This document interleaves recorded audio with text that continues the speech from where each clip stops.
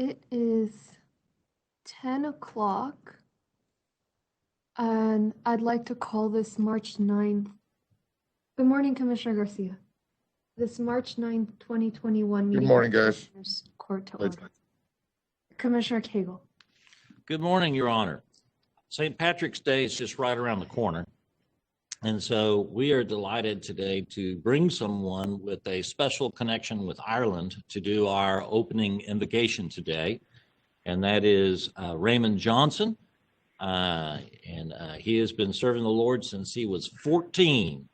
In 2008, he and his wife were sent out to the mission field of Ireland by their church, which is Colonial Hills Bible Church in Aldine, Texas, one of the precincts we serve. And he serves as the COO and Assistant Director of Ireland Outreach. And they moved their international headquarters of their organization to Harris County Precinct 4 just a couple of years ago, Judge, and they have knocked on every door in the capital city of Dublin twice and host film crusades and provide Bibles and New Testaments and do all kinds of things in Ireland as well as Africa and South America for relief efforts. And we're delighted that they base their mission work and their service to fellow man and woman here in Harris County. And so with nothing further ado, and in honor of St. Patrick's Day, which is coming up on the 17th, just right around the corner, we'll turn it over to Pastor Johnson. Well, thank you, Commissioner Cagle. That was a wonderful introduction. I could not have done better myself. So Commissioners Court and County Judge Lena Hidalgo, it is a privilege and an honor to be here with you all. And I would like to go ahead and open the meeting in prayer. So let's pray. Heavenly Father, we thank you for this day that you have given us. We thank you for the opportunity that you have afforded us to come together even in this manner, as so many are on the phone or via Zoom meeting. Father, we know it is a privilege to live in this country and in particular this county, in Harris County. Father, you have blessed this county abundantly, and we thank you as we can consider all that we have in the county by way of natural resources, by way of people resources. Father, so many people and such a diverse group of people here in this county, and it is a privilege for each of us to be here. Father, it's equally a privilege that we have those in the Commissioner's Court, led by County Judge Lena Hidalgo, along with Commissioner Rodney Ellis and Commissioner Tom Ramsey, Commissioner Adrian Garcia, and Commissioner Jack Cagle, that each of these would lead our county. Father, we thank you for our local leaders, and we pray for them. We know that they have a great burden that they carry with them every day, and there is so much responsibility as so much is needed. Father, we consider even some of the items on the agenda, and we know that the agenda has so much and it's packed with so many different items of such concern, but perhaps none more than the issue of COVID. Father, we know that this is right at the beginning of the agenda, and I thank you that the Harris County Commissioner's Court is trying to tackle this issue head on. We know that there are great concerns as so many have died. And Father, even some that we know, I'm sure, have been taken by COVID-19. And although we don't understand why it is here, we do know that we can still be moved to action. And Father, I thank you that that's exactly what will take place today with the decisions that are made, that even more action will take place to save lives, to protect people, and to help those that have been affected. Father, we certainly pray that the Commissioner's Court, that they would desire to affect change in our county, and that they would look to improve the lives and well-being of all that live here. We consider also the various construction projects, engineering, and so on that's on the list, the agenda.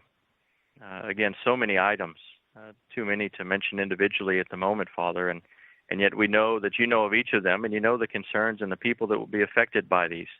We pray that as decisions are made concerning these topics, that you would give County Judge Lena Hidalgo and the commissioners the wisdom, the knowledge, the insight, the foresight to make decisions that are impactful for today, but even into the future.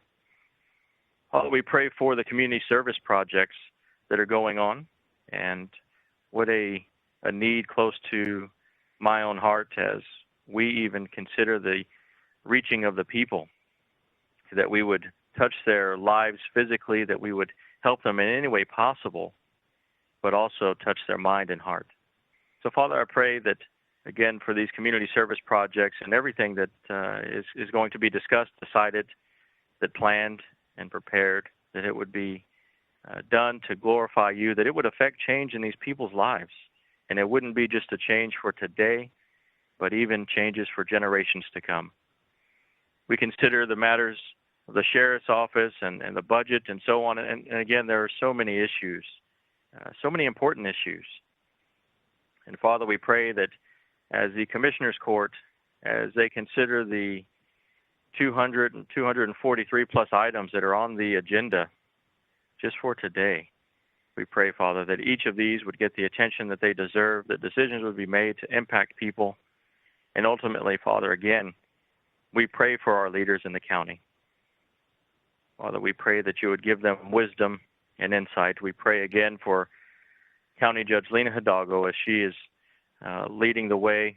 We pray for the commissioners, for Rodney Ellis, Tom Ramsey, Adrian Garcia, Jack Hagel. Father, we pray that they would make changes that would be impactful to the community, and that for those in the county that we would understand that as leaders that we should follow. So we pray that you would grant them a successful meeting, and that as they try to get everything decided and addressed today, that it would be done so in a timely and effective manner. We pray all this in the name of your Son, Jesus Christ. Amen. Amen, and thank you, Pastor. Thank you, Pastor. Amen. Yes, Thank you, Pastor. you all for having me on. I appreciate your leadership. Thank you. So we have CIP today. I propose we start with the 2021-2022 CIP, that we take any speakers for the CIP, go over CIP, and then move on to the resolutions, the speakers, and the rest of the agenda. Lucinda, do we have any speakers on the CIP? We do not. No, ma'am. Okay, let's get started with the CIP then, and I'll let Dave make his opening remarks. And Judge, is he gonna flip his presentation up on the screen? Good, on the screen, yeah. Yeah, thank you. And Dave, I do want to thank you and all of your team for the work you've done in preparing this. It's just, it's such a big part of what we do, and it's clear that you guys have thought about it. It's clear there's a lot of thought that still needs to go into it, in particular the flood control side. I'm sure we'll discuss that, but thank you for being creative and thorough in your analysis and your presentation. Your Honor.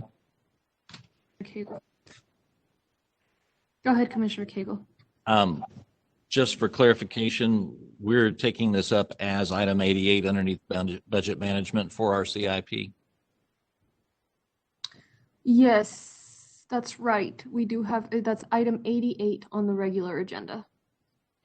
And I did forward, I think, around to my colleagues a little motion, and I don't know if that got to everybody, but I don't need to take that up at this time until after the presentation is done. But I just did want to make sure that everybody got our little additional motion related to this item. Do folks have it? Yes, go ahead, Commissioner Ellis. Commissioner Cagle, is that on this item or was that on another item related to the budget? This is CIP. This is this. I'm sorry. 89. I have them together. Thank you. Thank you, Commissioner Ellis. I didn't get it. I know you're so efficient. I was going to say I didn't get a motion on 88. Okay. I had my. That's right. the 89 item, and I still need another sip of coffee, I guess. I've only started since 6. And Judge, I just want to ask you or Mr. Barrett, what's your preference? On one of his slides, I'm going to have some questions, but would you prefer we wait until the end? On that one slide, I just want to make sure he makes the point I made. ask him when we get to that one. I would suggest that we let him go through it. Okay, and go Then back to all it. of us Okay, can ask all our questions. all right. It is a great presentation, by the way, and the visuals do help me understand it a lot better than the words and the other stuff we've been doing. So put me on the list to ask a few questions when he finishes. Go ahead, Dave. Great, and thank you, Judge and commissioners. First of all, let me stress that this is a team effort, and in particular, I'd like to thank our partners at engineering and flood control, universal services, and toll road. And both the CIP and the policies and procedures we're proposing have been a collaborative effort here, and I hope will be a framework to work together in the future. And I'm pleased to present, this is our capital improvements plan program proposed for the fiscal year 2021-2022. It looks out 5 years, so covers projects over the next 5 years. And this would be a historic investment in the county's infrastructure. There's a potential investment of over $8 billion in flood control, transportation infrastructure, and county buildings and systems. And that doesn't even count the roads, parks, and other projects at the precincts that they're executing. So I do think this CIP, it would be a huge contribution to create jobs in our community, protect our community against flooding, and to make our county government work better to serve our community. But at the same time, as you'd expect with this bigger program and a county this big and complex, with so many kinds of disasters to deal with, we will have some challenges in executing on the CIP. And we have taken the approach of laying them out there so that we can begin to work through them together. We have about a 300-page document in the agenda backup and posted online. There's a 25-page summary up front. And of those 25 pages, I've picked out 7 to go through here. It should take me probably a little under 10 minutes. So let's start with slide 5. And we have proposed updating the policies and procedures for CIP. We're asking Commissioners Court to actually approve this CIP. In the past, it's just been transmitted. And it doesn't mean Commissioners Court is approving every project and every dollar. It means they're approving the direction and the framework we want to use. And we've also proposed new policies and procedures beyond that approval. And at the heart of it, we're trying to create a framework where at any point in time, we can clearly answer 2 questions. First, what is the status of a project? Because some projects are well along and already under construction. Some are in the earliest planning stages. And so obviously there are lots of different kinds of projects around the county, but we've come up with a 5-stage process that will allow us to say at any point in time, where is every project on CIP? Where are they in the process? And second, how do projects get approved for funding? Because Commissioners Court sees a variety of different items. Sometimes they approve projects, sometimes they see purchasing contracts, sometimes they see change orders. And we think it's good to memorialize when a project is approved and have proposed a 2-step process here. And this is very similar to something I've used in the private sector to create clarity on projects early on. So the first step would be, first of all, in the planning stage, figure out what we want to do. What are the goals? What are the basic scope? And this will be a collaborative effort between the department, multiple departments usually. And on that basis of mostly internal work, present a preliminary investment memo to Commissioners Court that says, we want to go design and work on this project. If that's approved, go design the project, at least an initial design, do the work, and come back and say, now we really know what the scope is, what the timeline is, what the budget is. We've looked at alternatives. We've done community engagement. Is this project a go or not? And then a project is off to execution. So some folks have asked me, will this slow things down? I think the answer is, I hope the opposite, because in my opinion, what slows projects down is not having clarity about what we want to accomplish and not having buy-in. And if we have clarity and buy-in, then we're off to the races. So Lucinda, if you could go to slide 7, please.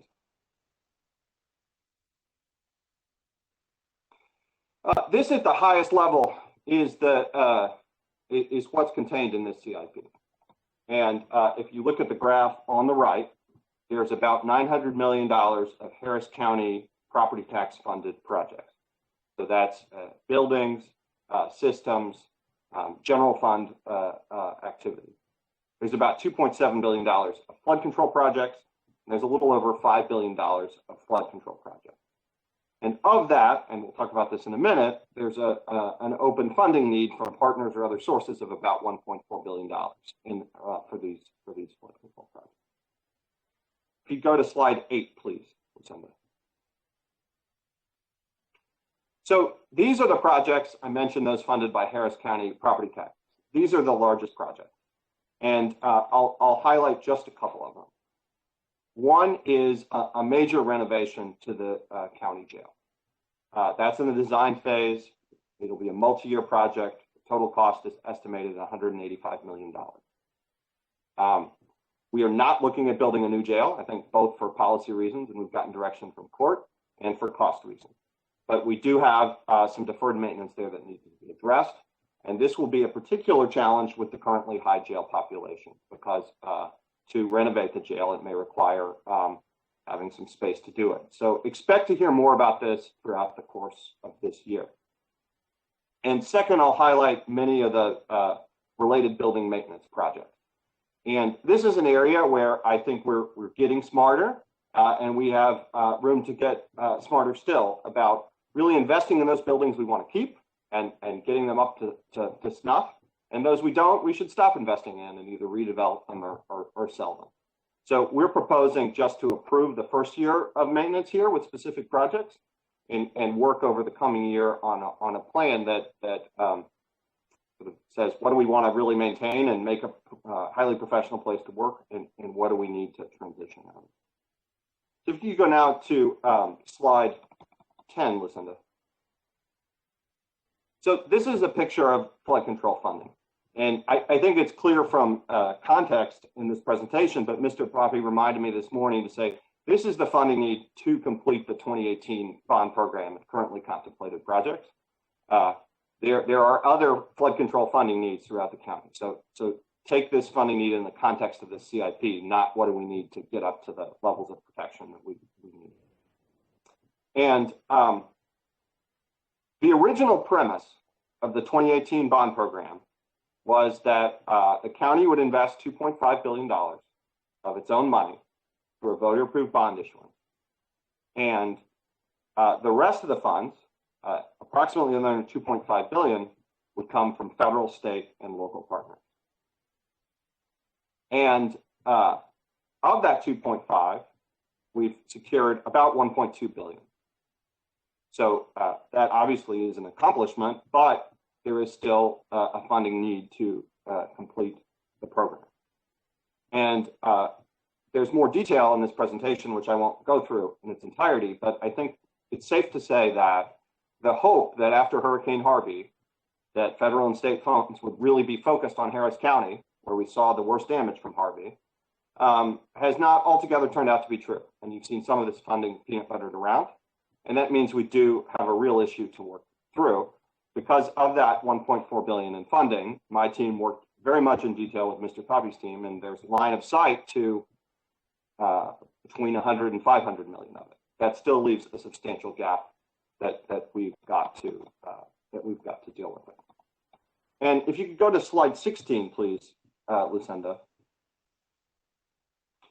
This is by watershed where we're short funded. So again, there will be some more funding that comes in, but this is the current state of play. And again, this is the funding need to complete the 2018 bond program, not the final and definitive funding need forever. And green here is relatively well funded, and red is where we have significant open funding positions. And definitely there's a geographic pattern here that's pretty clear.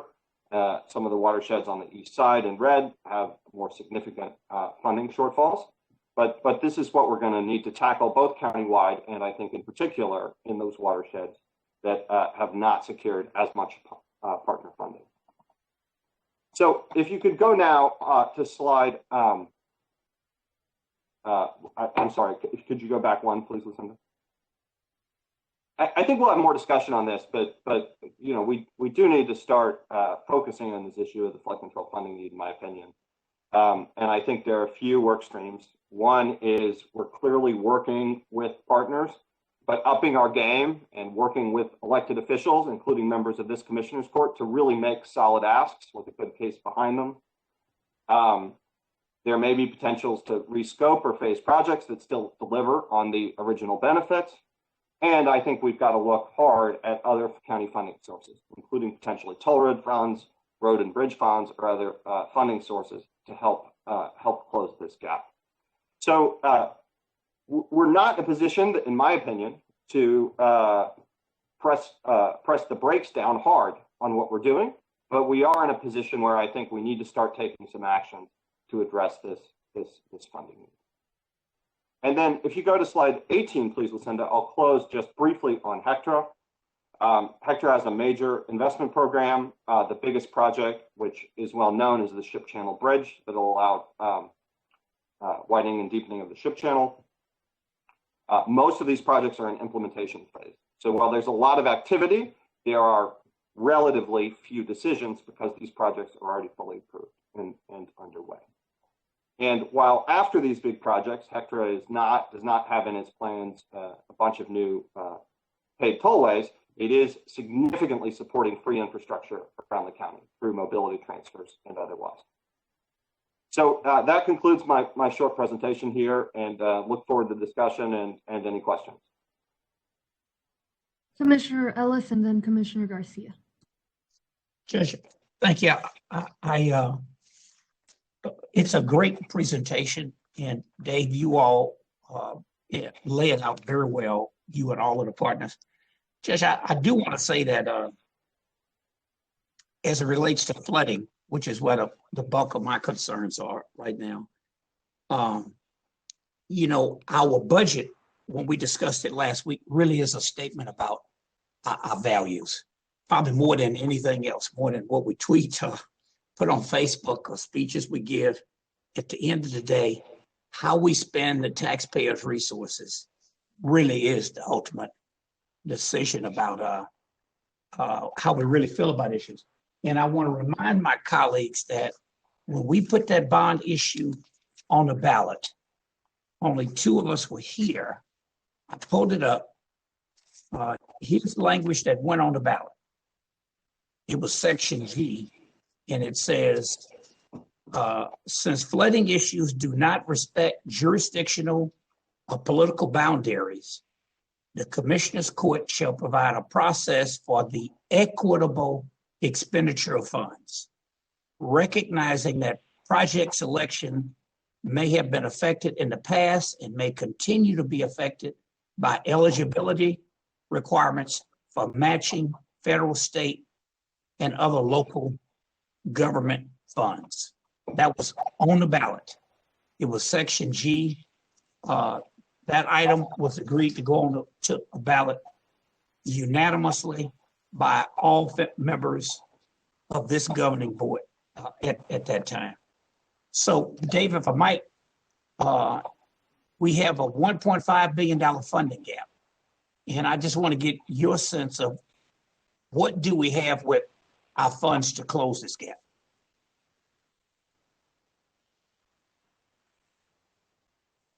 The biggest opportunities, I believe, are first toll road funds. And if you recall, last year we had a transfer of $230 million that's not yet allocated, and that could be a down payment, and there may be the ability to make other transfers in the future.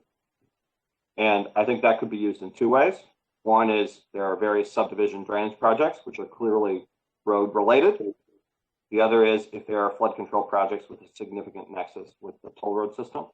I think there's a potential to use those funds there. There's also the potential to use some of the county's authorized road and bridge debt that hasn't yet been budgeted to work on some of those same projects.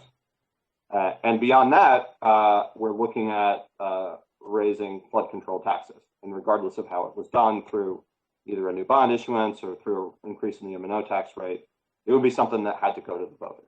So there may be other smaller opportunities, but those are the three big ones. If you say we, with our money, are going to close this gap.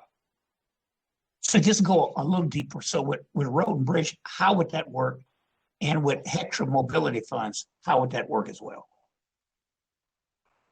So I think with HECTRA funds, we would first need to identify eligible projects. The subdivision projects are a clear example. There are other projects that directly reduce flooding or reduce the drainage impacts of the toll road. Vet that with flood control and the county attorney.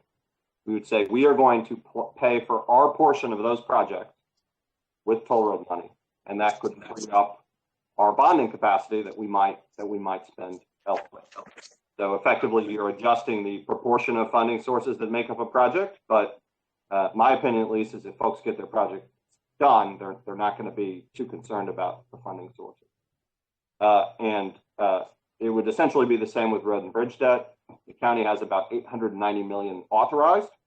Not all of that has been budgeted and allocated to precincts. Obviously, there's only so much budget, so it's a matter of setting priorities, and we have to work through what of that remaining authorization is needed for other uses. But that's something that, again, could either be put to work on the subdivision drainage projects, or sometimes there are road and bridge components of flood control projects. You know, when you widen a channel, for example, you've often got to do work on the bridges. And then, you know, the final option was raising taxes, and that would either be flood control debt needs to be voted. So it would either be going to the voters, or raising the M&O tax rate that we set in September. But again, to really make a difference in this size, it would also need to go to the voters. So those are the three big tools we have, in addition to looking for more partner funding, right? So I mean, that's, I think, goes without saying that no one's saying, hey, we're done. We're done looking for what we can find. Can you pop that slide 16 back up again? That was the map that had the colors on it. And I just want to make sure that I'm clear on this. So if we don't do anything, if we don't change how we're spending money, the money that we have, what we're gonna be able to complete, what does that map tell us? Well, this is a snapshot of what is the funding we have in terms of the original use of bond proceeds plus secured partner funding. That's the numerator, and the denominator is the total project cost, right? Excuse me, it's the reverse. What do we have left to fund, right, over the total project cost? So what that tells you is that we could finish, in terms of the 2018 bond program, finish or do almost all of the work in watersheds in green. But the watersheds in red, we would have to, you know, dramatically scale back our efforts based on a snapshot of where we are today. So the way it looks to me, when I got the chart and my team put it together, it looks clear to me that a number of projects on the east side of Harris County, the folks downstream, according to a map that I'll pop up later, the LMI areas are the ones that are underfunded. So if we keep doing what we're doing, just tell me if I'm right on this, it means that only 20% of those projects will be completed, while we're doing 80 to 90% of the other projects. Is that pretty much what this map is telling? It's certainly telling you based on where we are today. That's what would happen, right? I think we still have lots of opportunities to address this funding shortfall, and in particular focus on these underfunded watersheds. I want to go to Russ, if I might, for a second, but I do want to stress that we can pray for money from state or federal partners. We can lobby to get it, but if we don't get it, it's unacceptable. And in my judgment, we will all have blood on our hands because we will have lied.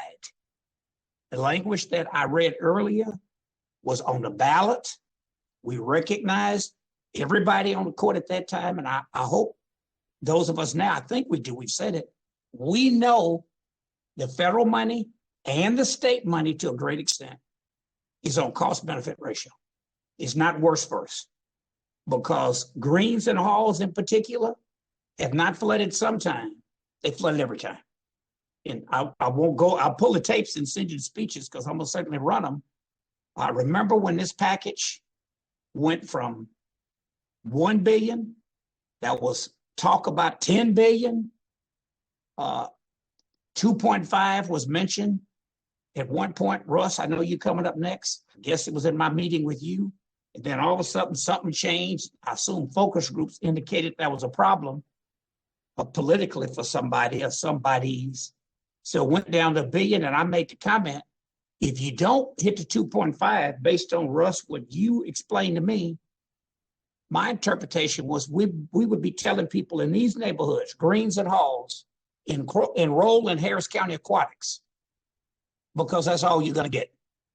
We can give you swimming lessons. But Russ, I just want to get your thoughts on the whole equity point, the whole equity guidelines. If you're there, Russ, I mean, my sense was when I asked for the equity language to be included was to prevent these kinds of disparities that have happened in this county forever, through no fault, might I add, necessarily of our own. We were chasing federal dollars, which, as you explained that cost benefit ratio to me, even Braze barely qualified. It took forever for Braze to get there under that formula. But I want to get some sense from you, Russ. Are we using the equity guidelines? Judge, your team came up with the language. You know, I was stuck on LMI, just generational. That was the equity language I thought would be the standard, because that's what HUD uses. I love social vulnerability. I'm glad the county had used it before with disaster recovery coming from the CDC. But Russ Poppe, based on this map, can you say we've been following the equity guidelines that were on the ballot that this court, and then this court adopted? Yeah, Commissioner, Judge, this is Russ Poppe, Executive Director of the Harris County Flood Control District. Russ, if you could, and Commissioner Ellis, if you'll, I want to piggyback on your comments, and since we're going to have Russ, I do have some other questions with him. So if, with your permission, I would like to add to your questions, because I've got some in relation to equity but to the broader picture of what this particular slide is showing. So Russ, if you'll just indulge me for a second to lay out my questions for you. But first, Mr. Berry, I want to applaud you and thank you for the most transparent CIP process that I'm familiar that Harris County has gone through. You know, as you mentioned, typically we've just transmitted it and then it had a life of its own. But the process that you've laid out is ensuring that the projects are meeting the need and designed in a way that meets that need and is most cost effective for the citizens. And then really just creates a question whether we still need some of these projects or not. So, Mr. Berry, thank you for that. But now to what Commissioner Ellis is laying out here, Russ. And let me just first say that this map, I think, reflects a failure in the planning of building out the bond program. It should have been known that we would lack local partner funding in watersheds that are underfunded, because they tend to be in the mud areas that are the most economically depressed.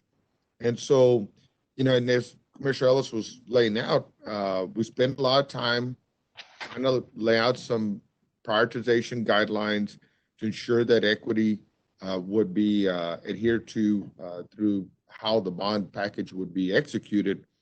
Now it appears that the initial planning process may have undercut our efforts to bring equity to the table.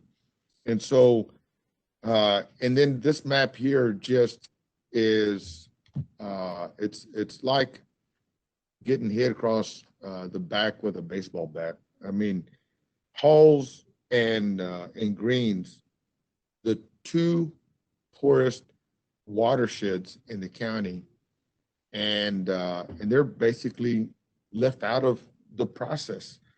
So in terms of adding to Commissioner Ellis's questions, I want to add to that, what was the thought process of what projects would be funded with the bond, and then which projects? I want to repeat my question. First, what was the thought process in terms of what projects would be funded through the bond package, and then what projects would be funded through grants? And then because I see that the watersheds with the most dense populations also tend to have the greatest gaps.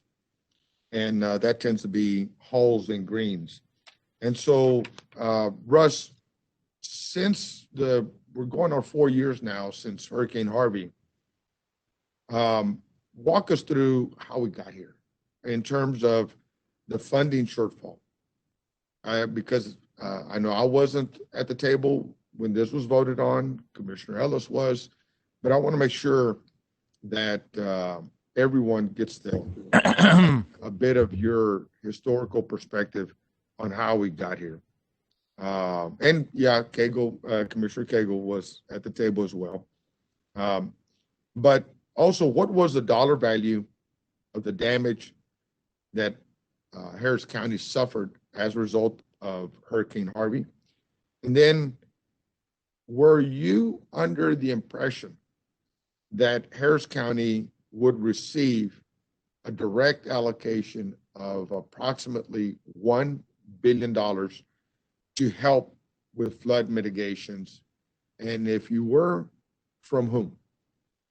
And then once we learned that Harris County would not be receiving a direct allocation, I think that's of most recent history, what was the process of receiving funds as you know it from the GLO? And have we gotten anything from the GLO? How many applications would we be allowed to submit? How many applications did we submit? Have we received a response or any award from the applications we have submitted? It's been, as I mentioned, 3.5 years since Hurricane Harvey, and still we're not starting any of the projects that we submitted to the state.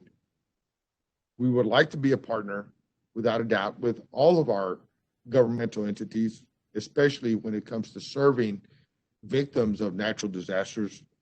But at this rate, we may not actually start projects for another 5 years if we're still hoping that the state will partner with us, I think. And I'll ask you to comment on that. And Russ, can we work with the state? Can we, do you think that there's any opportunity to better reach out to them? What have we not done to make the state a better partner in serving the citizens of Harris County, and in particularly, according to this map, the citizens of Precinct 2 and 1? And so those are some of the questions that I have, Russ, and Commissioner Ellis. Thank you for allowing me to chime Russ, in. it sounds like we're sort of collecting questions before Russ answers. So I know Commissioner Cagle and Commissioner Ramsey, if you guys would like to add yours. Yes, thank you, Judge. And that was what I was going to request, because while we're talking about Russ, I hope you're taking notes. while we're talking about page 16, I have 3 quick observations based on the questions that were asked primarily by Commissioner Ellis. The first one dealt with the equity language and how at the time that we signed this and then presented it to the public by going to the 22 watersheds, and each watershed had an amount that was listed as we went to the public with regard to how much would be spent per watershed. There are 2 components to that first question. Part of that equity argument was that when we realized that we had a lot of watersheds that were not receiving care, that we told the public that 900 million of the 2.5 was going to go where there would be no match. 900 million of the 2.5 would go to where there was no match. And that was important because, as Commissioner Ellis pointed out earlier, previously with our scarce resources, we only went to where there were matches involved. And so my first question to Russ is, of the 900 million that we had committed to the public in that campaign that would go to where there is no match, how much of that have we earmarked or allocated or is underway? Are we on target for that 900 million? Are we above that 900 million? Are we behind that 900 million? Commissioner Cagle, if I might, just because we were on my time, I want to ask Russ, where's 900 million on the ballot? So I have here the language that was on the ballot. Because what you said at some meeting, or what I said, or what Ed Emmett said at some meeting, sometimes truth is in the mind of the speaker. But I'm referring to what's on the ballot. And I do recall saying when this came up, my experience as a city council member was they laid out every specific project.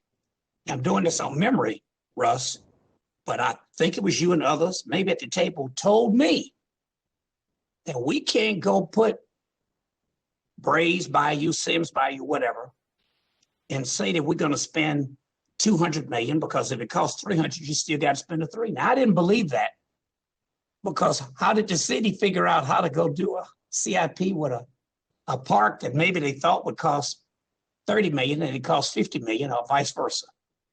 But I want to stress, and Commissioner Keck, I want to be respectful. I really mean that. But even when I was by myself, might I add, arguing for that equity language, because Russ Poppy, when I got this nomination, Mr. Ellis, with all due respect, you didn't have to argue for that. We were all in agreement that we needed to spend money in the places that had not gotten the support. There was 5-0 support. But with one difference. So my question goes to the 900 million. Are we on target or not? Because that was what was being discussed. Now, it might not have ended up on the ballot, but that was discussed. Judge, that's part of the question. I get it. And I think the issue is what's worked for the past 2 years that I've been here is one commissioner asks questions, then the department head answers, then we move on to the next commissioner. So I think, because we haven't let Russ speak. So if you guys, I think we'll get through this better. And I want to ask my questions too, is Commissioner Ellis asked some questions. Let's let Russ answer them. Then we'll move on to Commissioner Garcia's questions. We'll let Russ answer them. Then we'll move on to Commissioner Cagle. Then we'll move on to Commissioner Ramsey, and then I'll ask mine. Why don't we do that? Because we all want to hear from Russ, and we deserve answers. I think we're all bewildered by this. So Russ, why don't you answer Commissioner Ellis's questions, and then you can have an exchange with Commissioner Garcia afterwards. And Russ, if you don't remember them, I'll say them again. Right, Commissioner, I appreciate that. So I have been taking notes, Judge. And so what I wrote down, Commissioner Ellis, that you asked about the prioritization framework and are we following that? And absolutely we are.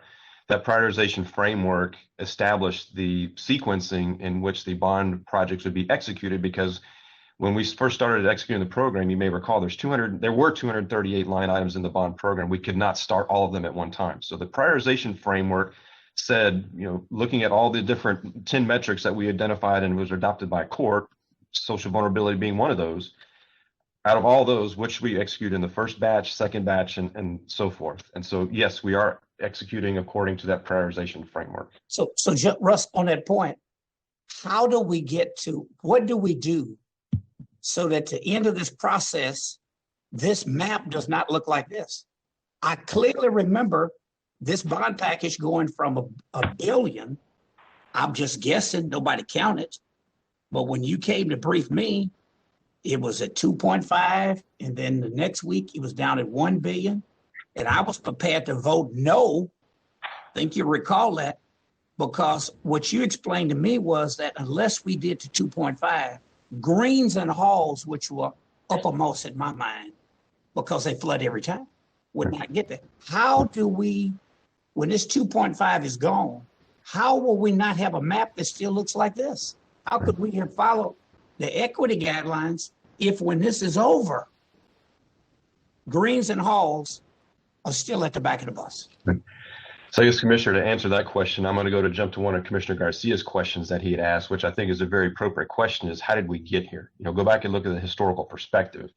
So you may recall when we first started talking about the bond program, it was early 2018. And in early 2018, Congress passed the Bipartisan Budget Act of 2018. And then that historic bill gave unprecedented funding amounts to several of our partners. One, the Corps of Engineers, I think, got around $15 billion to do construction.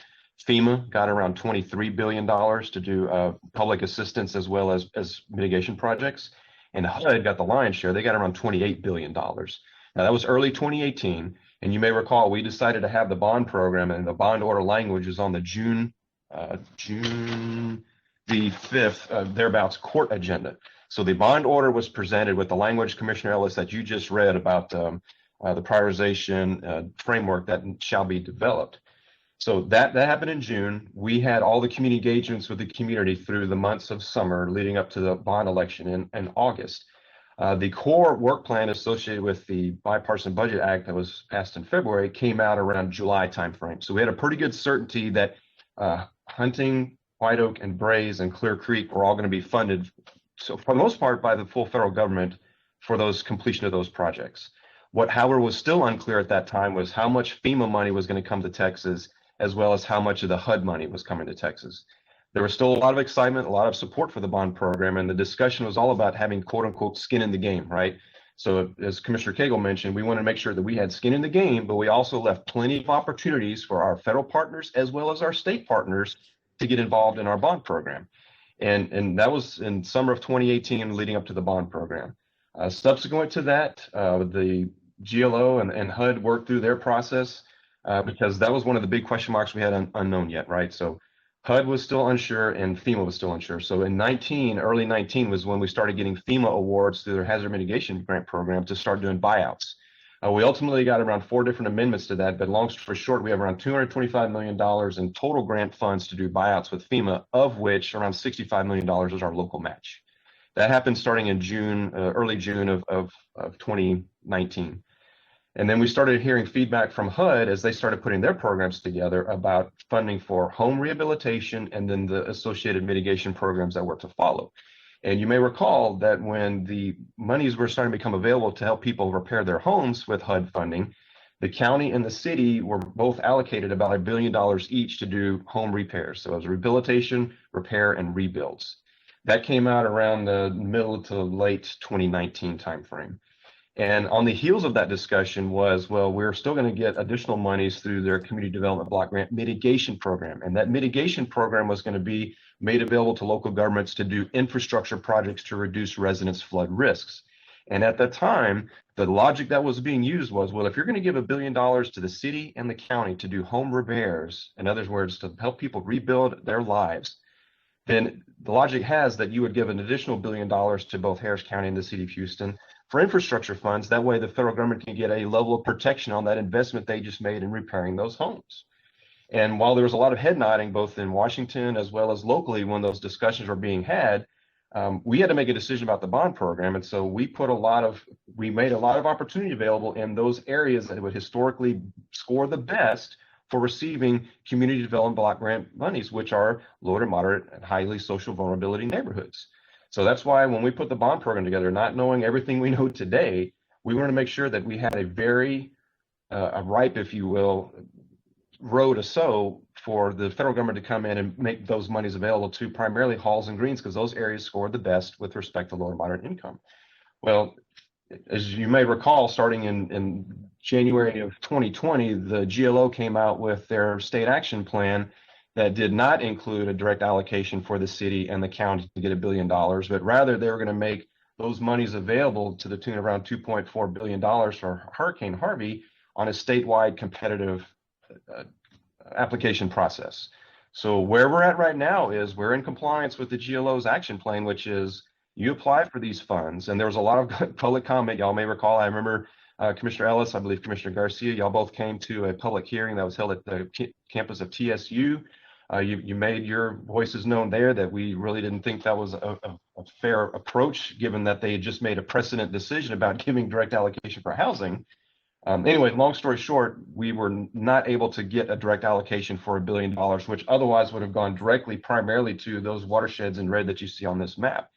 Instead, we find ourselves in a situation where last October, we submitted in consultation with the county around 9 different applications to the GLO, totaling almost $900 million, or just a little over $900 million in value. So we've done everything we could following the state's action plan, applied for the maximum amount of dollars that we could bring in. And we are now waiting to hear back from the GLO about their decision on our applications. And the latest we've heard on that is we should hear something by late April or early May coming back from the GLO about awards for those 9 applications. So, Judge, if I might, and I'll wrap up my point on that. I think the most important thing out of this is what happens with these flooding projects, by the way. All of CIP is important. But, Russ, and I'm not blaming you, us, but the reason I came up with the equity language presented on it, that it had support from the entire court at the time, was because you explained to me this cost benefit ratio stuff several times, and I finally understood it. But I think if you go to that page 16 map for a second, if you bring, I think it's slide 12, I think it's the map on page 16. Is that the same one?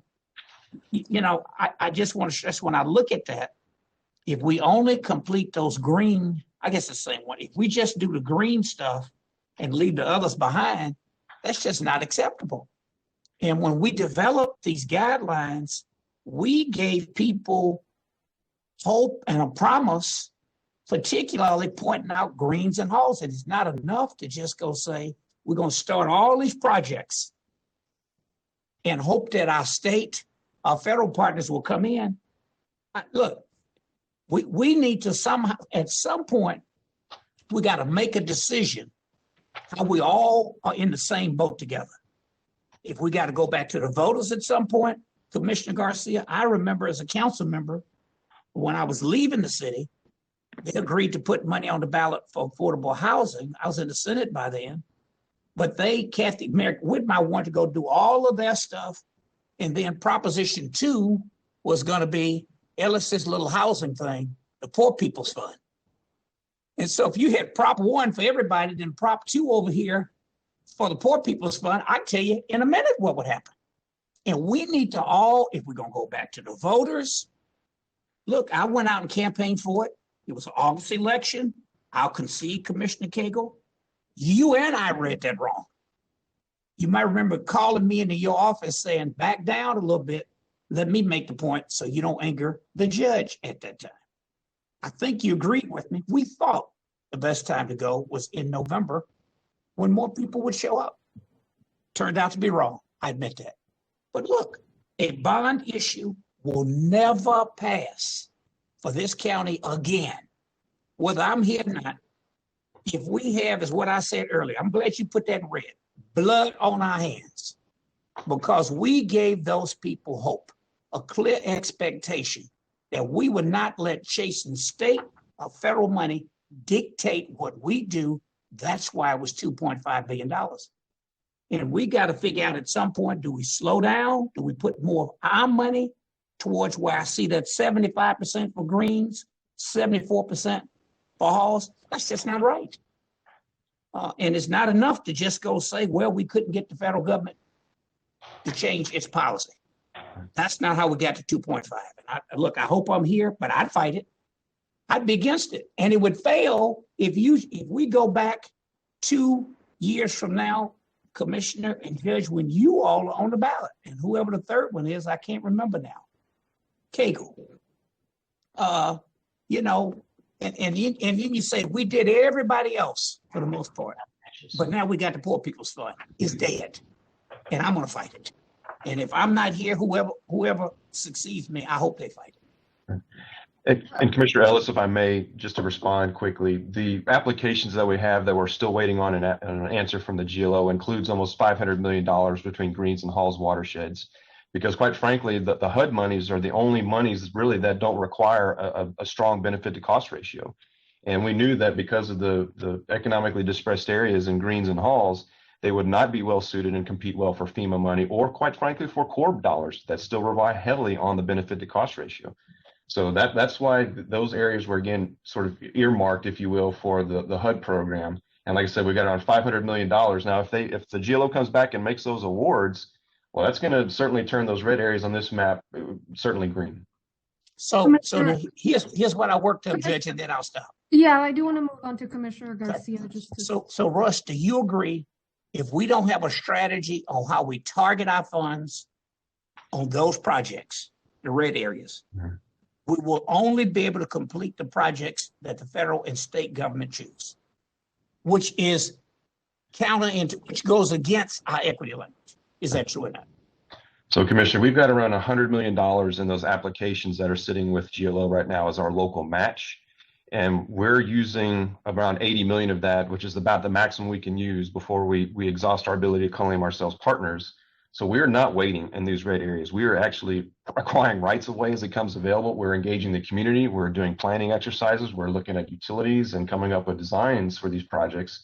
So I don't want folks to be thinking that we're not progressing. We actually are progressing, and which makes it much more quickly to implement. Once we do hear something from the GLO, you know, we got those projects advanced now that they're closer to shovel ready than they were if we were just sitting here not doing anything. So we are making progress with our local funds. Absolutely. I'll stop. I'm gonna be prepared to make a motion at the end to ask you all to come back with a strategy so that a year from now or 2 years from now, you don't come back with the same red map with these low percentages, high percentages of unfunded projects along Greens and Halls. Commissioner Garcia. Commissioner, you're on mute. Just thought about that. Thank you, Judge, and Commissioner Ellis, just to follow your line of conversation. Russ, I'm looking at your timeline on the flood control website for the CDBG mitigation. And I think it's page 4 of that presentation. And you do have a milestone for February the 9th, 2018. President Trump signs the Bipartisan Budget Act of 2018, appropriating 89.3 billion overall, 28 billion to HUD, CDBG mitigation, of which 5.035 billion is to Texas. And if am I hearing you correctly that we have submitted applications to the state for that 5 billion that was appropriated in February 2018, now over 4 years, over 4 years ago, and we have gotten zero? Is that accurate, Russ? Yes, sir, Commissioner. We submitted those 9 applications totaling $900 million in October of last year. And right now, we've heard a few questions. They've had what they call a RFI, a request for information, on 2 of the applications, but we have not received any word yet as to how much we will be awarded. We're still waiting on that. I would imagine that they would, you know, if you take 4 years to ask your questions, you'd come up with some pretty good questions. I just hope that we won't have to wait another 4 years to get an answer to our responses. And I do also have a motion, and I think it'll be along the same lines of what Commissioner Ellis is thinking. And my motion would read to direct the Flood Control District to work with budget management in developing a plan by June 30th to address the funding gap in flood mitigation projects under the 2018 bond, including plans to lobby federal, state, and local partners for funding and identifying alternative funding options. And so that would be a motion that I would submit, Judge, because I think this is where we're at. I mean, we've got, you know, a major gap, and I think the Flood Control District needs to have some direction as to how we're going to deal with this. We obviously can't continue to do work that has no back-end funding. And so I think We just have to allow those folks to work together to bring to us some suggestions. Judge, I'd be glad to second it. There may be some language others want to add. And Commissioner, whether it's part of this one or a separate one, I just like to suggest this language I just sent around. You may not have it yet. It says further, if the county is unable to secure funding to complete all proposed projects, the plan should address how the county should prioritize the investment of existing resources to ensure equitable flood protection and comply with the prioritization framework adopted by the county. Whether it's separate or part of yours, No, there may be some other language going around as well. I'll accept that. We'll work, I'll have our officers work to make sure James gets the right one, but I would accept. And it would come back to us, even you, I mean, obviously whatever plan they have would come back. I would accept that as a friendly amendment. Commissioner Cagle. Thank you, Your Honor. I've been very patient and not jumping in with my colleagues, and hopefully they'll extend the same patience this time. Russ, have we or have we not put on the books the expenditure of roughly $900 million that we are not expecting partnership funds to come on? The issue raised by my colleague, which was the issue that you raised with us all before, of having to have the match to be that return on investment approach, was something that we were all very concerned about. And have we or have we not come close to the goal of $900 million not requiring a federal match?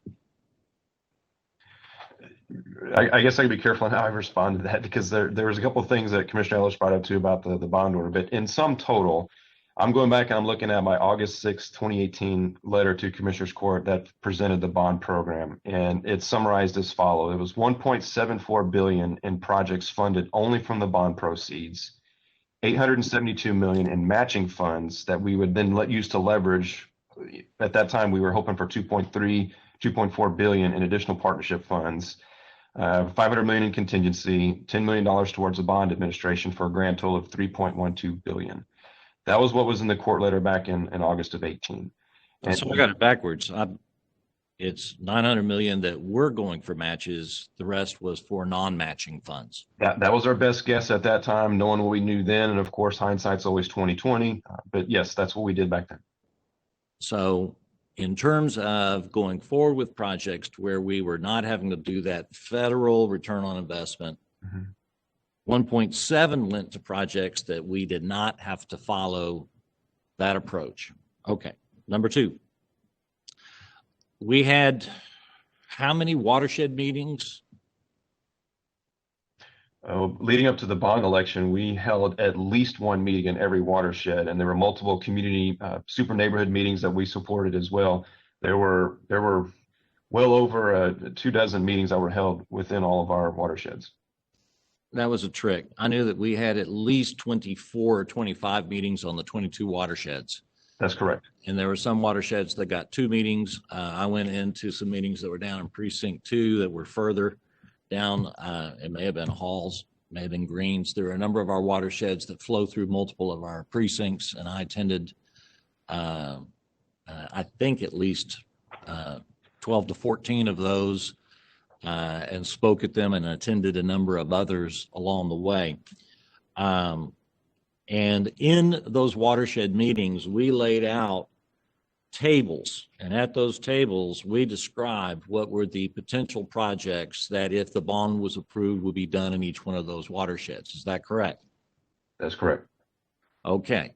And with regard to all of those watersheds, which would included these that are in the map on page 16, we got the buy-in of the public with regard to those proposed projects. Does that map 16 reflect what we put into those 22, 24 watershed meetings in terms of what was presented to the public as to what we would try to do in those watersheds if this bond was passed? I mean, Commissioner, we provided the data from the bond program to Mr. Berry's office. Maybe defer to him to answer first, and I can follow up if needed. Yes. Okay. Yes. So are we on track for trying to meet what we told the public in those 24, 25 pre-bond meetings as to what we would do in the watersheds? Yes. Okay. There is a difference between location and need. And there are watersheds that have portions of them that have great need.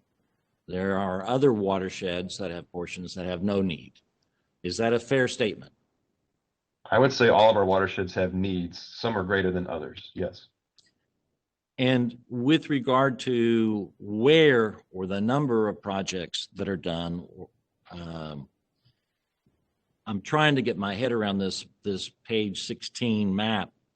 Are we trying to address the worst first? In other words, there's some projects that are expensive, but they may not help as many people get out of water as others may get out of water. Are we still addressing with, I know that we have the SCI in there, but are we still trying to address the worst first kind of criteria to where those who are at the risk, as Congressperson Sheila Jackson Lee said when she came and testified to us, the ones who flood the most often and flood the most when they flood, are we still prioritizing those projects?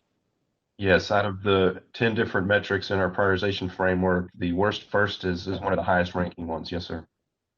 Okay. Wait, worst first is the entire thing, Russ. Don't mess with me on this again. The entire thing Sorry. is worst first. Yeah, absolutely. It's a worst first thing. Yes. But sorry, let's. Next question is with regard to those two projects, would you slightly rephrase that and say that again on that 500 million that we're waiting on? What's happening there? And that's for Halls and Greens. Right. We've got multiple applications that includes projects in the Brays Bayou and White Oak Bayou watershed because they also scored well for the GLO's criteria. But in sum total, the applications that we have submitted, $220 million in Halls, around $240 million in Greens.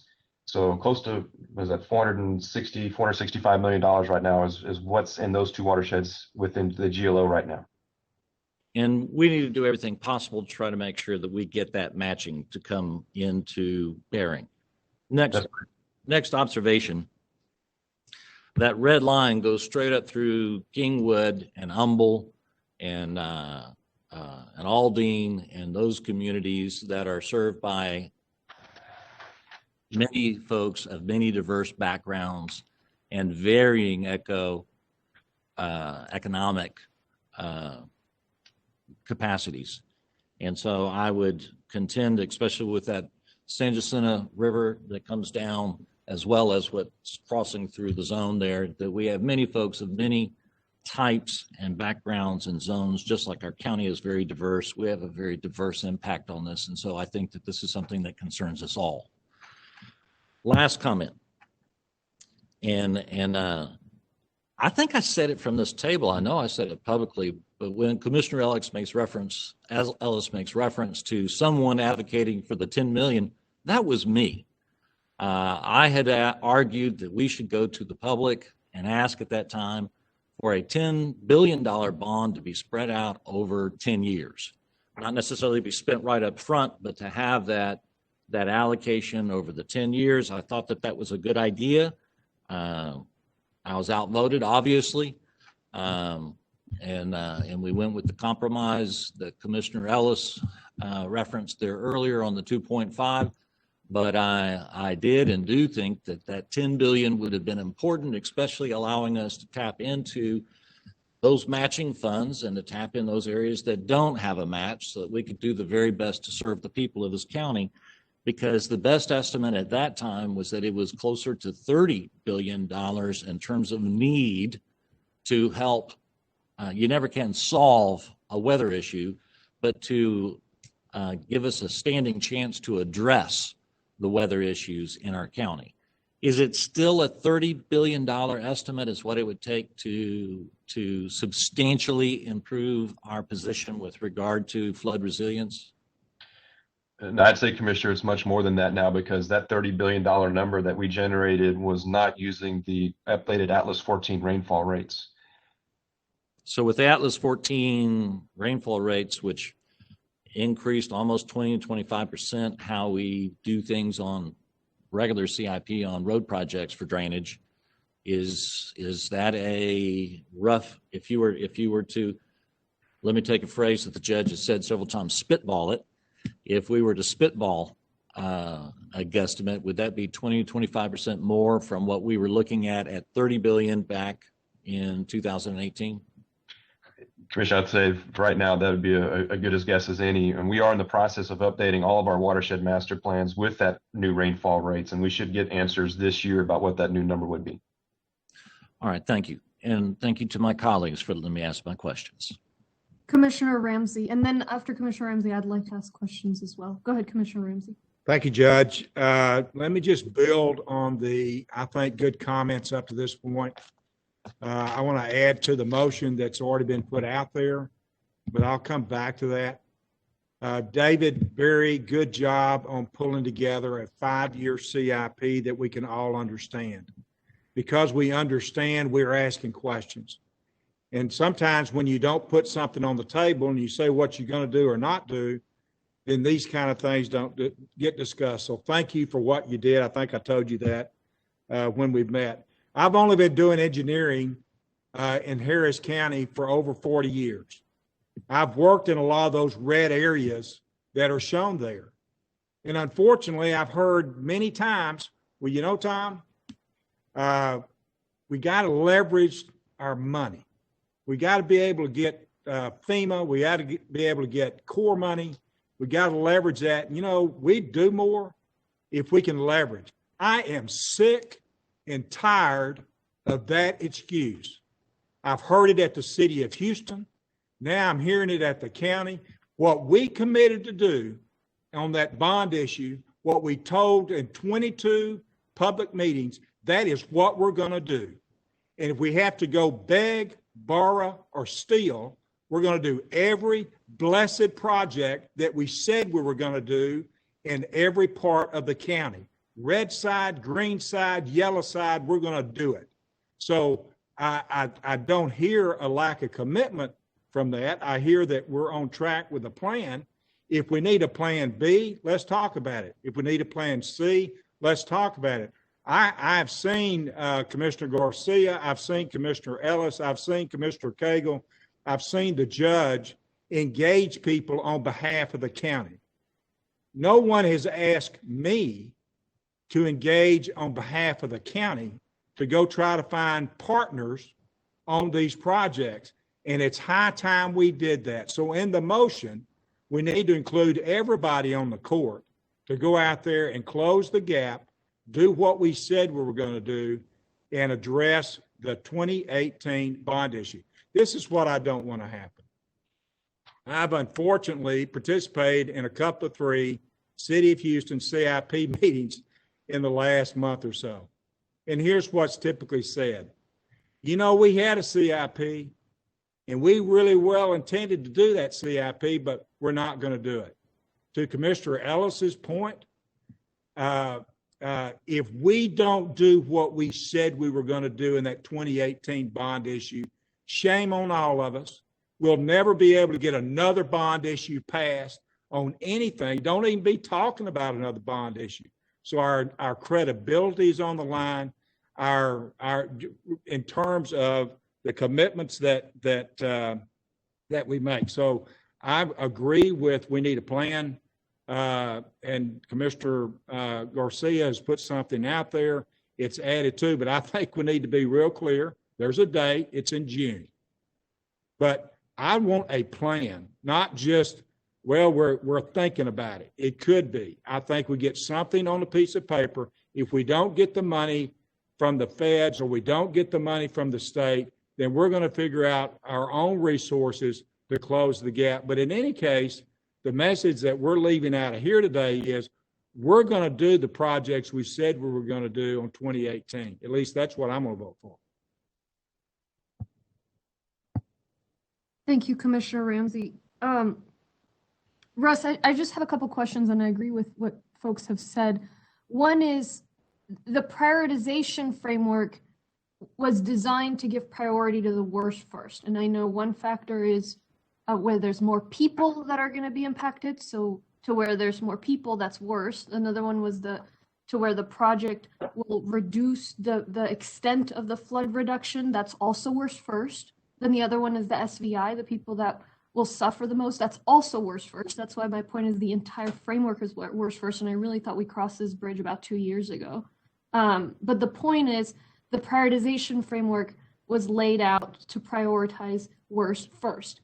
With the current situation with the funding needs, are there any projects that are stalled to where they are not following the timeline laid out by that prioritization framework? And remember that it was divided into quarters and into quartiles, and each quartile had a range of when they were going to start and about when they were going to end by. Are there any projects that are now behind their quartile dates? Judge, not yet. We're still making progress. So right now, and when do you think projects will begin being stalled relative to their quartile timelines? I think at this point, it's safe to say we have to at least the end of the year before we start having to make some more difficult decisions. Yeah, and the issue with the end of the year is it's already too soon, because we don't know if the existing funds, the toll road funds, are going to cover to where no project is stalled. And I imagine the projects that are going to be stalled are in the red areas. My second and final question is... Judge, before you move on, I loved your last question. Oh, thank you. Loved your last question. Could we get a map that shows how we are progressing along the quartile, like you just asked? I'd love to see that map, because I think you asked the question that was on my mind that I didn't quite articulate the way I was trying to go to is, are we on track? And that was your question.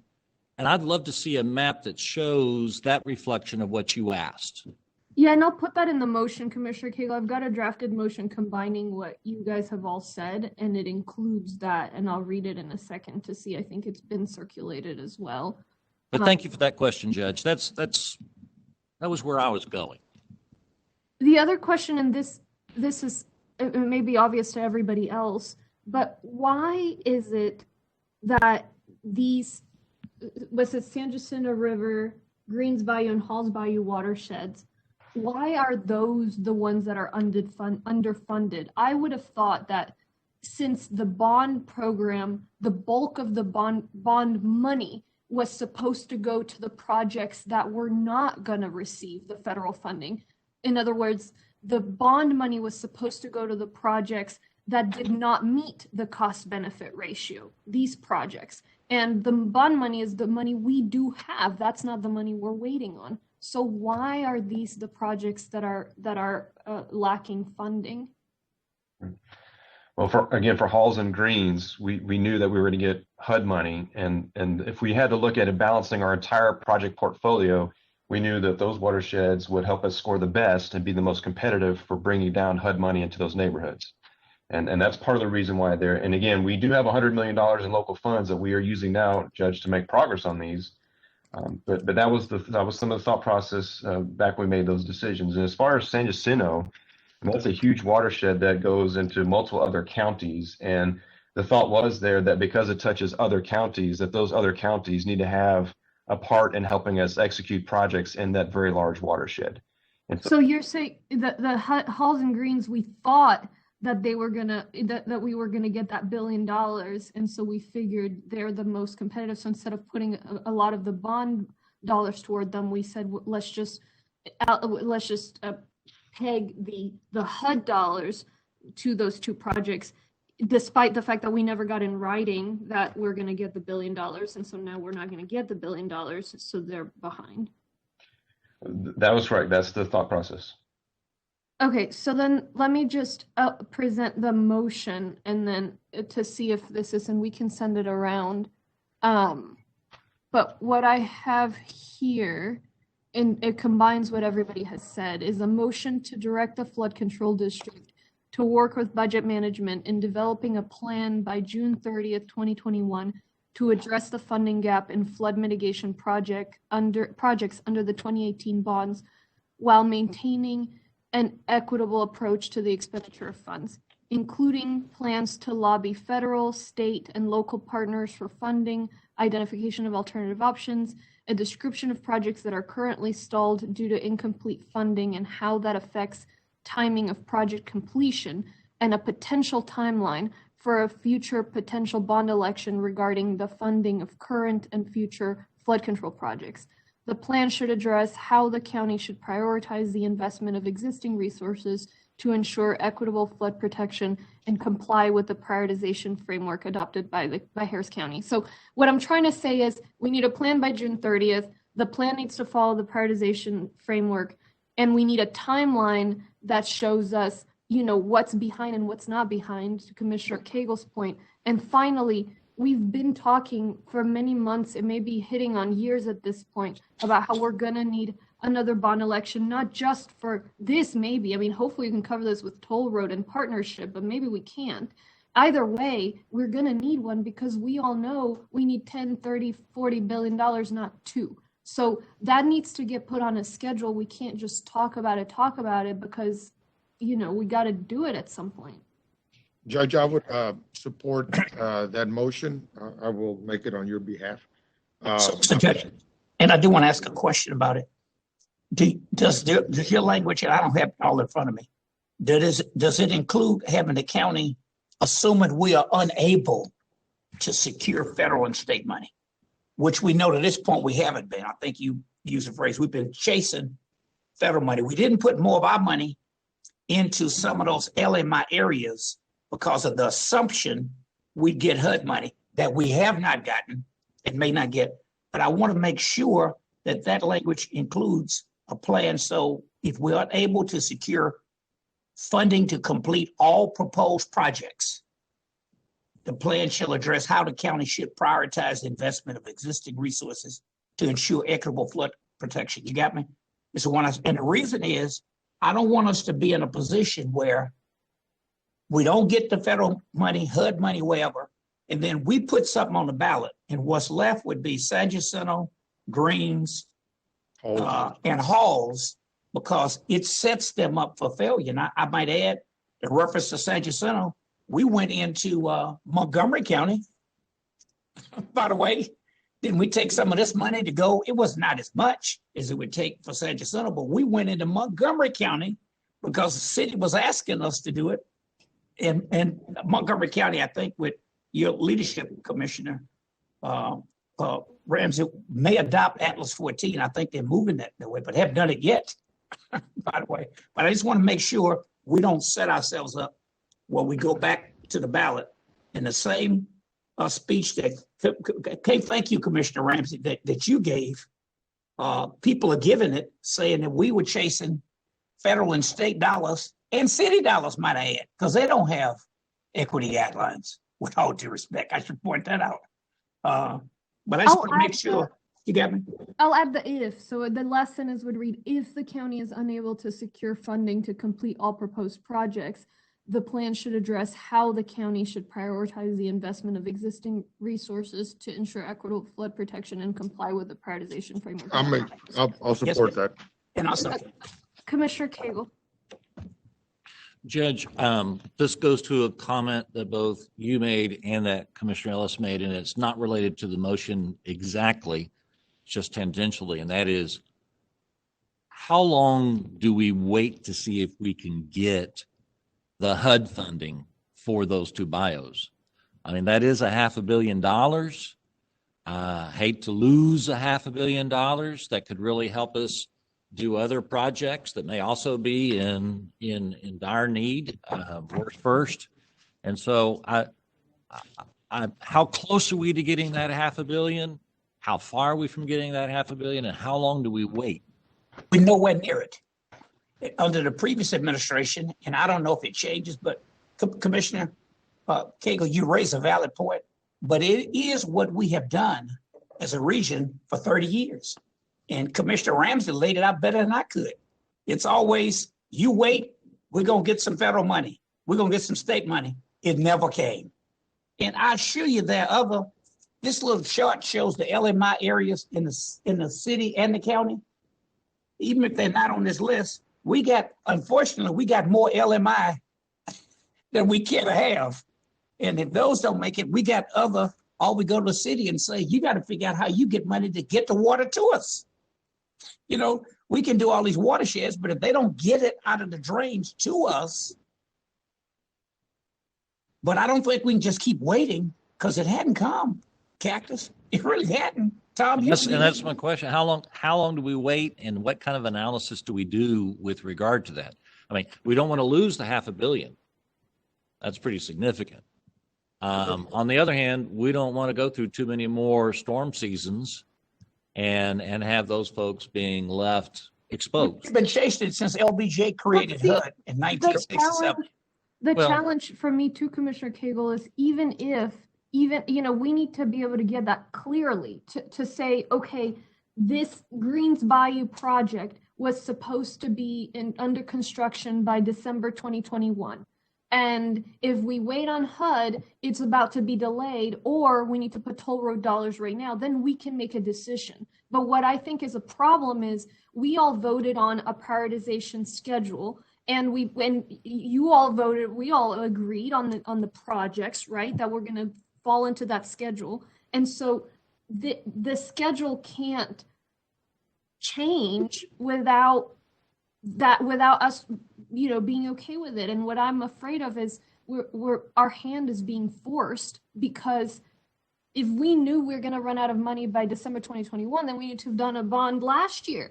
That's my concern. And so I bring this up because we have to change the paradigm. I mean, honestly, this reminded me of when I came into office and I said, well, wait a second, what's the deal with the Astrodome? What's $100 million going to get us? And well, $100 million is going to get us a building with no air conditioning, where the walls aren't finished, and you can't actually hold any events. And so it's like we're just kicking the can down the road on this too. It's like we have this big celebration that we passed the bond, we've got a schedule, we've got a prioritization framework, but actually when you do the math, of course, if there's more demand, the price is going to go up. Okay, we didn't get anything in writing, so it's no surprise HUD's not going to give us the $1 billion they promised. And in addition to that, the partnership funding we've known for a while isn't going to add up, so we can't just wait till it all blows up before we deal with it. And I hope that it's early enough, and I'm glad we're having this conversation, and I'm glad for the motion, and glad that, Dave, you're thinking about this strategically, but frankly, this is not just a budget issue. This is a strategic thinking issue. And Russ, the strategic thinking needs to be upped real quick. And we need the tough conversations. We don't need you just saying yes to everything and then dropping this kind of thing. We got to do it on time. Judge. Commissioner Garcia. Thank you, Judge. And to that end, Russ, if you could update this by adding a line that goes across the top saying still waiting, because I want to make sure that our constituents know that we have tried. You have submitted the applications to the state. The state has $5 billion, and it's been spent somewhere, or it's being spent somewhere. It's just not being spent in Harris County. In the meantime, we're continuing to put our constituents in harm's way. We're fortunate that we haven't had another major event like Harvey. Imelda got real close, and it was just painful. I want to remind us to hear people who flooded under Harvey and then flooded again under Imelda. And so we just can't be having that. And that was up in the Huffman Crosby area that Commissioner Cagle and I share. And so I support the adjustment, Judge, that you have made to the motion. And but I want to be real clear that we will have our differences with our partners, no matter who they may be. But at the end of the day, we're not saying work with me, Adrian Garcia, or Commissioner Ramsey, or Cagle, or Ellis, or Judge Hidalgo. We're saying partner with the county to serve Texas constituents who deserve access to those resources, especially when they've been well crafted by the Harris County Flood Control District. Judge, I want to say on the lobbying side, obviously Commissioner Cagle and Commissioner Ramsey could possibly have more sway than we would have with our state partners. On the federal level, I mean, we've been trying, we'll try again. I guess we can travel soon, to see some people. I do want to say that federal earmarks are back. You have to go through a lot of hoops to get them, but there were some earmarks in that relief package that the House is going to vote on today or tomorrow. It was interesting, Dave Barry, on the orange one. I didn't bring this one up because it happens to be in my precinct.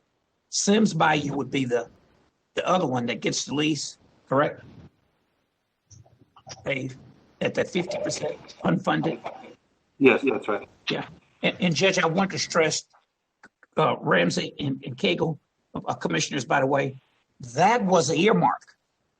The only way Sims Bayou ever got done, which was the Greens and Halls and San Jacinto of its day, was an earmark going back to when Mike Andrews was in Congress. And that was all federal money. It didn't go through HUD, LMI. It was old school earmark when it was Chocolate Bayou, by the way. But even that one will be, which is, mainly in precinct 1, but we got a long way to go. But just, I see the motion, and I thank you, Commissioner Garcia. I'm proud to second. James, do you have the motion? Yeah, so to clarify, and this is Commissioner Garcia's motion, it would be to direct the Flood Control District to work with budget management in developing a plan by June 30th, 2021 to address the funding gap in flood mitigation projects under the 2018 bonds while maintaining an equitable approach to the expenditure of funds, including plans to lobby federal, state, and local partners for the funding, identification of alternative funding options, a description of projects that are currently stalled due to incomplete funding and how that affects timing of project completion, and a potential timeline for a future potential bond election regarding the funding of current and future flood control projects. If the county is unable to secure funding to complete all proposed projects, the plan should address how the county should prioritize the investment of existing resources to ensure equitable flood protection and compliance with the prioritization framework adopted by Harris County. Thank you, Judge. I accept that. I'll second. So we have a motion by Commissioner Garcia, second by Commissioner Ellis. James? Yes, ma'am. You good with the motion? Yes, ma'am. Okay, all in favor? Aye. Aye. Aye. Any opposed? Motion carries unanimously. Thank you. Thank you, Are there Judge. any discussions on the rest of CIP? Yes. I just want, Commissioner, your computer went on mute I somehow. apologize. I don't think we're gonna have the discussion on Hectra at this time. Are we gonna, Mr. Berry, are we gonna have that as a separate conversation? I'm sorry, Commissioner. Right now, I think we're discussing all of CIP, including Hector. So if you have questions Okay. on the Hector CIP, Yes. they would be timely. Then I would make the motion to divide Hectra surplus, I apologize. Motion to divide Hectra surplus revenue equally amongst the 4 precincts. Second. How much is that? I'm just trying to make sure I know what amount we're talking about, Commissioner Garcia. Go ahead. Go ahead, Ms. Berry. Well, and I actually could use some clarification, Commissioner, on, are you talking about the annual transfer here, which is 160 million? No. That actually has already been approved in the budget. No, we're talking about the transfer.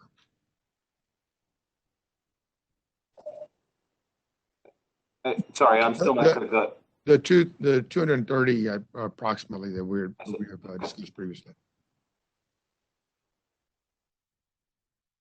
You're losing me, Commissioner. I'm not listening. So we talking about, so Hector has about $1 billion surplus. You talking about that, or you talking about the money I thought we already divided? No, we've already divided I guess we call it the mobility funds. I'm talking about the surplus, And how much is it? 230 some odd. Judge? Commissioner Garcia, would you mind if I clarified and you can Yeah. confirm that I'm tracking your motion here?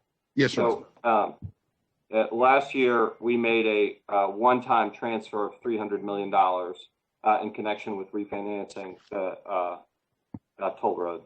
$70 million of that was used to defease some old road bonds. There's a balance of approximately $230 million, There you a go. one-time transfer. And I believe Commissioner Garcia's motion is to take that To that balance. balance and go ahead and distribute it to the precinct. Because right now it's sitting in the county general fund. Yeah. So I think, did I get it right? Yes, sir. So if Commissioner Cagle, were you trying to ask a question? I'll come after you. I could. No, I was going to clarify, that's what I understood his motion to be, was that 270 that was from the one-time transfer over after, it was originally 300 million, 70's been spent on road bonds. And that's what I understood the motion to be, and that's what I'm seconding. So if I might, some discussion on Judge. Yeah, no, I'm also blindsided. Plus, we just got done talking about flooding. That's funds that could be used for flood control and drainage. Yeah, and I think, I was going to ask, what can it be used for? Because if we got a $1.4 billion hole on flooding projects, one place it could come from, by the way, is the money that the toll road has. Or I would prefer we have some equity guidelines on how we spend this money. And Commissioner Garcia, from what I've seen on discussions about it, to be honest with you, more of it would go in your precinct than mine. But, I'm always happy to have as much money as I can control as possible. But I'd hate for us to, that we got the same issue, I think, of equity with transportation projects, whether it's sidewalks, a host of other mobility issues. So I would just hope that we could hold it and not decide now and see what that looks like. And look, I'm more than happy to go take another. How much would that be per precinct, Mr. Berry? About 58 million. I could take another 58 million, but if we're serious about equity issues, I would hope, I can't remember, I can't remember if I was talking to the toll road about it or if I was talking to John Blunt about it. But if we came up with some equity principles on where we do it, much to my chagrin, my precinct was not the biggest beneficiary. Now, when I had that meeting, it might have been a month ago. I think it was yours. I might be wrong. It could have been some of Commissioner Ramsey's. I'm not sure. Might have to ask him. So let me just clarify. One is that obviously in the conversation with flood control, one of the most significant areas that we can get done now is to make sure that our local drainage improvements are made. This past year during the pandemic, we were able to do 1 million linear feet, and my continuous conversation with the flood control district was making sure that work was in coordination with them so that we can get that water out of neighborhoods as fast as possible. But I also want to be careful that we're not just transferring those funds without a plan towards drainage improvements. And that is, I'll add that to the motion, but it is my commitment that while we figure out, where that $1 billion is going to come from or not, there's work that we could be doing today to protect our neighborhoods. That's improving the local drainage systems. And once the state or HUD figures out that they want to partner with us, we can be improving those systems further sooner rather than later.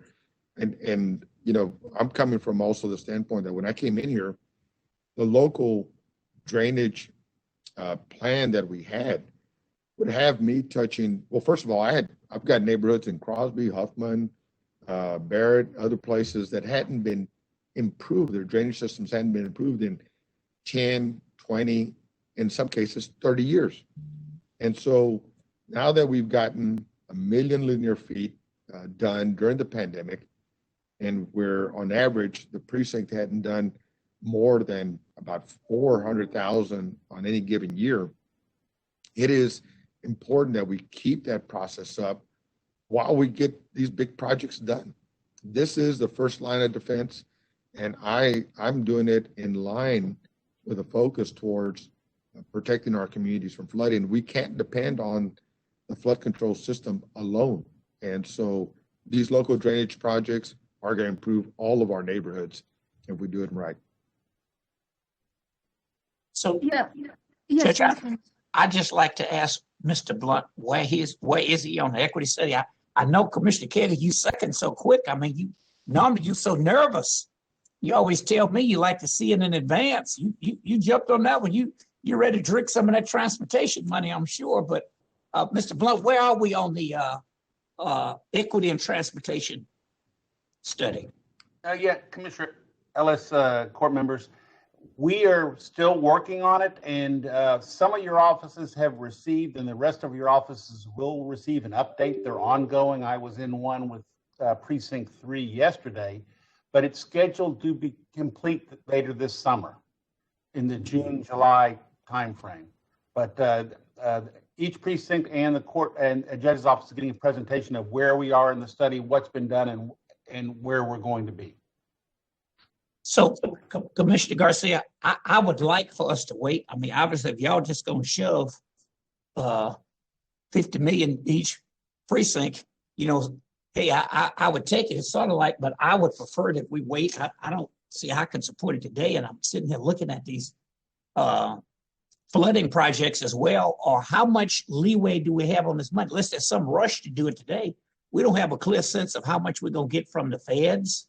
By the way, and what flexibility we have with that money. So I would just ask you to hold it and have some discussion on it, to think about it. But the only other thing that I would suggest, and I am reluctant to giving this directly to the flood control district, from the standpoint is that there is another piece of strategy that we have to consider, and that is that if we give this straight to the flood control district without it still being in part connected to the toll road, we do nothing for our debt leveraging on the toll road side. So I want to make sure that that is protected. Otherwise, it'll just be free money to the flood control district. I know they need it, but we also have to keep in mind the debt obligation on the toll road side. And I think packaging it with the precincts continues to be in coordination with the flood control district. I mean, with the toll road system. Judge, what are your thoughts, Mr. Berry, on the impact? I'm curious about Dave, and because I do feel, on the one hand, he's been so thoughtful with you guys have been so thoughtful with CIP. Y'all were thoughtful on the HECTRA transfer. Each precinct got more than they normally get because of the HECTRA transfer. I think at some point, if we all start cannibalizing countywide funds, it's a race to the bottom. And I also don't think that it serves as well to, to stop the thoughtful and the planning. Now, if this was part of Dave's plan, I'm okay with it, and maybe I'm jumping the gun. So I'm curious, Dave, if you, number one, what did you expect was going to be the use of this $200 million, and number two, why did you decide to keep it in that pot? What was what's your plan? Because unless you were planning on dividing it across among the precincts, but I hadn't heard about that. Hi, Judge. I'll try to tackle that, and I mean certainly. Just say these funds are under Commissioner's Court control, not the Budget Department control. That's with everything. I think we see the annual mobility transfer as part of the operating budget of each precinct that they use to build and maintain roads. We had the opportunity to make a one-time transfer due to the strong liquidity of the toll road that could be additive to our existing efforts, and have the opportunity to address sort of one-time or broader problems. So I think we were imagining that it could potentially incorporate the results of the equity and transportation study, that it could address specific areas. I know we mentioned drainage is one of them. I think that is an area, or sidewalks or trails. So, I mean, I think we are waiting for direction on this money. So I think it's good that that conversation is there. But this does seem more appropriate to solve a specific problem than, you know, be a part of an annual budget. And so that's why we separated it out, because it was a one-time transfer rather than, you know, the ongoing annual mobility thing. I think it's a fair point of Commissioner Garcia. If there, you know, what's the specific project? So I wonder if this is something that we could push off, and I don't know if it needs to be passed with the rest of the CIP, Dave, but where you guys can present what it is that you're planning on doing with this money that would benefit from a coordinated approach as opposed to a decentralized approach. But by the same token, Commissioner, if you know, I would just feel more comfortable letting them run the traps on this. I certainly hadn't heard, and I will, you know, I know Joe's out, so perhaps you sent to, you know, your team sent it to him.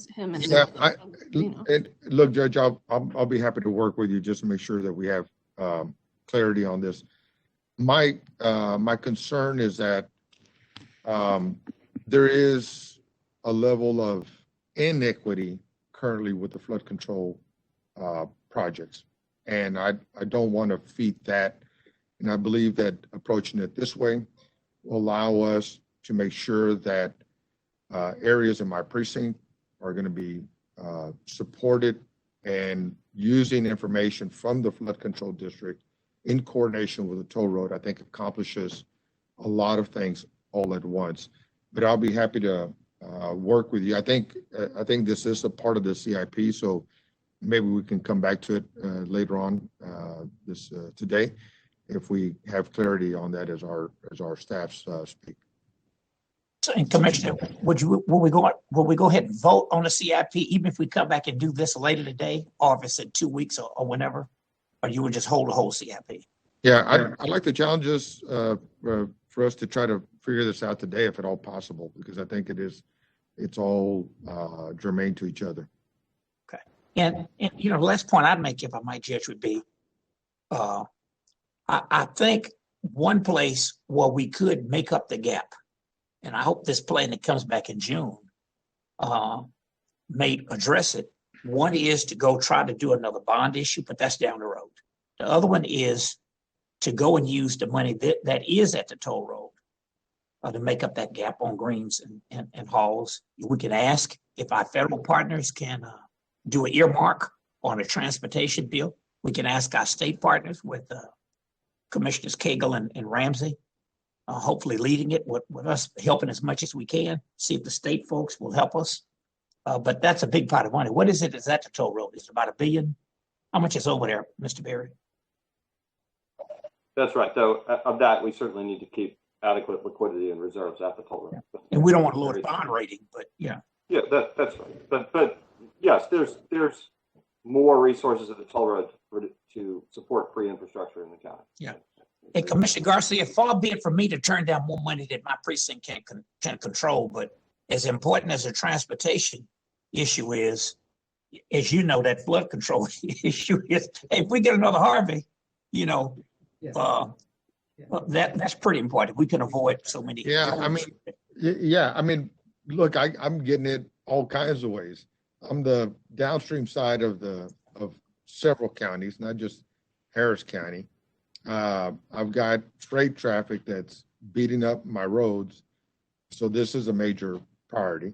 But also, we still haven't addressed the inequity that we're talking about within flood control district. So I'd hate to put more money in there to work against me. And I wouldn't give it to them. I don't say we give it to them without strings attached to it, by the way. I think part of how we got to where we are is difficult to say no to you and Cagle and Ramsey and the judge, but that's kind of what leadership is. And so we cannot keep doing what we're doing. And so, yeah, I would say if we go, I don't just write them a check. You got to lay it out on where it would go. Yeah, And and the that's why, reclaims and hauls top of it. and that's why I will flesh out this motion a little bit more. I don't think, I mean, Dave, is it impossible, Jay, is this something that we have to pass today? This transfer of 200 million from Hectra actually going to the precincts? Is that something that has to be decided today? I think it's up to the court. Yeah, because if it's up to us, I just, you know, we want, it's a big deal to me. I don't, because we're talking about how little funds we have and how we need to be strategic with them. And I would want to get a presentation from budget and flood control and, you know, engineering if relevant, but I think it's flood control and budget as to whether that would be the way to serve the whole big conversation we just had. I mean, we can decide to take the tack to that we're going to solve the biggest challenges, splitting it all in four, but I just don't think that's going to take us very far. So, Commissioner, I would ask that we let them work on it and bring it back, because I did not know. But of course, you know, if I just don't see what the rush is. I guess what's the rush? Well, no rush on it, Judge, only from the standpoint that if we're going to approve the CIP, this is a part of it. And so, but I also want to make sure that Precinct 2 doesn't continue to be left out. I mean, I've been working under the last 2 years that the bond was going to take care of the precinct. We're going to have all this. Come to realize that these projects were on the wish list, and so I'm just not in a real good place right now, Judge. And so my commitment is to try to secure more money so I can keep my houses from flooding. And so I'll hold on a second, Commissioner. Judge. I'll be happy to work with the Flood Control District to use whatever projects they haven't been able to fund that would support my precinct. And that's precisely what I'm talking about. But I also know that we have to work in coordination with the toll road to ensure that we don't just use them as an ATM machine. And so that is it. That's where I'm coming from this. But I will hold off on this particular item as long as I have commitment that we're going to be strategic. And it doesn't mean that we're just going to write a check to the Flood Control District, because I'm just looking at that map and I just can't tell you. And I think you can tell that my blood pressure is getting up when I look at that map based on all kinds of conversations I've had for the last 2 years. Come to find out, it was a smoke dream. And I call it a smoke dream because it was a smoke screen to a certain extent. I agree, Commissioner. Yes, Commissioner Cagle, and then Commissioner Ramsey, and then Commissioner Ellis. Thank you, Your Honor. From where I'm coming from, Your Honor, I've actually had some of these discussions with the budget office with regard to how could these funds be spent. They have to go towards a primarily transportation component because that is the statute that carries them over. My understanding, and Mr. Berry can correct me, is that roughly 80 million of these probably qualify to going to flood control projects as they are associated with our roads. And one of the things that we are currently doing is that as we are trying to improve the roads through our neighborhoods, we are increasing the flooding capacity 25% above Atlas 14 so that all of our projects have a flood benefit. We're being Boy Scouts and Girl Scouts as it comes to our road projects, and that we're leaving them far better than when we found them, which helps those neighborhoods. And so if roughly a third of this mobility funds can be put into partnerships with flood control, and as we build our roads, and we're building our roads in a way to where we can improve them in a way that they help our neighborhoods be safer, which is where this is going. And you've heard, I think it was Commissioner Ellis that was talking earlier, you got to get the water out of the neighborhoods and into the creeks. The way that we can do our part is by having these funds. And Judge, with all due respect to all the other departments in the city of Houston and other places, as a general rule, if Commissioner Garcia or Commissioner Ramsey or Commissioner Ellis or I, on our master plans that we all have in our offices. I know that Precinct 3 has one. I know that Commissioner Garcia is working on one. We have our maps that we're working on where we're trying to help our corridors. Once we have the funding, as a general rule, from the time that we get the funding, and we have $1 worth of projects that we could do to improve our communities, and we have a dime's worth of budget. If we could move that dime to 2 dimes, we can make a lot of difference. And with those fundings, and especially with, as I understand it, and Mr. Berry can correct me here, 80 million of that remaining 230 million could go towards partnerships with flood control. We can make a big impact, and we can do so quickly and not burden down flood control, who is already struggling with their timelines. And so if we want to get the most people out of the water the fastest, who are being hurt the most by water, I would say unleash Commissioner Garcia to go put it into his precinct, unleash Commissioner Ramsey to put it in his precinct, unleash Commissioner Ellis to do so, and unleash me, because we have the systems in place to where we can move quickly and get these dollars to where they're working, instead of having to wait for federal partners and other kinds of issues that are out there. We can put it into the ground and help folks. And Judge, part of the whole CIP process is for us to try to figure out what roads, what projects, what things can we move forward with. And so, and Commissioner Ellis made a joke earlier about how I jumped onto it real quick. This is something I've been looking at for quite a while on. Wow, if I could have those funds, how many people could I help?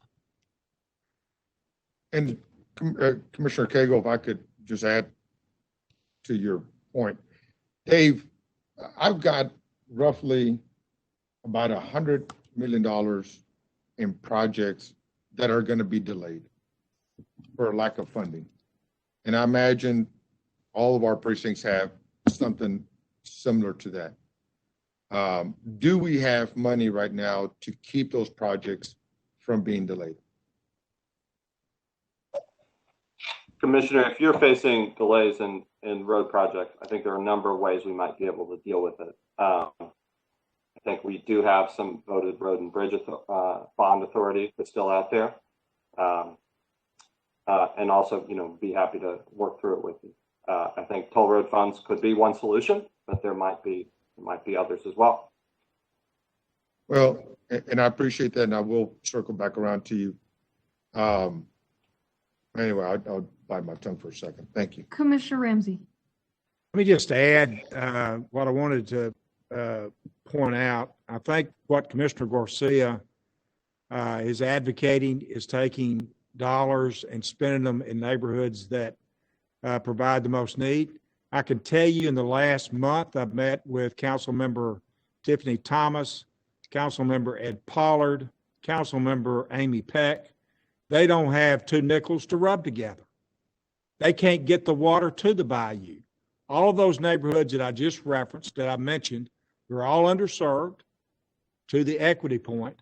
We've got more projects. We know of more projects we can do immediately and make a real difference in a lot of our neighborhoods if we would just do it. So just to the clarity of it, what would we spend our money for? These dollars that we would get from the toll road would be spent, as Commissioner Cagle alludes to, certainly a road, but any road project is going to involve significant drainage improvements. So the dollars that would come to Precinct 3, and by the way, I think we've scored pretty high up to this point on all our equity buckets, and I plan on using it, as I understand Commissioner Garcia has referred to do projects immediately and not wait on the major projects that are being proposed under flood control. So I support that. So I think that the issue, and yes, go ahead, Commissioner Ellis. Yeah, I was just going to say to Commissioner Garcia, I would prefer, if you want to do it today, we do it. But I take the $200 million and earmark it for the red areas that are not being funded. Now, here's the downside. If this is really about flooding issues, and it's about equity. I'd be prepared to support that. I would still suggest we wait because we don't know if we can get any HUD money. Now, I would say, or any state money, you don't drag it out. So we do what we're on a course to do now. And that is go fund the stuff based on cost benefit ratio and never get to the others. And look, I get the point on, I think it was the San Jacinto River project because other counties are involved, but clearly Greens and Halls, might I add Sims, but I won't even put that one in. But I would say take it, if I would prefer we wait, whether it's 2 weeks or a month or that June date. But if not, I would make a motion, I'd be more happy to second your motion to earmark this $200 million for Greens and Halls, which are the most underfunded. I won't go to the other one because I think some of those other counties ought to participate. But my preference would be to wait, see if Commissioner Cagle and Ramsey can make more progress with our state partners than we have made. The judge, you and I ought to see if we have any more influence with HUD. But don't keep doing what we've been doing. I'm going back to the flooding issue. But look, I'll be more than happy to take another 50 million. I don't think that's. Here's what, look, first of all, I would be in line with accepting your amendment to have this focus on Greens and Halls. That's where I'm at. However, I want to respectfully say that I have been made to believe that Precinct 2 flood control bond projects were going to happen. And now we have an understanding that we have a shortfall that hasn't been addressed, and we have to figure out how to deal with that. And we've gone 4 years almost into this. I'm not going to wait another 4 years. And so I'll force the conversation at a future date, but I will, and I'm not going to wait till June 30th for this particular discussion. I'd like to bring it back at the next meeting because it's urgent. And I still think that we have to use this money in connection with Greens and Halls, but not exclusive to Greens and Halls. Yeah. So I want to make sure that the neighborhoods closest to those areas are benefiting, because right now they're not.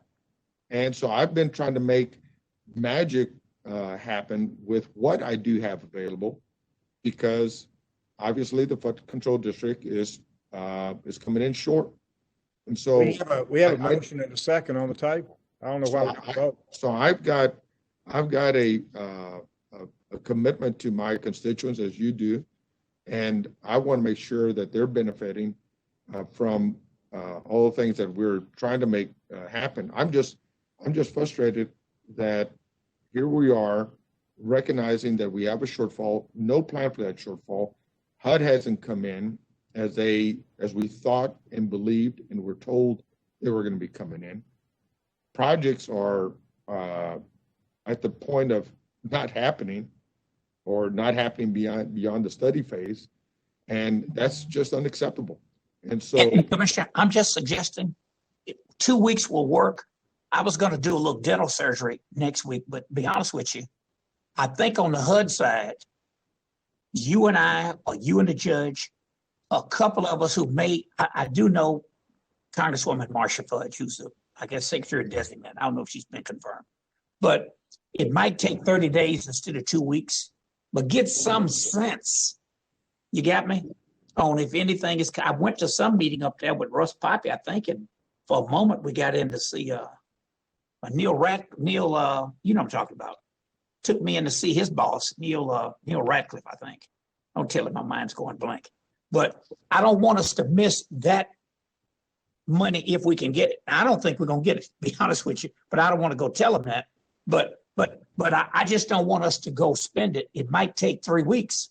You got me? But I would strongly suggest 2 of us go up and try to see the secretary if they're meeting with people. You got me? Or do a Zoom. And like I said, they do have earmarks again with a lot of strings to get it. I'll pull this down, but I just want to let people know that I do plan to bring this up at the next meeting. So I hope we can all work on this. And Well, get your running shoes on and I'll try to move my surgery. And I would suggest we try to go to DC next week. You got it?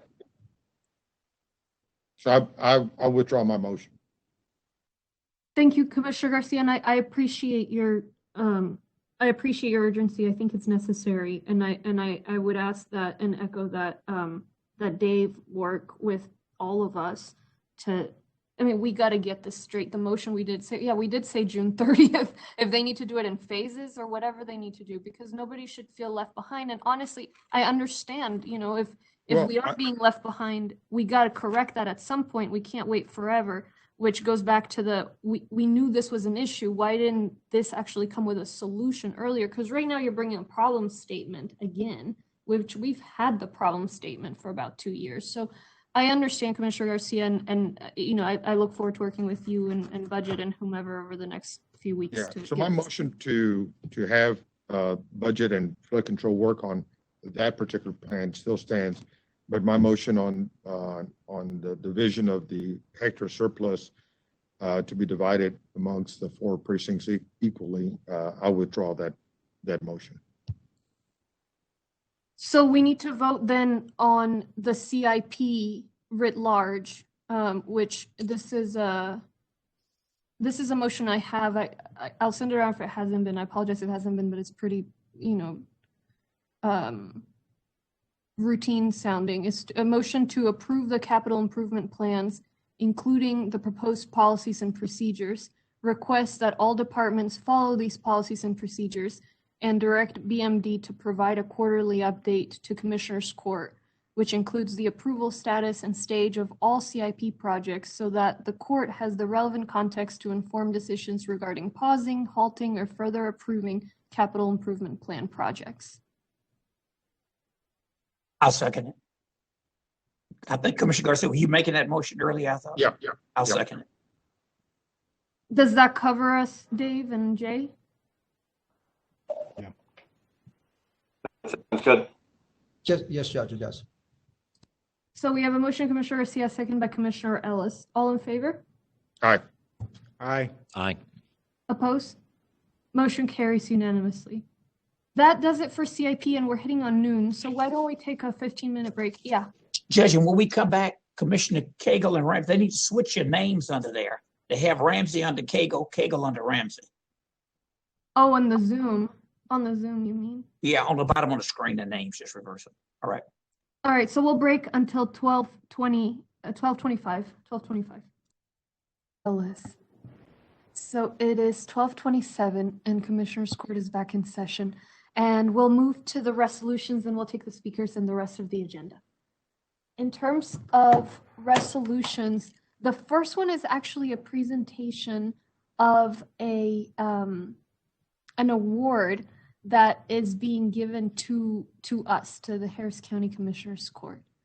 So I was asked to read this on behalf of Texas A&M AgriLife Extension Service, or to receive this on behalf of the court. And Judge, Commissioner Ramsey had his microphone turned off, and so you did not have to hear the whoop. oh. I'm sorry I missed that. So this is the award. I see Commissioner Garcia now. Oh, it's kind of got a reflection, but it says Texas A&M AgriLife Extension Service presents its Extension in the City Award in recognition and appreciation to the Harris County Commissioners Court for vital leadership and support that advance the urban outreach and impact of extension education, conferred by Jeffrey Hyde, Director, 2021. And I know we have David Wright on the phone to make some remarks. Is David on, Lucinda? Yes, ma'am, he is. You're unmuted, sir. Yes, I'm here, and good afternoon, Judge Hidalgo and Commissioners Court.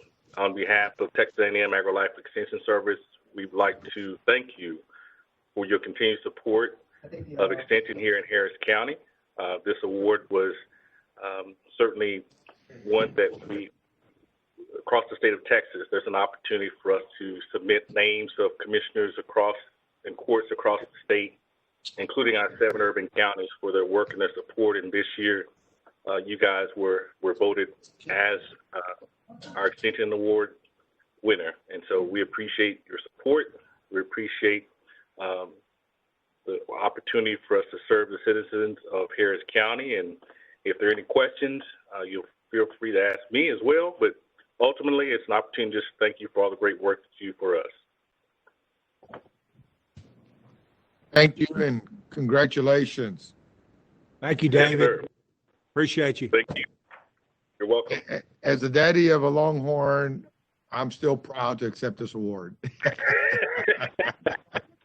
Well, that is good to hear. Thank you so much. Thank you. Thank you. Okay, so that's the award. Next is item 200 under County Judge. And I'm pleased to present a resolution commending Dr. Kimberly Mundy on her service to Harris County through her role in the Harris Health Board of Trustees. And she has been driving the strategic plan that I know all of us have discussed. It's a necessary step and an important step, as well as so many important notes of progress in Harris Health.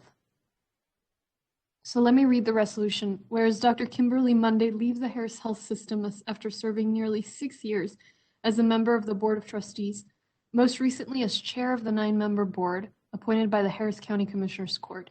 Dr. Mundy served as chair of the CEO Search Committee for the Harris Health System and conducted a national search to find its current president and CEO, Dr. Ismail Porsa, to help fulfill the system's mission to improve the health of those most in need in Harris County through quality care delivery, coordination of care, and education.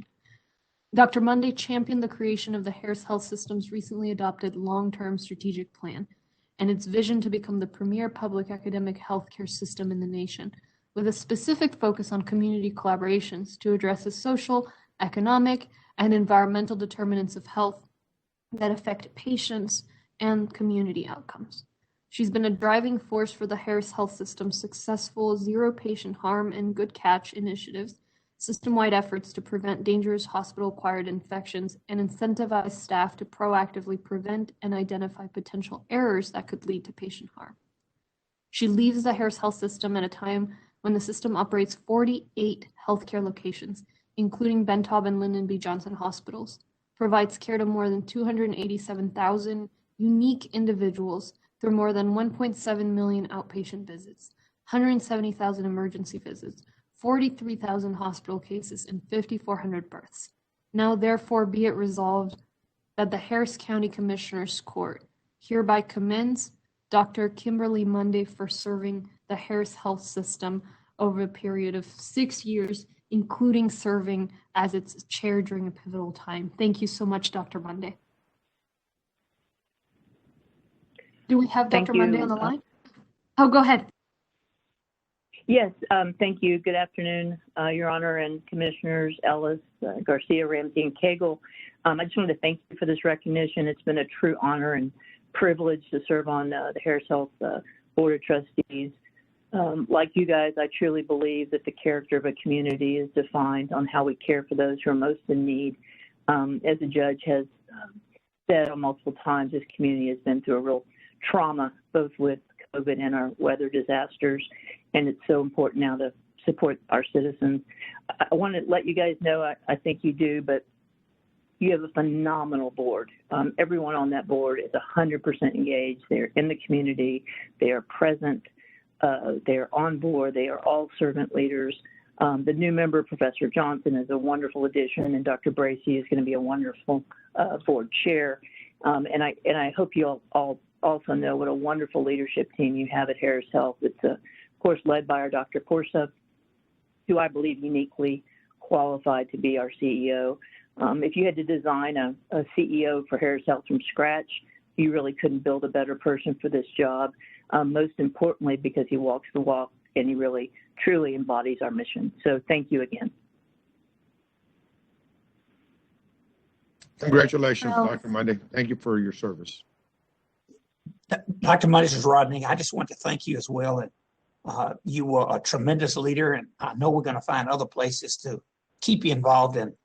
Your voice has meant a lot in Austin over the years, even back in my earlier job. And hey, keep up the good fight, and hopefully we'll draw down that affordable health care money. It would certainly help our state, our region, and Harris Health quite a bit. So I know you'll be involved, and pretty soon you can go back to the Capitol and have meetings in person. Thank you. Yes, absolutely. Thank you, Commissioner. Thank you, Dr. Monday. Judge, we do have additional speakers. Okay, let's hear them. Thank you, Lucinda. Thank you. For Dr. this, Ismail. for this one, correct? Yes, ma'am. Got it. Dr. Ismail Porsa with the Harris Health System. Go ahead. Good afternoon, Judge. Good afternoon, Commissioners. Thank you for the privilege of being able to speak. First of all, congratulations to Dr. Monday. You know, I don't want to speak to her reputation, her competence, her clinical effectiveness as a top-notch neurologist in our community, or her leadership acumen as the president of Harris County Medical Society, and what you all already heard about what he has done as a member of the Board of Trustees, and then most recently as the chair of the Board of Trustees of Harris Health System. I think that speaks volume for who she is. But what I want to talk on is the person that Dr. Monday is. You know, I still remember entering the room for my first interview when I was seeking the position of CEO of Harris Health System. I remember my conversation with Dr. Monday as if it was yesterday, and I remember leaving that room, becoming ever more committed to come in here and serve in this community because of the impression that Dr. Monday left on me. And it is truly who she is. It is an impression of humility. It's an impression of true devotion and dedication to the cause. You know, she just talked about me, you know, walking the walk.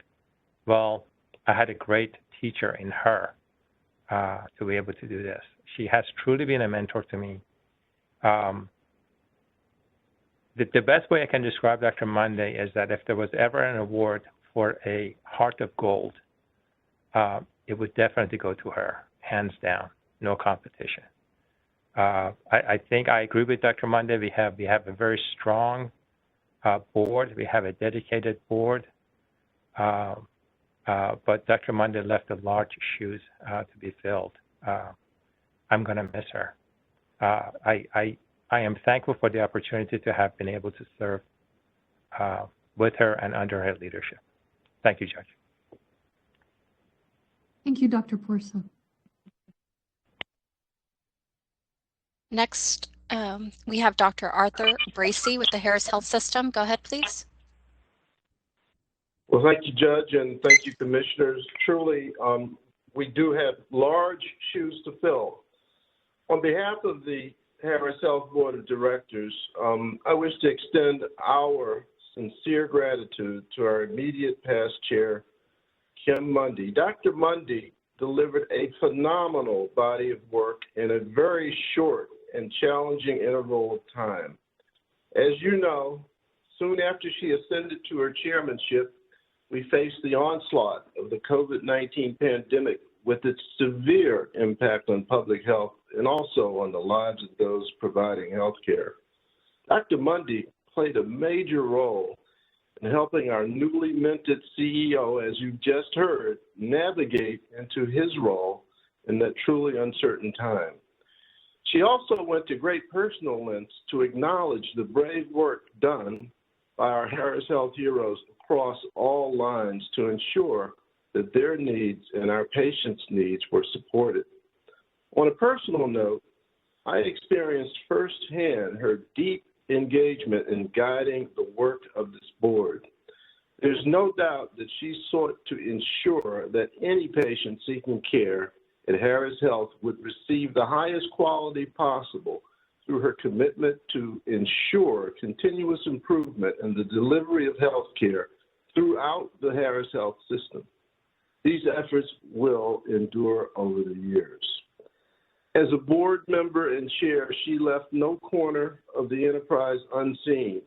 whether the opportunity to ensure easy access of mothers in the need of care at Casa de Amigos, whether ensuring a voice for patients at our clinics through her commitment to bring those councils' feedback to the board, whether through firsthand on-site observation of the workings of Bentab's Emergency Center to assess the benefits and needs of that vital part of the enterprise, or lastly, whether engaging with staff and volunteers on the important potential role of the Gardens of LBJ as a means of offering a healthier lifestyle for the community.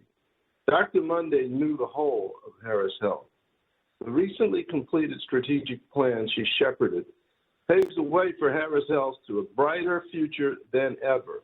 We are indebted to her for her service and honored to be counted as colleagues and friends. Thank you very much, Dr. Monday. Thank you, Dr. Bracy. Thank you. Those were all the speakers on this item. Thank you, Lucinda. Appreciate everybody's words and Dr. Monday's service. The next resolution is under Commissioner Garcia's agenda. That would be item 207 on page 25, Commissioner Garcia. Thank you, Judge. And I'll just tell you that these resolutions are in large part, obviously painful because of the loss of life, but they're also, they also touch your heart because you got to know some of these folks and you recognize the contributions that they have made and their commitment to their communities. And so this resolution on behalf of Lucia Granado Valdez is no different. And this resolution is dedicated to her loving family.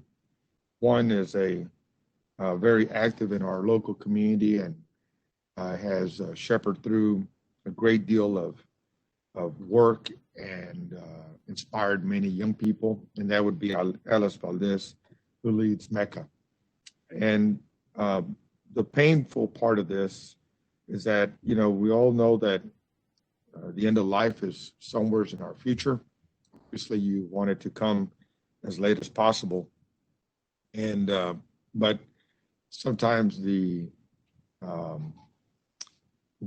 timing is, adds to the pain in that Lucia passed on just a few days ago, and today would have been her 97th birthday. And so with that in mind, I read this resolution. Whereas experiencing the effects of a historic extended period of freezing cold weather and with little to no heat at home, Lucia Granado Valdez passed away on February 16th in Pearland, Texas, days short of her 97th birthday. And whereas born in Fort Davis, Texas, on March 9th, 1924, Lucia, affectionately known as Mama Lucy, is a descendant of Anton Diedrich and Refugia Dutchover, founders of the West Texas town of Fort Davis, which I've had the pleasure of visiting. When I go back and visit, I'll look at it a little differently as a result. And whereas Lucia was married to the late Francisco S. Valdez, she was a devoted wife and mother, raising her son Roberto, and later caring for her grandchildren and great-grandchildren, enjoying spending time with them, picking them up from school and rehearsals, and attending performances. And whereas while she took pride in loving 3 generations of Valdez children, she also loved to laugh and joke with family and friends. And none could compete with her world-class homemade tortillas or spicy hot roasted chile. And whereas Mama Lucy was the foundation of the Valdez family, her love and labor at home allowed her family to focus on education, work, and passions. Throughout her life, she also devoted time to and cared for those less fortunate. And that's where we all know Mama Lucy to have thrived in. And whereas she is survived by her sister, Lita Marin of El Paso, Texas, her son, Roberto G. Valdez, her daughter-in-law, Alice E. Valdez, her grandchildren and great-grandchildren. And so to our community and you, Mama Lucy Well, and to her family, on behalf of Harris County Commissioners Court, now let it be resolved that Harris County Commissioners Court hereby honors the life of Lucia Granado Valdez. And I think we might have her family on the line, Lucinda. Yes, sir. Frances Valdez, go ahead, please. Hi, my name is Frances Valdez. On behalf of the Valdez family, I want to thank Commissioner Garcia for honoring my grandmother, Lucia Granado Valdez, who was affectionately called Mama Lucy. Today would have been Mama Lucy's 97th birthday. Her 96th birthday was the last time that my whole family and close friends gathered indoors. We sacrificed precious time together this year to protect Mama Lucy from COVID-19, and we're hopeful that we would be together to celebrate her birthday today. But on February 15, 2021, Mama Lucy's home lost power for about 30 hours.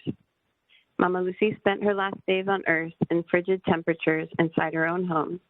She was covered with many layers of blankets and claimed that she was not cold.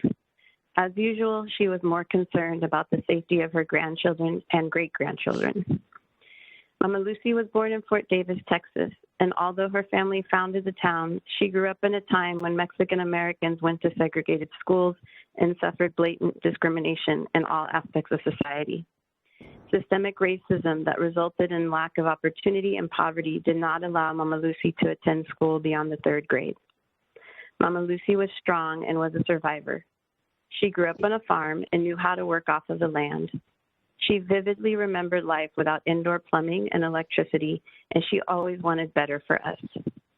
That is why Mama Lucy worked tirelessly, raising children, cooking, and taking care of the home so that her son, grandchildren, and great-grandchildren could get an education, work indoors, have a comfortable home, and not have to suffer the way she did.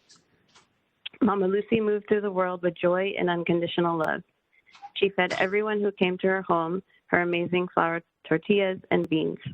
She loved spicy chile and took pride in the fact that hardly anyone she met could match her tolerance. If she were alive today, Mama Lucy would not have wanted the attention she is receiving. She preferred to support from behind. But I must honor and celebrate her today because Mama Lucy's devotion afforded me the privilege to speak out for her and others who suffered and died during Winter Storm Uri. We stand on the shoulders of our elders who have spent their lives building this state and this community. Human lives are lost when our government does not center those most vulnerable in our society. We must honor them through actionable and sustainable policy change so that they do not have to suffer from the next natural or man-made disaster. I ask that as you govern today and always, that you think about your Mama Lucy and that you put them at the center of all the decisions you make. Thank you. Frances, thank you very much. And you're right, Mama Lucy wouldn't have wanted attention. That's just the way she was. But when you've been a good person, when you played by the rules, when you've treated others with dignity and respect, you're never forgotten. And so thank you and your family for sharing her. I hope that the fact that we recognize the loss to your family, I hope your family also recognizes that we, as a broader community, know that we have lost a giant. And so our prayers are with you. And also, let me say on behalf of Mama Lucy, I'd like to extend an early happy birthday. My mom's birthday is tomorrow. She'll be 97. And so we will celebrate with Mama Lucy in mind. God bless. Thank you Commissioner, very much thank you. for all of your efforts, and happy birthday to your mother. Thank you. Commissioner, I just wanted to thank you for bringing it forward. And I didn't know Mama Lucy personally, but I want you to know I did make it to Fort Davis once, of all things, on a bicycle crossing Texas with Carol Alvarado back when she was, I think she might have been on city council. And what a beautiful town. So I know you're going to pass this on to her as well. So they'll make sure they do something from the state to honor Mama Lucy as well. But thank you. Thank you so much. Thank you, Commissioner. And I believe that the motion has an edit. As you read it correctly, it should read a request for approval of a resolution to honor the life of Mrs. Lucia Granado Valdez. Yes, So that we'll vote on it like that. good deal. And I have a second resolution that, on behalf of all employees of Harris County, we are so grateful to all of you who worked through the freeze and who left your homes to serve your neighbors throughout Harris County, and for all that you endured, the discomfort, and the fact that many of you came home to your own challenges of busted water pipes and no running water and having to tend to your respective families. And so to all Harris County employees, I dedicate this resolution, which comes in the name of Precinct 2 employees. But I wanted to present this resolution because obviously all weather conditions pose challenges to us all. But with the historic aspect of this freeze and what critical thinking did to enable these employees to act without asking for permission. They just took care of business, which is the usual for all of our staff. But this resolution reads, whereas at 11:30 p.m. on February the 14th, the Wade Camp Road and Bridge crew was called to lead an escort of 2 EMS vehicles from Methodist Hospital in Baytown to Bentop Hospital in the medical center during a historic winter storm. And whereas Wade Camp lead foreman Stephen Summersill went to Methodist Hospital in Baytown to coordinate the effort. He dispatched 2 vehicles, including a spreader truck to Methodist Hospital in Baytown, which left at 12:15 a.m. on February the 15th.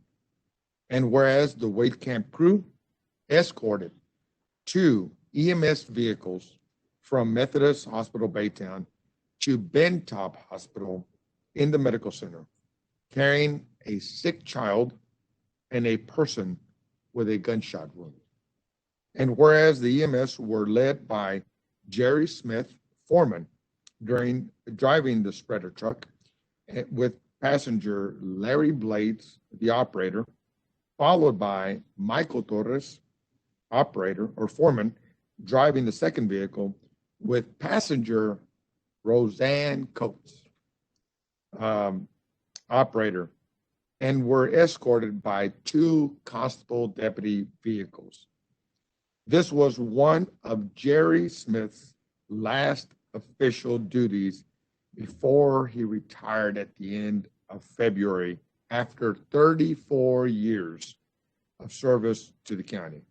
And whereas the roads were covered with ice and freezing rain, and the crew experienced low visibility due to snow flurries, the team treated the bridges to assure safe passage, while on I-10 crossing the San Jacinto River Bridge, the lead constable's vehicle lost control due to ice on the bridge and was able to recover quickly to continue with the escort.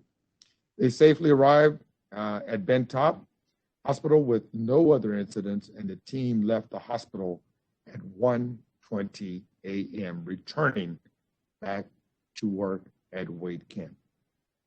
Be it resolved that Harris County Commissioners Court and County Commissioner Adrian Garcia, Precinct 2, is immensely proud of the dedicated service and commitment of the Wade Camp Road crew to the citizens of Harris County.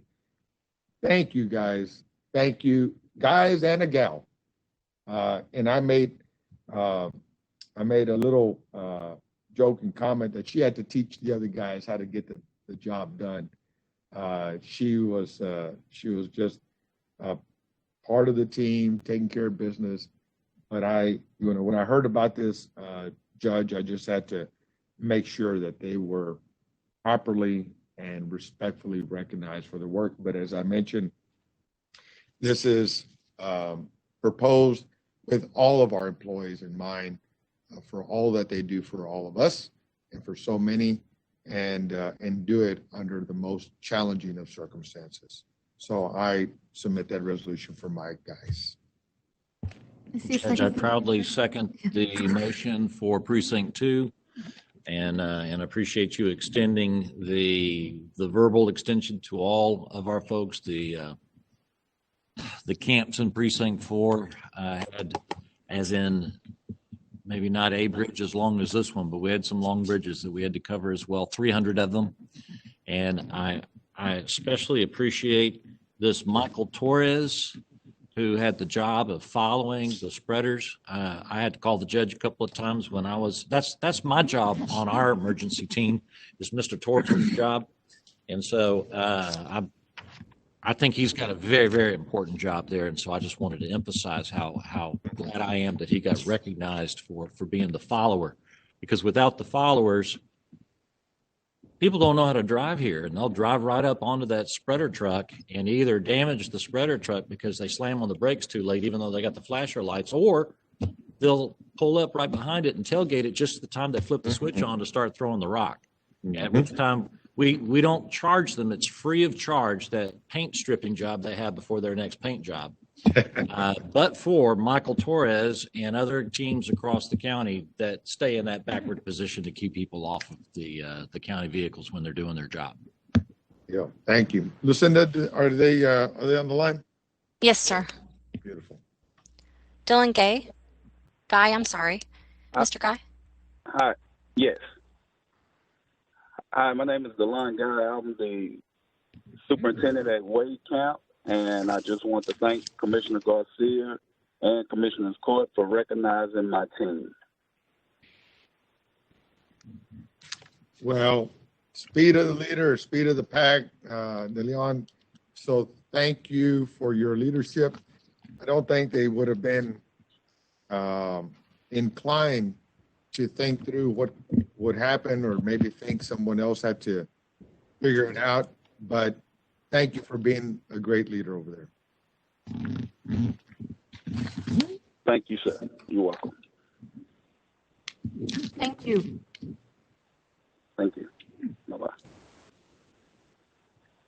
I know Commissioner Garcia made a motion and Commissioner Cagle made a second, so let's take a vote on it. All in favor?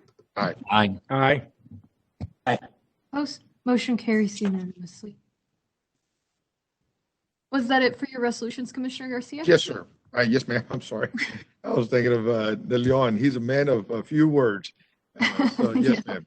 Yes, ma'am. Commissioner Cagle. Thank you, Your Honor. Precinct 4 has 2 resolutions we'd like to present at this time. The first one involves the Klein Independent School District. And I'm just going to jump straight into it, Judge. Whereas in 1938, a rural school district in Northwest Harris County became Klein Independent School District. The district was named after Adam Klein, a settler who had led many immigrants to the area in 1856. And it is now one of the largest school districts in Harris County, serving nearly 53,000 students. Whereas under the leadership of Superintendent Dr. Jenny McGowan, Klein Independent School District has reached new heights by cherishing a tradition in which strong character, excellence, innovation, and education are highly valued and promoted.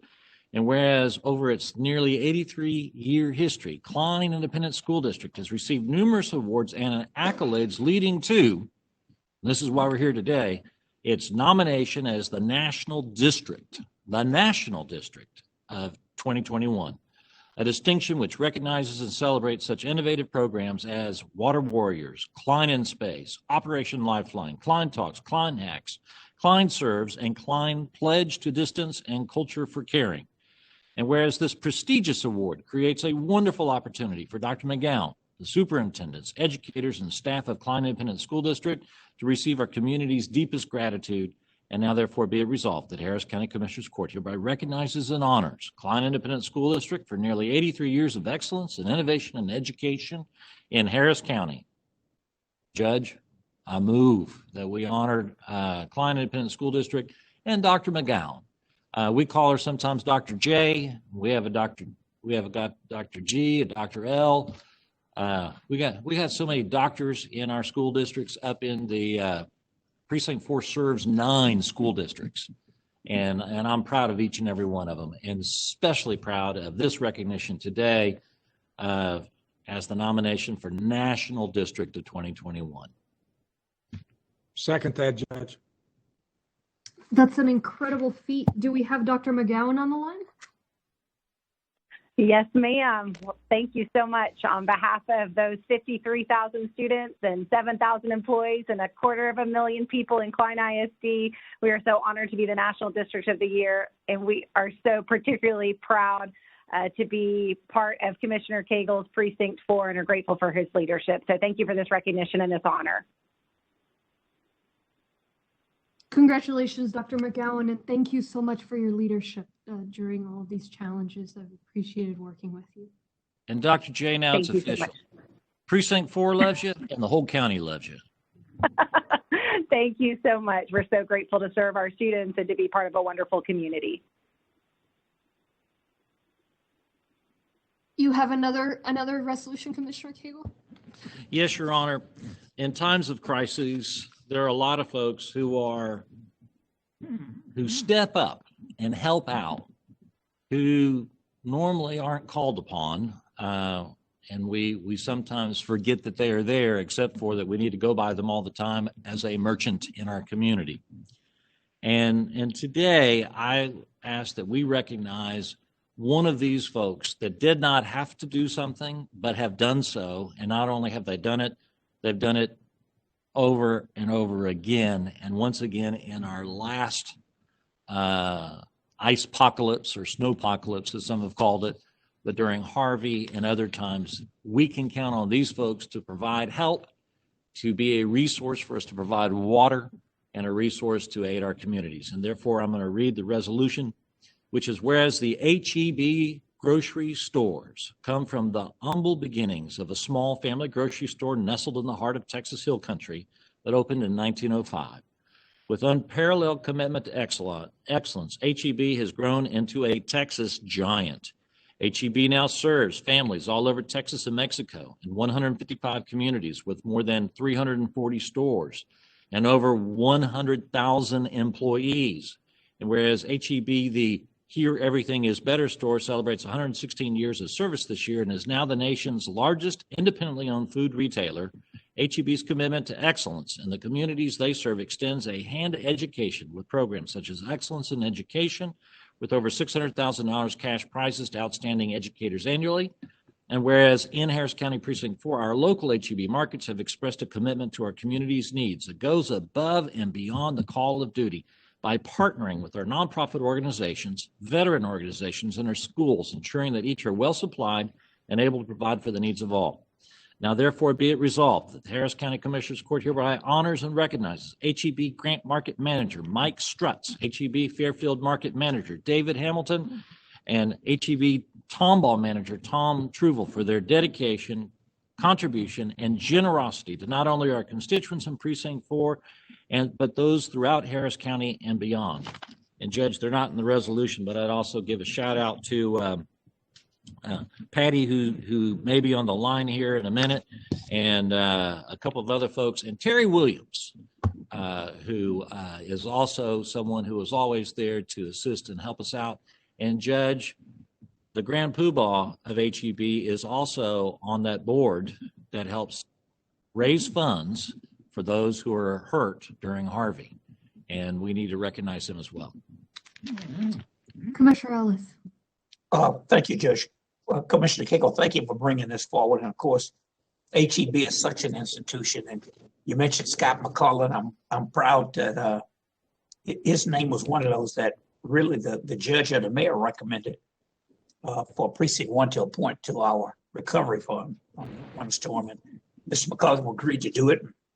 He's done a fantastic job of bringing in some big dollars, but also Charles Butt, the owner over the years, has been such an active leader on so many issues, particular group Raise Your Hand, helping to do so much for our schools around the state. And Winnell Heron, who I think is over government affairs, one of the key people, has been very active, and she helps us out with Commissioner Lee's Street Olympics program that we kept going. So I won't have a resolution for all of the other stores. This one is for a few, but they do a great job, as you said, but not just in our region, but all around the state. And for your people who are on the line, please pass on our regards to Mr. Budd as well as Mr. McCullen and Winnell Heron and all the folks. But thank you for bringing it forward. Likewise, Judge, I want to just add my appreciation. It's always important to recognize good corporate partners and those who really do have the community's concerns at heart. And so my comments as well in terms of appreciation and respect for the family values that the Butt family has given life to within the institution that we call HEB. And I continue to enjoy shopping there as well. So thank you. I echo those thank yous. And I think we have someone here on behalf of HEB. Is that right, Lucinda? Yes, ma'am. We have several speakers. Great. David Hamilton with Fairfield Market, HEB. Go ahead, please, sir. Well, hello, Your Honor, and members of Precinct 4 and all others on the call. I just want to personally thank you for all your support in the area. I can't thank Precinct 4 enough for all your support with our store here in Fairfield. We feel like we can call on you for anything, whether it be helping us out during a crisis like a shortage of toilet paper and paper towels and managing crowd control. And so we can't thank you enough. And it's our honor to serve this community. So once again, thank you for everything y'all do to us. Thank you.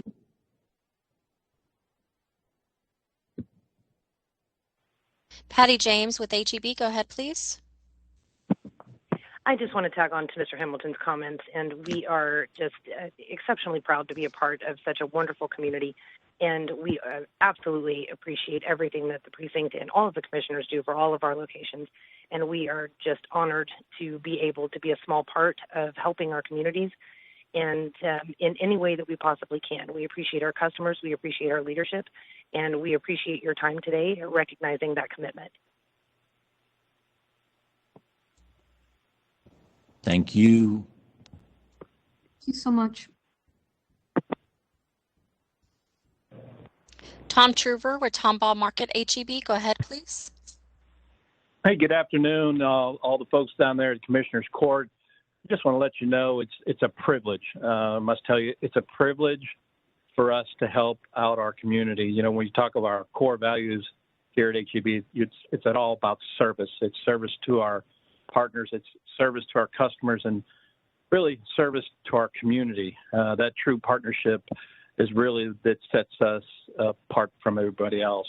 I just want to say thank you to Precinct 4, to Tomball, everything they've done to help us out through Snowvid, if you will.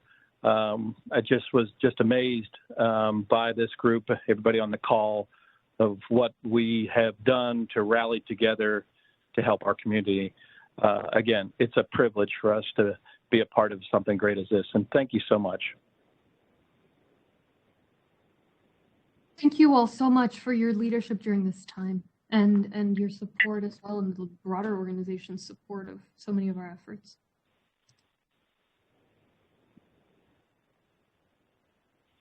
Mike Stratz with Grant Market, HEB. Go ahead, please.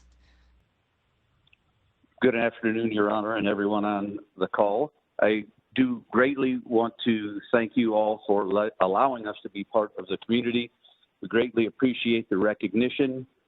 I can't, needless to say, speak for everyone, but on behalf of all the folks, I've got about 125 partners here at HEB Grant Road, and we all would like to say we are honored for the recognition.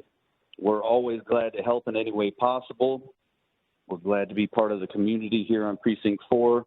Anything we can do, always, we're glad to help. And on the other side, you all, your folks at Precinct 4 are always ready for any time we need any assistance. You're always there for us. We, again, appreciate the partnership greatly. It works for the community in a great way. So, again, I appreciate the recognition, and we're glad to be part of the Precinct 4 community. Thank you. Thank you so much. Judge, those were all the speakers on this item. Perfect. Thank you. Those would be all of the resolutions. So we'll now take any speakers we haven't already heard from, and we've got very few today, actually. Yes, ma'am, we do. The speakers. Thank you. Jacob Clementek, Knights of Columbus. Go ahead, please. I would like to speak about the necessity of having the public speak before in the presence of the Honorable Commissioners Court people, because, well, it's like Bluetooth.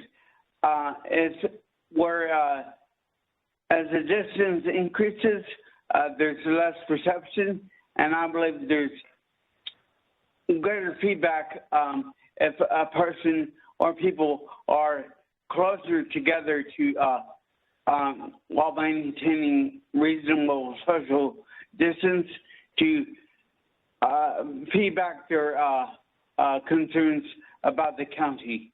And also what I want to speak about is vaccines.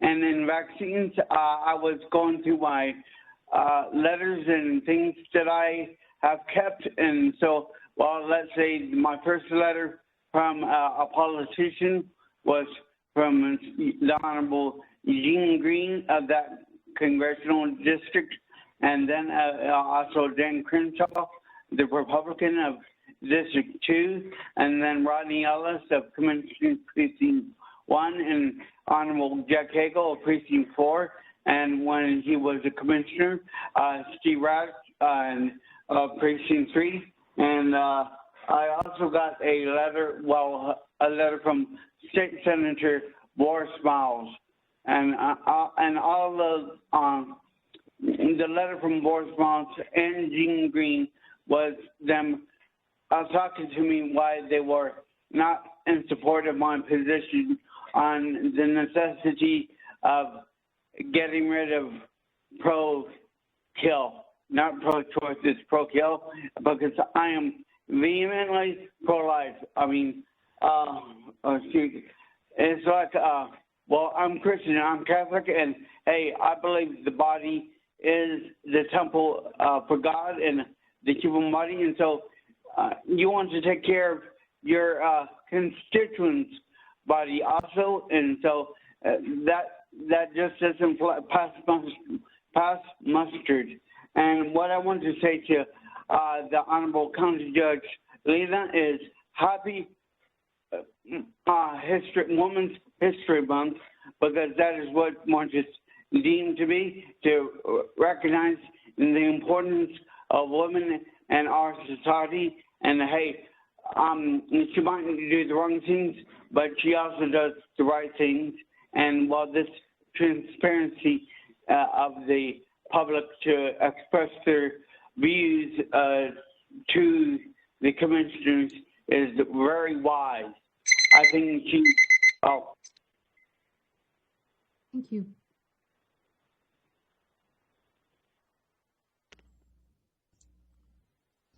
Verdell Ingram with Advocate Cooney Homes Residents. Go ahead, please.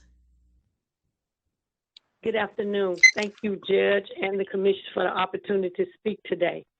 I'm coming to you today to let you know the $159 million that you all did for rental assistance for the City of Houston and Harris County.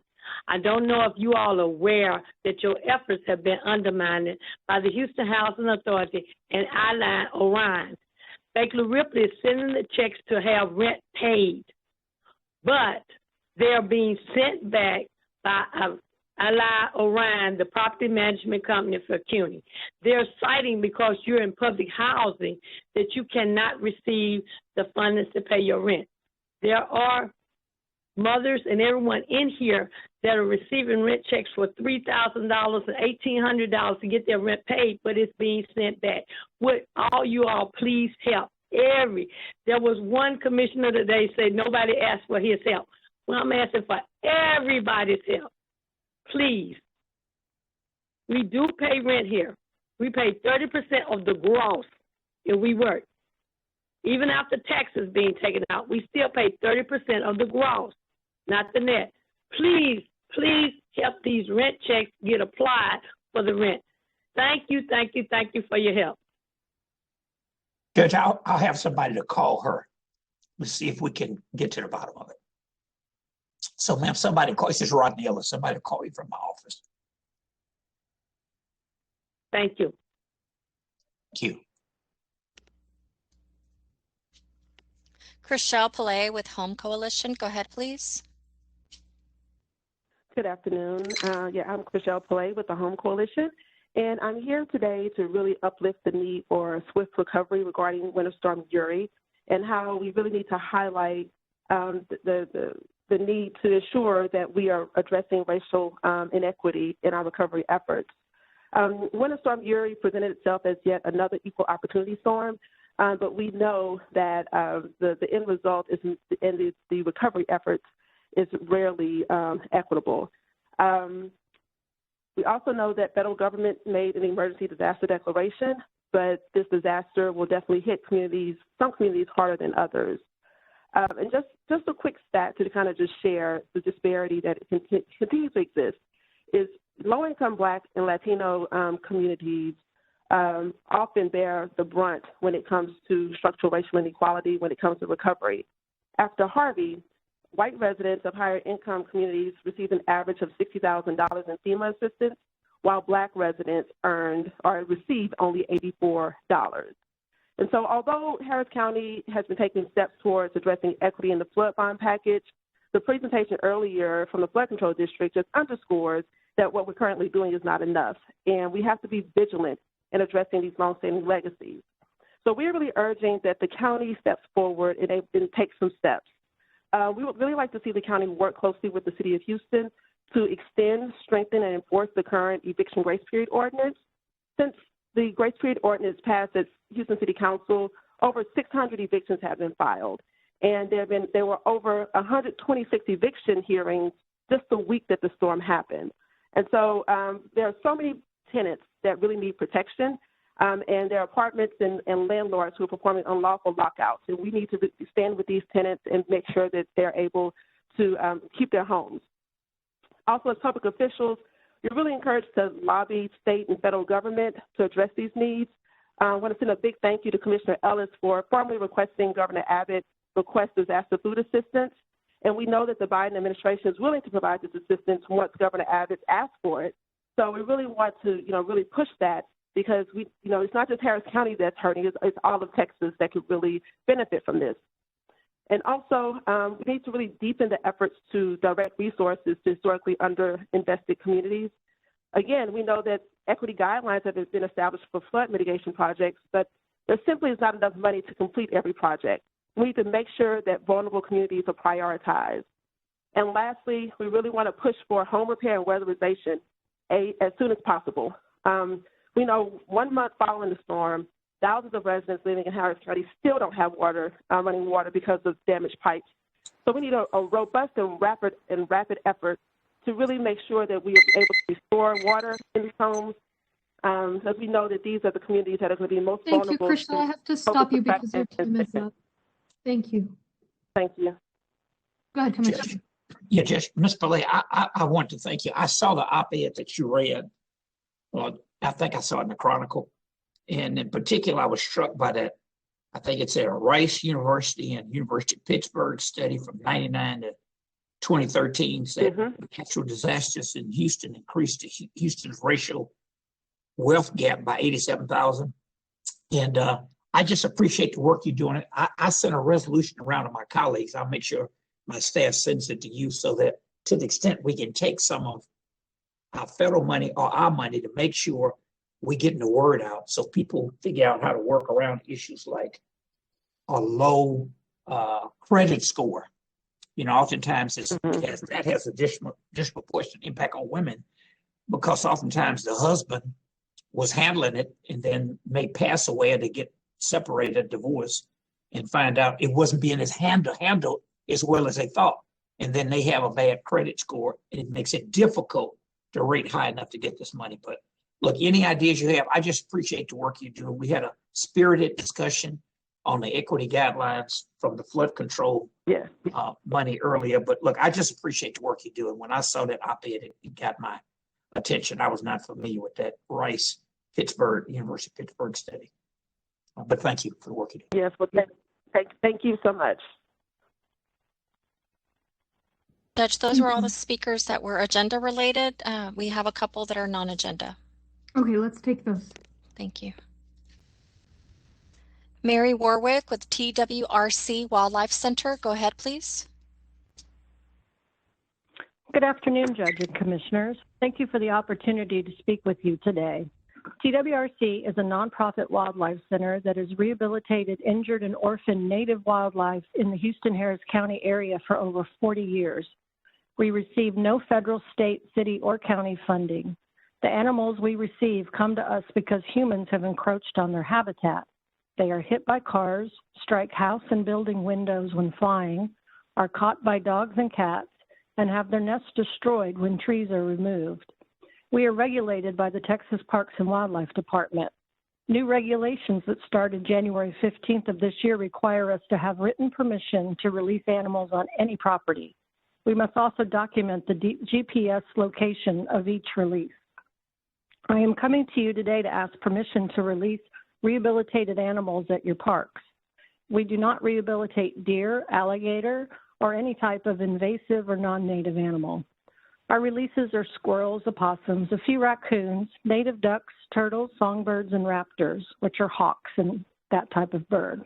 All of our animals have very restricted human contact during rehabilitation and are not habituated to humans. We prefer to release them as far away from humans as possible. We look for clear, warm days and evenings to release so animals have time to find shelter and/or nest before bad weather moves in. We must also coordinate releases with staff or volunteer time. Therefore, it's difficult for us to give many days' notice when we release. We ask that we are given access to release at your parks on 1 day's notice if possible. Each of you have many parks in your precincts, and many aren't conducive to wildlife releases, such as neighborhood parks. If possible, please have someone from your Parks Department email me at operations, that's OPERATIONS, at twrcwildlifecenter.org, or call me directly at 713-208-8886 so we can set up a meeting regarding which parks we may release, permissions to release, and the terms of release. If I don't hear from anybody, I'll contact your Parks Departments directly. Thank you very much for your time and attention. Have a great day. Ms. Warwick, this is Tom Ramsey, Commissioner Precinct 3. I'll have someone from my office reach out and talk to you. Great. Thank you. I appreciate it very much. Thank you. Thank you. It sounds like you got my phone call, my voice message. I did. Thank you. I Thank included you. some things on there. Thank you. Mm-hmm.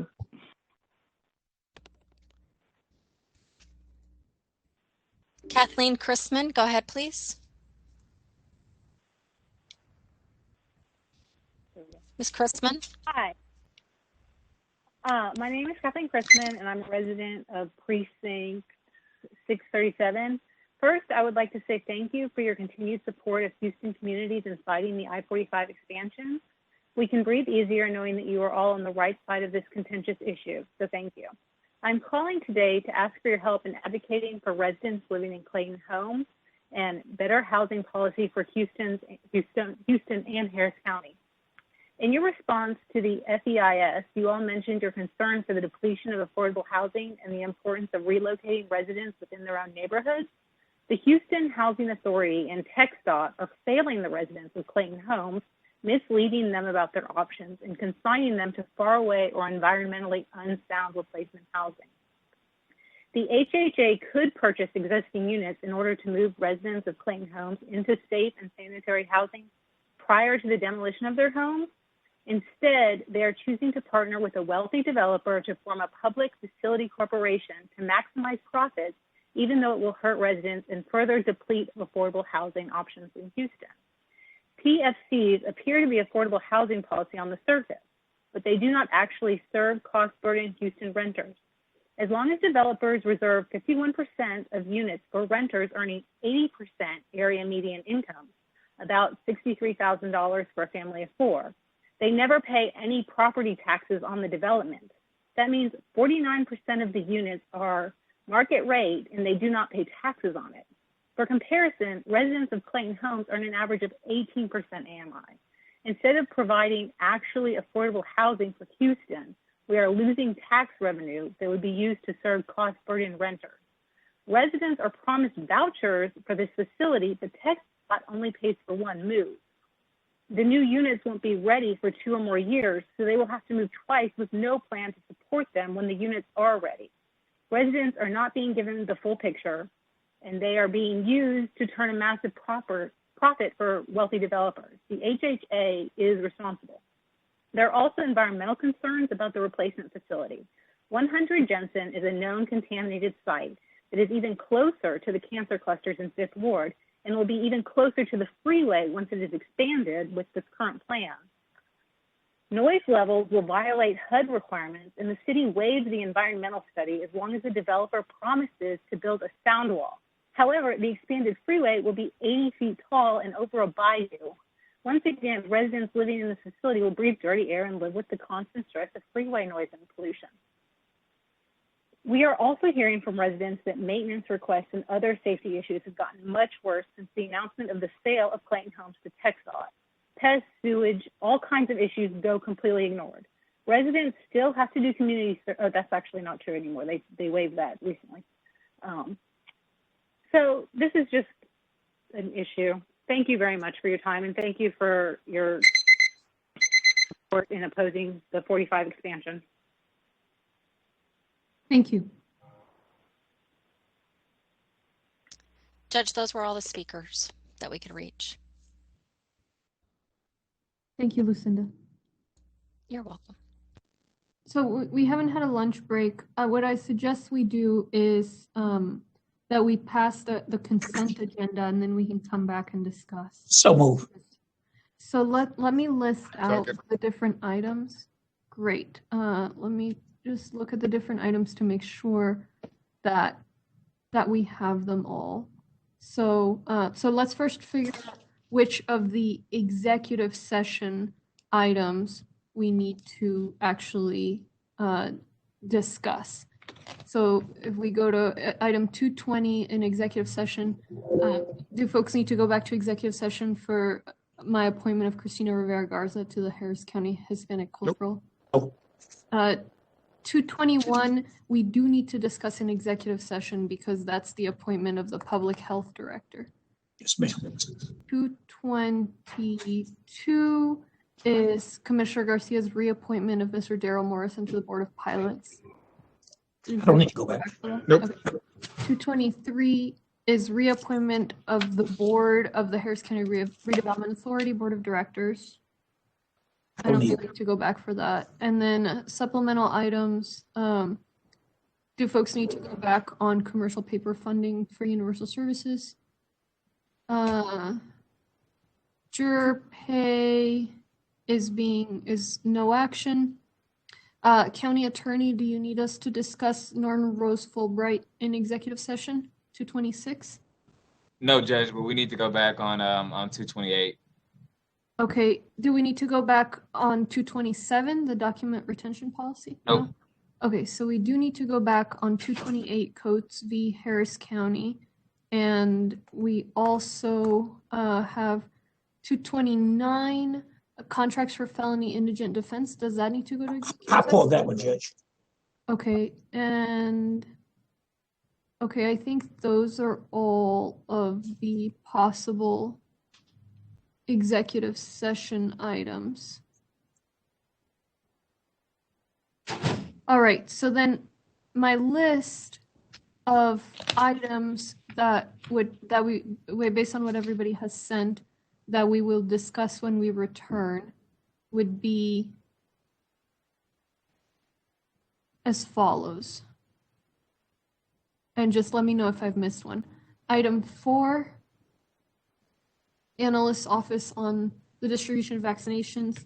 Item 5, Public Health Operational Funding Request. Item 8, Agreement with UT Health Vaccine Data. Item 9, Purchasing Agent Agreement with Decina. Item 10, my broad COVID item. Item 11, Commissioner Ramsey's discussion on meetings in person. Item 12, Commissioner Cagle's discussion on travel and training. Item 34, a I change. think that Yeah. my item 12 Yes. was contingent upon some other things and has been resolved. I don't think that needs to go back at this time. Okay. So- Item 34. I think those are just the items that have where then there needs to be a change. So, okay, item 34 is a change in contract with New Age General Contractors. Item 45, GeoServe Inc.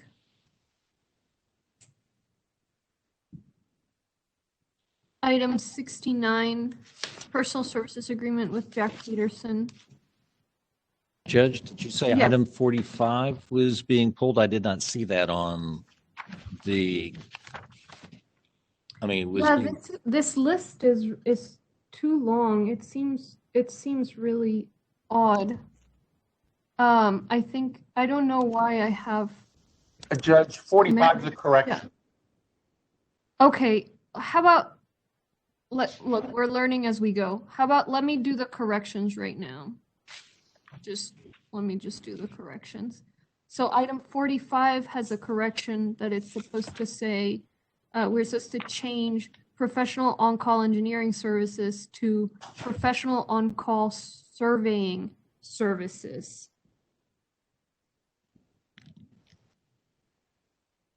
And then item 104, we already presented the award. Item 121 on Justice Administration Department, they request no action. Item 159, page 20 under purchasing, they request no action.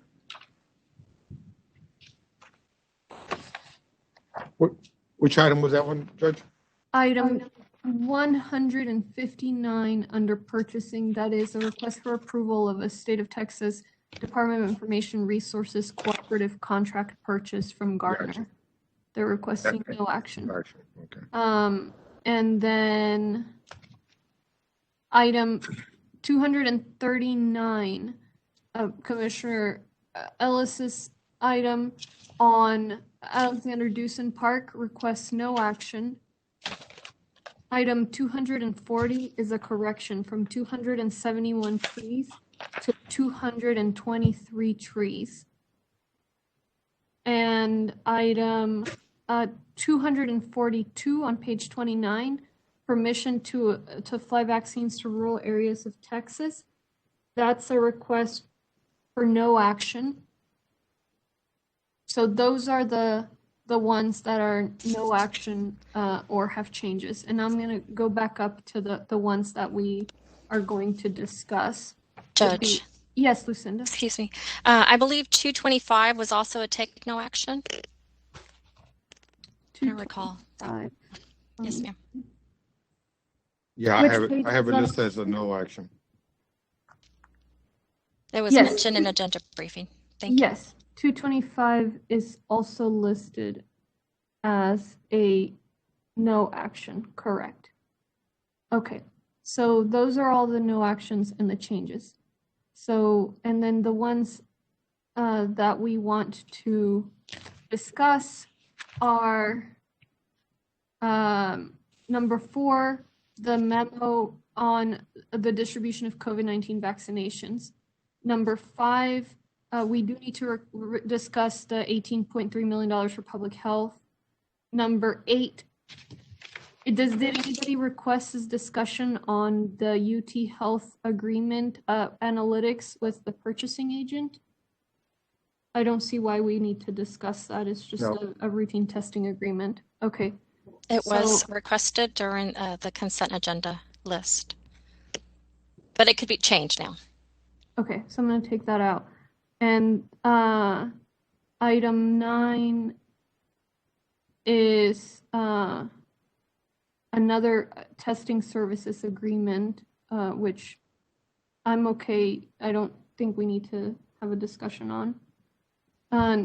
Number 10 is the broad COVID item, which we do need to discuss. Number 11 is Commissioner Ramsey's discussion, which we do need to have. Then number 34. Judge Yes. 34, you can take that one off. I've covered that in another area. We've covered number 34 already. Number 45 was just an edit, so I'm taking that off. And I'll read these at the end, James. Number 69, did we need to discuss the personal services agreement with Jack Peterson? No. Well, Judge, I did have some questions on. Yes, that okay, agreement. I'll keep that one. Number 88, the CIP, we already voted on that. Number 89 on the rollover policy. I believe we needed to discuss that one, yes. Number 97, request for approval of 13 positions to replace existing contractors associated with no change to the budget. Do we need to discuss that one? Judge, I don't know that we need much discussion, but there is one position in that is one that is related to the O'Donnell consent decree, and I would want to vote no on that one position. So move. Okay, I'll just keep that one then, Commissioner Cable, and we'll vote on it, just so we can keep going down the list.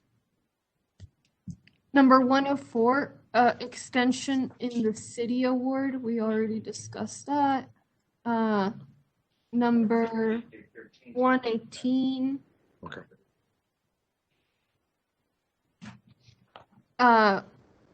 Discussion and possible action regarding the transition of elections. We do need to discuss that. Yeah, we need to discuss that, Judge. I want to hear from the elections administrator of high school. 121, transmittal of a memo regarding the current policies related to the completion of I-918B.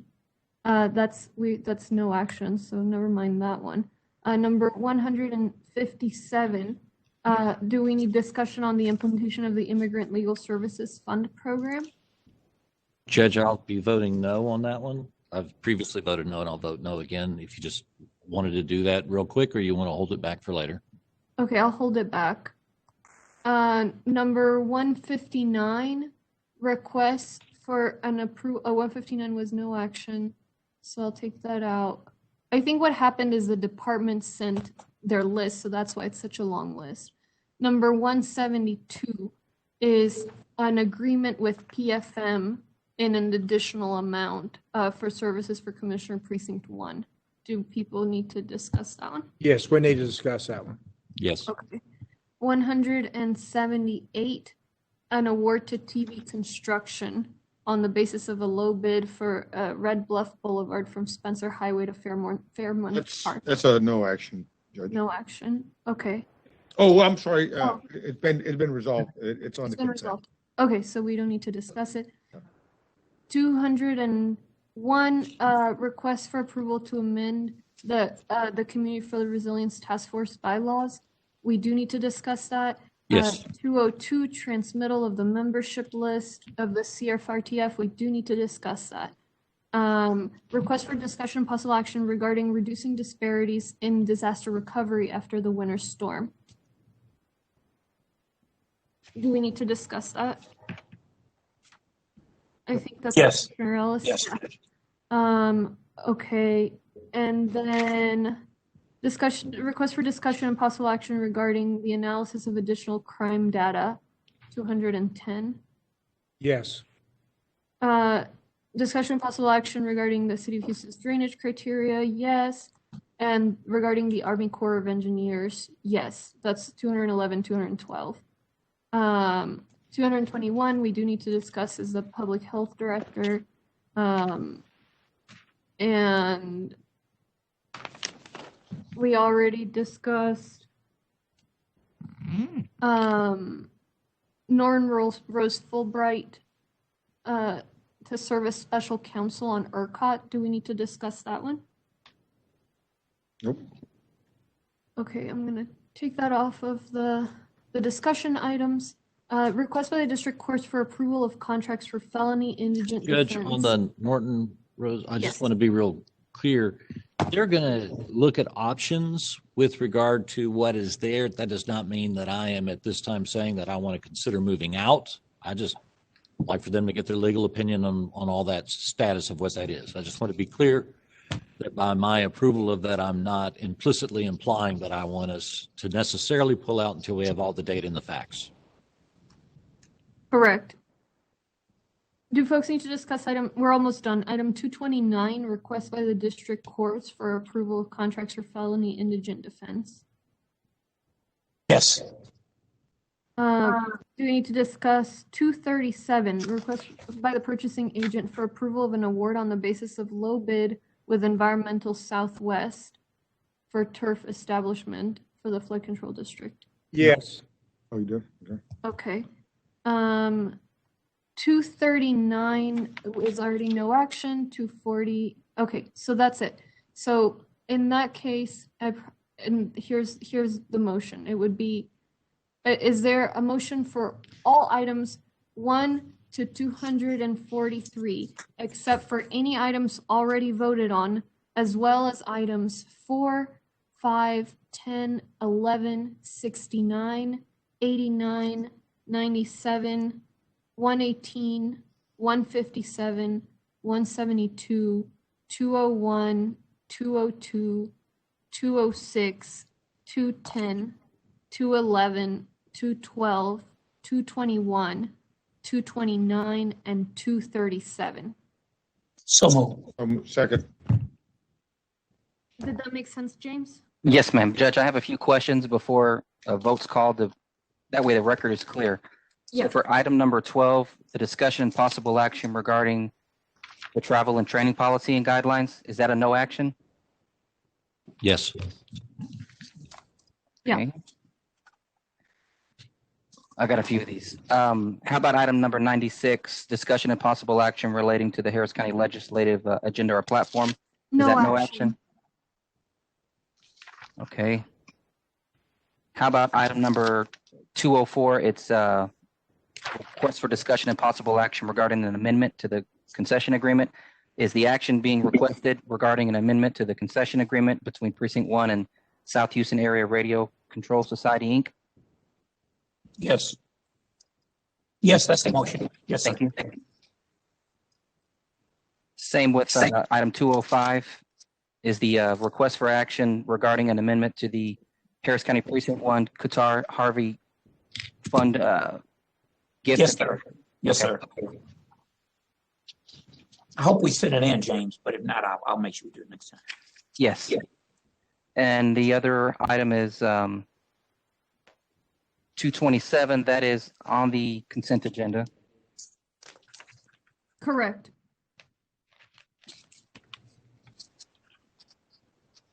Okay, that's all I have, Judge. So we're ready for a vote whenever you are. Okay, so Commissioner Ellis made the motion and Commissioner Garcia made the second. All in favor? Aye. Aye. Opposed? Motion carries unanimously. So Judge, thank you for the streamlined process. I think it's working well. It's streamlined. Y'all let me know.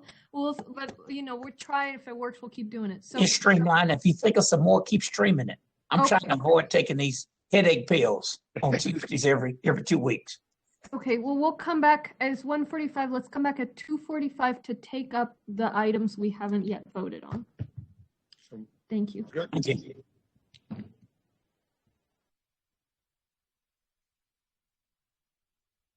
So I see 4 of us.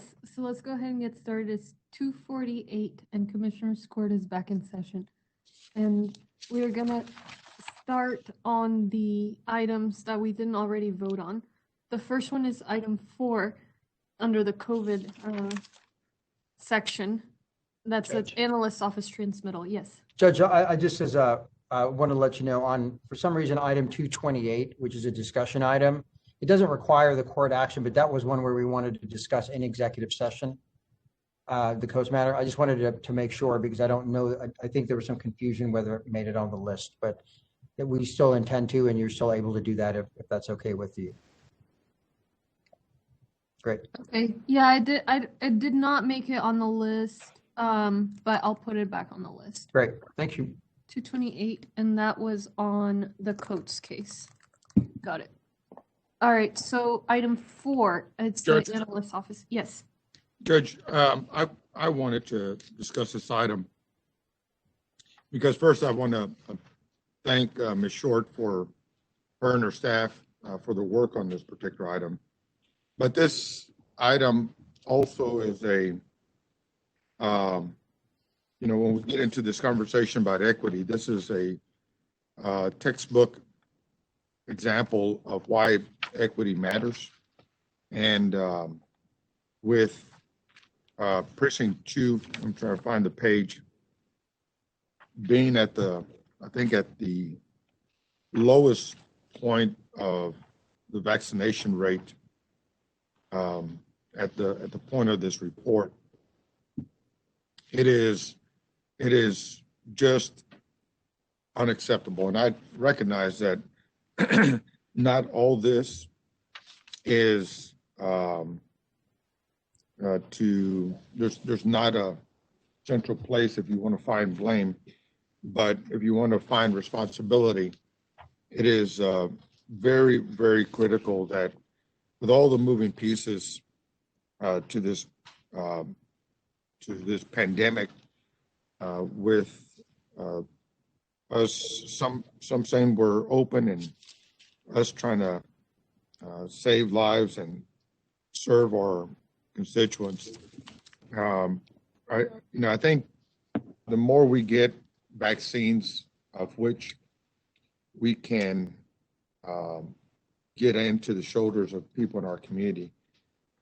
I know that there's academic ways to approach this, textbook ways to approach this, but I think we're now at a race just to vaccinate as much as possible. And I've been a proponent for doing a mobile program, not mobile in the sense of put it in one location today and put it in another location tomorrow. I'm talking about a mobile approach by which, we serve in precinct 2 our congregate families, bringing them meals on a daily basis and weekly basis in some regards. But we ought to be now working with those that particular information and those lists of individuals and getting them vaccinated and anybody else who might be in that house. And so I suspected as much that the underserved areas were going to be left out of the equation. It's regretful to be able to see that there is some validation of that.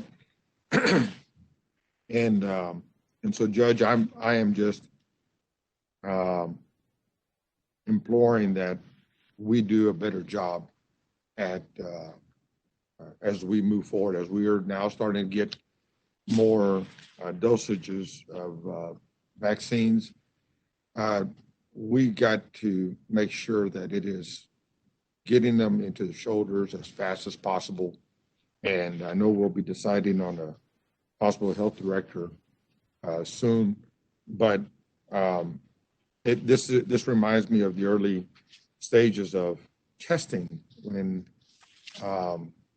we were, it was frustrating with Dr. Shaw a bit in terms of how we should approach underserved areas. And it took him all of about 7 months of the pandemic to start to put outreach teams, promotoras and paro out in the community. Things that should have been done early on, we should be leveraging those to be at the tip of our efforts to get folks to wherever we're doing vaccines. We ought to be using the precinct 2 pods, and for some reason that's seems to be catching people by surprise. That's what we intend them to be used as, and so this report is not very pleasant to read and to understand. And I hope, I know that this has, and I spoke with the health department yesterday about this report. And so I understand where this report ended and what started right after that, and that was the NRG site. But I'll be looking for a subsequent report to this one to see if we're really doing any better, because we just cannot repeat the same process that we went through in the early stage of the pandemic and trying to figure out ways to get people tested. We've learned a lot. We ought to not repeat those mistakes. And so I just want to make sure, since you're in those conversations, Judge, we just need to do better than what this report reflects. Commissioner Ellis. Judge, thank you. Thank you, Commissioner Garcia, for having us stop and have this discussion on this. Precinct 1 was second worst from that report that came out of Ms. Short's office. And just your office, I want to commend you. You all have done the lion's share of work on this. And it is interesting. My staff was telling me that from the stuff we look at, in addition to what we got from Katie Short's shop, West Virginia had some of the better numbers, and they probably have one of the least diverse populations, but they do have a lot of poverty there. And I don't know how the numbers rank out on poverty for them. And their strategy was just get shots at arms. I do think Commissioner Garcia is correct. These going to where people are, mobile units do tend to help. In addition to his pods, well, he's been doing some of this. We should do some as well. But I was on a Zoom with some national folks in the communities of color talking about this. And somebody said one challenge that we have in areas of the South in particular, where we did not do the affordable health care expansion, which all of us have advocated for. When people don't have a culture of going to the doctor because they don't have health insurance, leaving out these other factors from Tuskegee experiment and everything else, they just don't have a culture of going to the doctor. So they normally don't get a flu shot because they're not accustomed to doing it. But be that as it may, I do think going forward, either if it's with federal money or our money, for us to get to where we ought to be in terms of herd immunity, we got to figure out how we, as diverse as we are, how we get into those communities. And Absolutely. then the challenge is with our state partners pulling back on some of the restrictions. And I'm not arguing the point one way or the other right now, we certainly would be in a heck of a position if around the country things are going better and there's some variant that comes out there and we end up having to go through another lockdown because we got out too quick, coupled with, well, I'll call it our culture of not getting flu shots for that matter, and now this vaccine. But I'm hoping that the health department, with whoever ends up being their new leader, or even with the leadership they have, and Judge, a lot of this falls under disaster issues, obviously, on your team, to see what the best practices are. From our little cursory look, we haven't seen much. You got me in terms of what has been what has been working. But I think it's valid to try and focus on it. I don't know of a motion to ask for something, but we probably ought to keep it on the agenda maybe when we come back in 2 or 3 weeks and have some report to see what benchmarks, what progress we are making to break into those communities. Commissioner Ellis, Judge, if I may. Commissioner Ellis, would you support a motion that we have the analyst office do a addendum to this report in 60 days from this report? I would, and I'd even suggest if they could do it sooner. Commissioner, for what they're saying, you got me? With this next round of money, I think the federal stuff's gonna come down. So something I heard something on NPR where things might be able to open up. But, for those of us who've had a shot, if you've had your shots, I can be around you now. But you got to show me you had your shots. All right. But if they can do it sooner, maybe you'll ask her before you make a motion. Okay. How quick can they? Because if they can do it in 3 weeks, come back and if it's something we can adopt. Your Honor. Got it. Thank you. Commissioner Cagle. Yeah, I support what Commissioner Garcia is referring to there. I'm reading this report. Precinct 2 has 5.8. I know that my colleague from Precinct 1 said that he was the second worst, but I think he meant second best because Precinct 1 had 7.8, Precinct 4 has 7.7, a tenth of a percent less. I know that Precinct 3 has the highest number, but also I think Precinct 3 has the highest elderly demographic, and that may also have a factor that deals with some of these issues on what's there. So I would support Commissioner Garcia because that number of being in last place, nobody wants to be the guy in last place. And so let's ask Katie to, update this, but let's also ask her to weight it by that age demographic that goes in there to make sure that we're appropriately addressing the age demographic as well. And I would like to get out of next to last slot. But the good news is at least in terms of Precinct 1 and Precinct 4, we're within a tenth of a point of each other, even though his precinct is getting a little bit more better treatment than Precinct 4. It's not a race to the bottom. It's a race to get us all to the top and to help all the constituents that are in there. And that's why I'm supportive of Commissioner Garcia of adding to this. But I'd also like to factor in, we have that group 1, how many folks were eligible within these areas to attach to that? The elderly, the first responders, the other criteria. So I'm supportive, and thank you, Commissioner Garcia, for bringing that out. I like the chart. The chart's a good chart. Yep. Commissioner Ramsey. Yes, I do agree. I think clearly there's something wrong. Precinct 2, worthy of a look. Those percentages should not be that far apart. But Judge, thank you for your leadership on this. I know we've talked several times. I brought to your attention a underserved community, Korean folks in my precinct, a couple of nursing homes. Every time you've talked to me, and we're trying to figure out what to do, but you've got a system there trying to be equitable in terms of dispersing. It's not an easy job. Understand that. But to Commissioner Garcia's point, we've got community centers that do serve their direct connection into Next on our the list. communities. 20,000 people are there. I think many of them are not coming and getting their vaccines. So at some point, using our community centers, using relationships we have with our folks to get them in and get them vaccinated would be worthy of it. But I do think it needs to be looked at. Thank you again. I think you're trying to get the things done in an equitable way, but this is a report card that something's not quite kicking in there worthy of another look.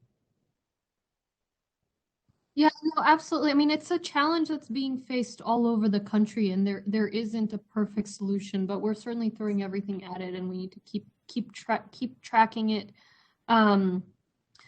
For example, some of what we were doing was sending the transfers over to FQHCs, and I asked that the FQHCs report back the demographics, right? Because the FQHCs are supposed to be serving majority minority, and that was going to help us correct that. And then as we start getting the reports back, turns out the FQHCs were still giving it to majority, you know? So it's just, it takes a little bit of trial and error, but I'll just say a couple of things. First, the report, as far as I understand, includes the entire county, not just Harris County Public Health. And when you look at the Harris County Public Health vaccines, we're doing a little bit better. The second point is Commissioner Garcia's point on FEMA. Since we created the FEMA site, 58% of the vaccines we receive any given week go to the worst hit communities. Now, the question is who within those zip codes is signing up? And that's where we continue to need your help, because it ends up being the higher information, the higher income, the folks that were going to get a vaccine anyway. So in order to counter that, we've got the media campaign that's been running digital. I think the mailer should be coming soon, and the TV, the radio, I think is already running. The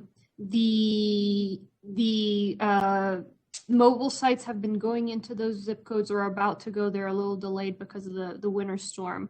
We're almost through with the independent living facilities and the homeless shelters, so that's good news.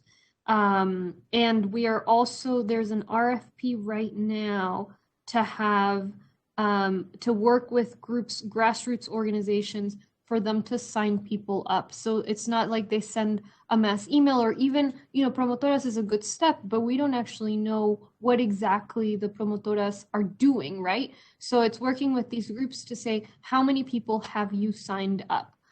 So there's an RFP out. And in the meantime, because I really, you know, wanted this to get done, I'm out of my office. We're paying for the beginnings of a smaller sort of pilot for that, and then just in the time that it takes for the whole process to come back. And then there is, you know, the continued efforts for transportation. So not only do we have the mobile sites, but if somebody signs up for a vaccine and they don't have a car, they can, you know, public health will go get them. And we've worked with Metro on that, and we've worked with community services on that. And we're making sure that the website makes that very clear, you know, and when you register via phone, that's also made very clear. So it's not easy. I think it makes sense to look at it again, see what we have in a month. I don't know that it's going to be night and day. I really, you know, I wish we could say that, but the reality of it is there is a lot of vaccine hesitancy in the same underserved communities, and it's just not an easy thing to counter. But we're continuing to work on it, and we'll keep focused. And I will say, you know, everything's working very, very efficiently. The prioritizing teachers worked very well. Now that we've opened that up to teachers, we just got Johnson & Johnson vaccines. We weren't sure, you know, what the uptake would be for that, but the uptake has been great. We got 6,000 doses, and we distributed, I think, you know, 5,900 of them. And the rest were no-shows or whatever. Yeah, go ahead, Commissioner Garcia. Thank you, Judge. A couple of things. One is that I want to just remind us that Precinct 2 is largely outside of the Metro service area. So transportation is a huge issue for a lot of our folks. And I think we can keep the health department busy just transporting people from precinct 2 communities. That has to be weighted as well. And then the other thing too is that I would ask that the health department be willing to work with the precinct offices. I'll make this ask as a personal point because I know my staff, I know my operations, I know our capacity, and they know my intention to get our community vaccinated. But when I say work with the precinct officers, obviously the health department does. But what I mean is by allowing us to help craft the strategy and the methodology, craft the approach to the underserved areas in at least my respective precinct.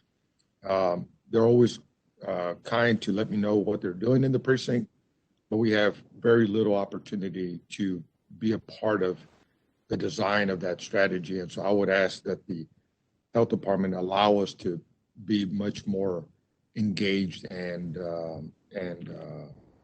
included in how to build out the approach and the outreach and the strategy to the underserved areas, at least in precinct 2. Yeah, well, we'll circle back with you, Commissioner, and see what specific input points you have. I will say, for example, one of the questions, and I talked to Commissioner Ramsey about this, was I've gotten calls from some mayors who say, well, when you've got these top 10, top 25 zip codes, and I live right next door to one. My zip code is right next door to that one, so why is mine not included? I mean, the challenge is we're trying to come up with something that's roughly fair, and so nobody's going to be happy. And we can try to, we came up with a formula. We picked 10 and 25 zip codes.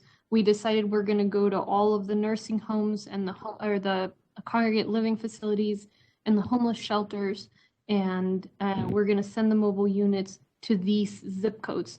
And it's two different ways to do it, right? One way is sort of very decentralized and everybody gets a chunk. And another way is let's lay down some parameters and nobody's going to be 100% happy, but there's going to be some logic to it. And I think, where we need help, and I know I'll make sure that they reach out if they haven't yet, but they should have, is as we're figuring out which site specifically do we send a mobile unit to. You guys know which site, you guys know whether you have a community center in that zip code or that serves that zip code. As we figure out which groups should help register people, you guys know which groups have contacts, or if that's something that with your networks and your staff and your ins into the community that you can do. And certainly if you have other specific proposals, let me know. I mean, if there's something that I'm very involved in the vaccine distribution. So if there's something that's not working, it's certainly not, don't throw public health under the bus. This is something that I've been involved with. And my directive to them has been, let's be consistent, because everybody needs, there's many more people. We've fully vaccinated about 6 or 7% of Harris County residents. So, yes, we're getting more doses, but it's still like more than gold, like this vaccine is still in very short supply. And so my emphasis has been let's just have something that's systematic, that works very hard to correct the inequities. We'll look at the data and pivot as necessary, but I'm nervous to say, just let it go everywhere based on who all of us know, because then that's how we lose track of doses. That's how do you pick between one mayor and another one? How do you pick between one zip code and another one? So let's just have a formula, pick those 10, pick the congregate care sites, prioritize SVI and age and teachers, and by golly, push for more vaccines. I mean, I told that FEMA representative the day that we launched our site, and I told the president, I told everybody I could. I said, I'm not letting this FEMA site go away after the 6 weeks, 8 weeks. We're going to be pushing for them to stay. But the truth of the matter is, even if they stay, 6-7 vaccines a day for a county of 5 million people, that's still going to take us a while. Yeah. One thing I would ask Judge is that I obviously I respect the issue of fairness, but Precinct 2 is already they begin the conversation with an unfair baseline. And so that unfair baseline has to be accounted for. We cannot look at the entire county and say, let's look at how we do this fair for everybody, because there are populations that are already marginalized, disenfranchised. And so there has to be greater effort and work to reach out to them and bring them to the table.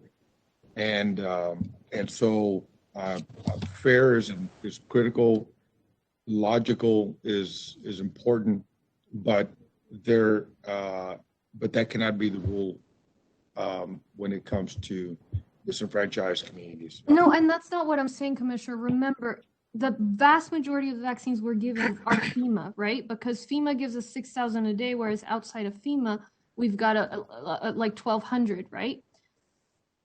All of the FEMA vaccines are prioritizing 10 zip codes, I think most of which are in Precinct 2, because it just so happens that when you add up the disadvantaged groups, they are in your precinct. So we are doing it. Now, the challenge is, how do we make sure that the people from your precinct that are registering aren't just the highest income of those low-income zip codes? And that's where your team can help us. You know those zip codes. And that's what I'm asking is, if we get included into the process a little closer, we can help refine that, because obviously our team knows who the community is, and I just want to make sure that it's not all left to the health department, that we in our team gets included, and it's we're going to adhere to the strategy implemented. We're not just going to be dragging people over just because they're next door to us. But by the same token, there is, for those of us who are close to the ground, and I think all of our colleagues are there, we really need to make sure that the offices are being included in the process. And that's my ask of the health department.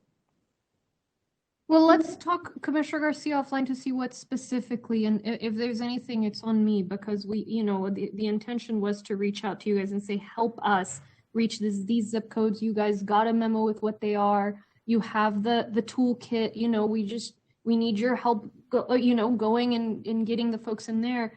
We need your help getting picking the right sites for those zip codes. And then if there's anything we're not thinking of, we need your help thinking about it. I'm trying to pull up the map of the zip. The one thing that I would ask to be given thought to is the home-to-home vaccination process.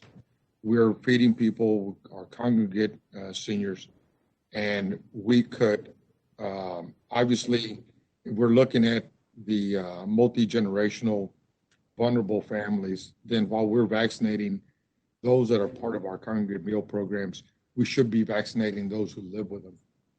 And so the mobile home-to-home strategy is one that I think would bear a lot of fruit because these are amongst the most vulnerable.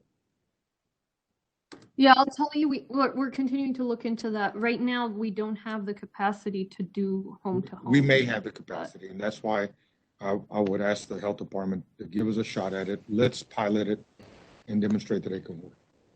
Right. And then the question is also, how do you pick those people, right? So, I mean, we can They're congregate meal recipients. They're homebound. They're already validated by one of the welfare programs. Well, we should continue the conversation. Just let me know. But I'm trying to do a consistent strategy. If at some point, and we can, we saw it with the CARES dollars, for example. The way we did it, right, is we laid some parameters. We had programs. The way other folks did is kind of come one, come all, and there's concerning allegations, inefficiencies. I know, this is not going to make everybody happy. It doesn't make me any popular, when it says, well, can we give it to this community? Can we give it to that community? I'm like, well, let's follow the list. So I'll try to continue doing my best, but I will say, we're going to need more vaccines. We're going to need the feds to not leave. And it's going to be a long slog. It is not over by any means. So this is a conversation we're going to have again, in 3 weeks and continued after that. And I'll circle with Commissioner Garcia and anybody else who has, recommendations and questions on this. And what you guys can help with right now is getting people signed up, particularly in those priority zip codes. And if you guys don't have the materials on the vaccines, I'm happy to send them again, but you should have gotten that about a month and a half ago, all the materials, the zip codes, in multiple languages. And, we have updated materials now that there's the one-shot vaccine with Johnson & Johnson, but that's something that, we can't on our own reach all those communities and get them vaccinated. Judge, our community centers are focused right now on signing people up. They'll come, and of course they want the vaccine, but we're telling them the first step is to get signed up. So all of our community centers leaders are trained to do that, one, and two, help people with their FEMA applications related to URI as well. So those are kind of the two priorities. We would love to use those community centers to give vaccines, but knowing that because of the lack of vaccines, we're using those to simply sign people up. Thank you. Yes, Commissioner Ellis. Judge, I appreciate everybody's comments. I do think that in addition to our centers, we ought to go where people congregate on a regular basis. So for me, as an example, if they're more apt to go to Worthing High School or C.E. King or a church, and I think you all are doing that to some extent, as opposed to necessarily a center that I or the county happens to control. If it's something else that is a major place, it's just getting them out. And I don't think any of us are hung up on it necessarily being our center. So I think we all on the same team to get this done. I appreciate your leadership. Yeah, we've got the 4 fixed sites, and we're always looking at other places that have sort of the big parking lot that we can use. And I think we are using one of the community centers as one of the large sites, right? I think Commissioner Cable is yours. And then as far as for the key zip codes, when we send the mobile units to those zip codes, if you guys have a site in those zip codes or near those zip codes that whether it's your site or it's a congregating place, let me know, let us know. But we'll keep pushing. And I think that the team is trying to be as creative as possible, but it's a tough challenge, and we're gonna keep pushing and looking at those numbers. Any other questions on item 4? Okay, the next one we had was item 5, request by Public Health for the reimbursement in their operating expenses. And so this one,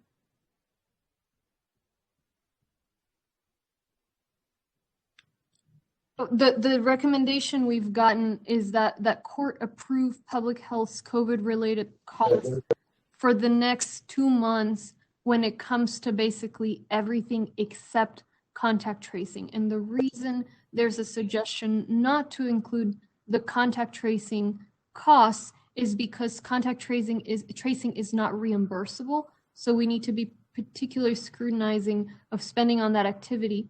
And while we would ideally like to assess contact tracing under the new public health leadership, our sense is we have to determine how effective the contact tracing program is before we continue spending on it. And this is, Commissioner Garcia. Yeah, no, thank you, Judge. I appreciate hearing that, because that was going to be my comment. We were proposing $4 million for contact tracing, but I think that cat got away from us early on, and it sounds like too valuable of money to put to a particular program that, one, we're not reimbursed for it. And number two, it's just not enough to do the work that is so far behind us. So I would be in favor of carving out that $4 million for contact tracing. I second the motion. So you want to move the item as it is, Commissioner? Yeah, and I'll second it. The motion would be that first, $16,274,000 of funding from the Public Improvement Contingency Fund be allocated to the Public Health Department for the month of March, and other COVID-related expenses for the month of March and April. And second, that the Public Health Department provide additional data on service levels and outcomes for contact tracing so that Commissioners Court may determine the appropriate funding level for April at the March 30th Commissioners Court meeting. I'll second it. Does that sound right? Yeah, and what is that dollar amount for contact tracing that we're not going to include? It's I only have that what we would include is $16,274,000. But Mr. let me Berry? make sure that it's right. Mr. Berry, do you know that number off the top of your head? I think so, and the judge can confirm I'm understanding her motion. There's a total of about $4 million in this proposal. And what I heard the judge say is that, well, we're already into March. Let's keep doing what we're doing through March, but have a good evaluation before we continue funding into April. And if I understand that right, that means the $4 million in this motion for contact tracing would be cut back to $2 million, and then we decide what to reauthorize, if anything, on March 30th. Did you get that right, Judge? Because we can't really stop the March dollars now. And Commissioner Garcia, you and I are kind of learning together as we go along on this one, I have to confess. So that's the reason, right, Dave? Because I'm with the commissioner. You know, if there's a way to cut it, we should, but it sounds like we can't really. So we got to keep going to March and then decide on the future months after that. Judge, are we maximizing the vaccination element of this? Or We're limited by the number of vaccines we can get. So that impacts how much money we can on our end spend. Is that right? I'm missing the connection with contact tracing, Commissioner Ramsey. Well, I'm looking at this description, this listing. They say 18,273,000. In that, there's 4 million on contact tracing, Yeah. and then there's 3.5 million on vaccination. So that's the most that we can do on vaccination. Right. The limiting factor is the number of vaccines we can give. Yes. Okay. It's not the funding, but thank you for asking. So correct, Dave, then. So the 16,274,000, it would be 18 million if we're totally cutting out contact tracing, but we're already into March. And so we're just, the idea that the proposal that we got is pay through March and then figure out what is going on with the contact tracing program. Is it worth continuing to invest in it at this level? Does that work, Commissioner Garcia? That'll work. I will make that motion. Okay, James, do you have the motion? No, ma'am. Okay, let me read it again. That first 16,254,000 of funding from the Public Improvement Contingency Fund be allocated to the Public Health Department for the month of March and to other COVID-related expenditures for the months of March and April. And that second, the Public Health Department provide additional data on service levels and outcomes on the contact tracing so that Commissioners Court may determine the appropriate funding level for April at the March 30th Commissioners Court meeting. Thank you. And that's the motion, not what was on the agenda, correct? Correct. Okay, Correct. thank you. So we're decreasing the amount. Okay. So motion by Commissioner Garcia and second by Commissioner Ellis. All in favor? Aye. Aye. Opposed? Motion carries unanimously. That was item 5. Next is item 10, and this is the broad COVID item on the pandemic. We had a discussion about the disparities, which is important. I have a motion I'd like to make that has been sent around in terms of the COVID precautions in county buildings. But there is a recommendation from the county attorney that we discuss the legal framework surrounding that motion in executive session if folks have questions about it. So do folks have questions about that motion that we need to take to executive session, or would you like to just vote on it? Judge, Yes. I have a question, but I don't know that my question would require executive session depending upon your answer or Jay's answer or Attorney Menifee's answer. This says that we are authorizing fever and health screening and requiring face coverings in county-owned or controlled buildings and to authorize county officials to take necessary actions. My concern is that we do not create a different standard than what the governor's office has issued.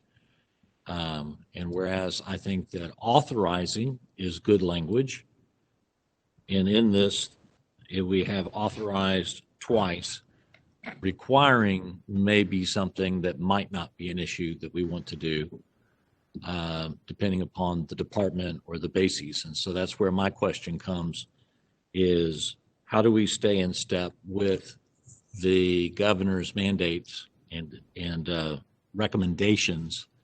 And I'm very comfortable with language like authorizing. I get a little bit more nervous when we have language like requiring when we're dealing with state issues. Yeah, Commissioner Ellis. I'd like to suggest that we go into executive session to talk about it, just to know that if at some point there is a legal challenge, we don't say something here unless we intend to, that would jeopardize our chances in court. And I'm for the motion, by the way. Okay. So I'll make a note for item 10 as pertains the county COVID precautions for that to go to executive session. Do folks have any other comments or questions under the broad COVID item 10?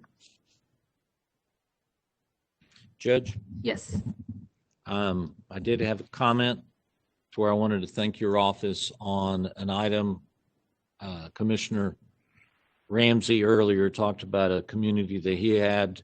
We had have a community of shut-in veterans that required some special approval. Your office pushed that through, and it is my understanding that they may, if they've not already been received their shots, they're congregate care, but they are immobile. And I wanted to thank you and your office for working with us to try to help that group of veterans who, as a consequence of their service to us, were not able to get to locations. And you've got that mobile program that was out there. And I just wanted to say thank you for working with them. Thank you. Yeah, and if there's any other congregate care, senior congregate care facilities we're missing, let us know.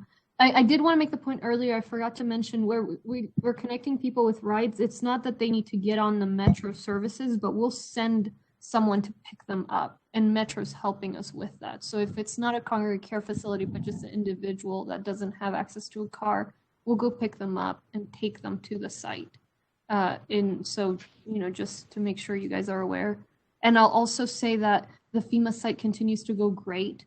We're right on schedule to distribute all the 126,000, which, as I understand, is the most efficient one of these sites that they've created. Mostly, I know in Dallas they're having some trouble, but our wait list has been great, and we may need help expanding the registrants into the wait list here soon. But we'll continue the discussion on the vaccines, and I'll circle with Commissioner Garcia as well. Judge, do we know if the NRG is the largest in the country? I know it's I've the been largest. saying that, but we Texans always say it's the biggest. Yeah, we don't know. I don't know actually. I know it's the largest in the state. So next item is 11, Commissioner Ramsey. Yes, Judge. Thank you. I consider what we do here every other week or so essential. I miss doing it with all of you. I can tell you that I've never got to do it with all of you. I just, I have to settle for Cactus right now, and it gets kind of lonely. And I really think that. Sure, you did not mean that in the way that it sounded. Well, I'm from East Texas. I didn't mean anything. So, but I'll at least start the conversation. We may not end it here today, but at least we can begin to have that. I know of many, if not most area cities, many, if not most area school districts are meeting in person. I think the conversations, the dialogue, what I would call just the pure open meeting conversations that you have when you're all in the room is just priceless. And even though this is pretty good, it's not like being in the same room. So I respectfully request that we begin to consider when we might meet. I think most of us have had vaccines. I know that we have staff that work with us that would be an issue that we would think through, but at least begin the process of thinking through what it would take for us to meet in person, not necessarily ready to introduce the public to that, but at least if we begin that process, I would at least like today to say, all right, we're going to begin thinking about it and really seriously look at that possibility. I think it's worthy of that effort. So thank you for considering it. Commissioner Ellis. Commissioner, thank you for bringing it up. And, I enjoyed having breakfast with you. We didn't have our mask on, but we when we left the table, we did put it on. And I do look forward to interacting with you in person. And if Commissioner Cagle decides to hit you, make sure he puts his mask on. But I must say, I haven't missed being in a room with you, Cactus, as much. But I'm sure we'll meet again soon. At least one-on-one, we'll do that if necessary. But look, I do think that to the extent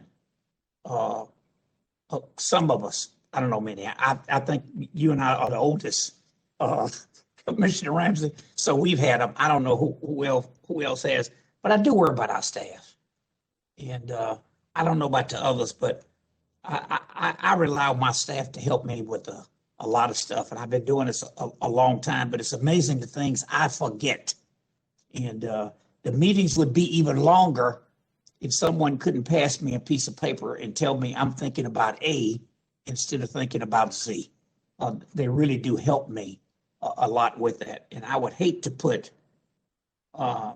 those young people at risk. And I do think the signal that we send out to the public means a lot to people. And I know in communities of color in particular in all of our precincts that have been devastated by this, I want to do as much as I can.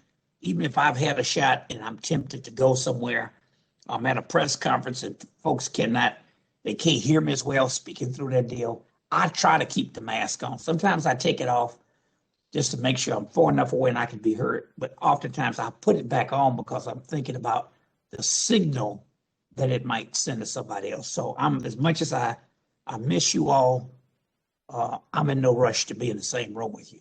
Now, if you all decide to do it, I hope you'll make arrangements.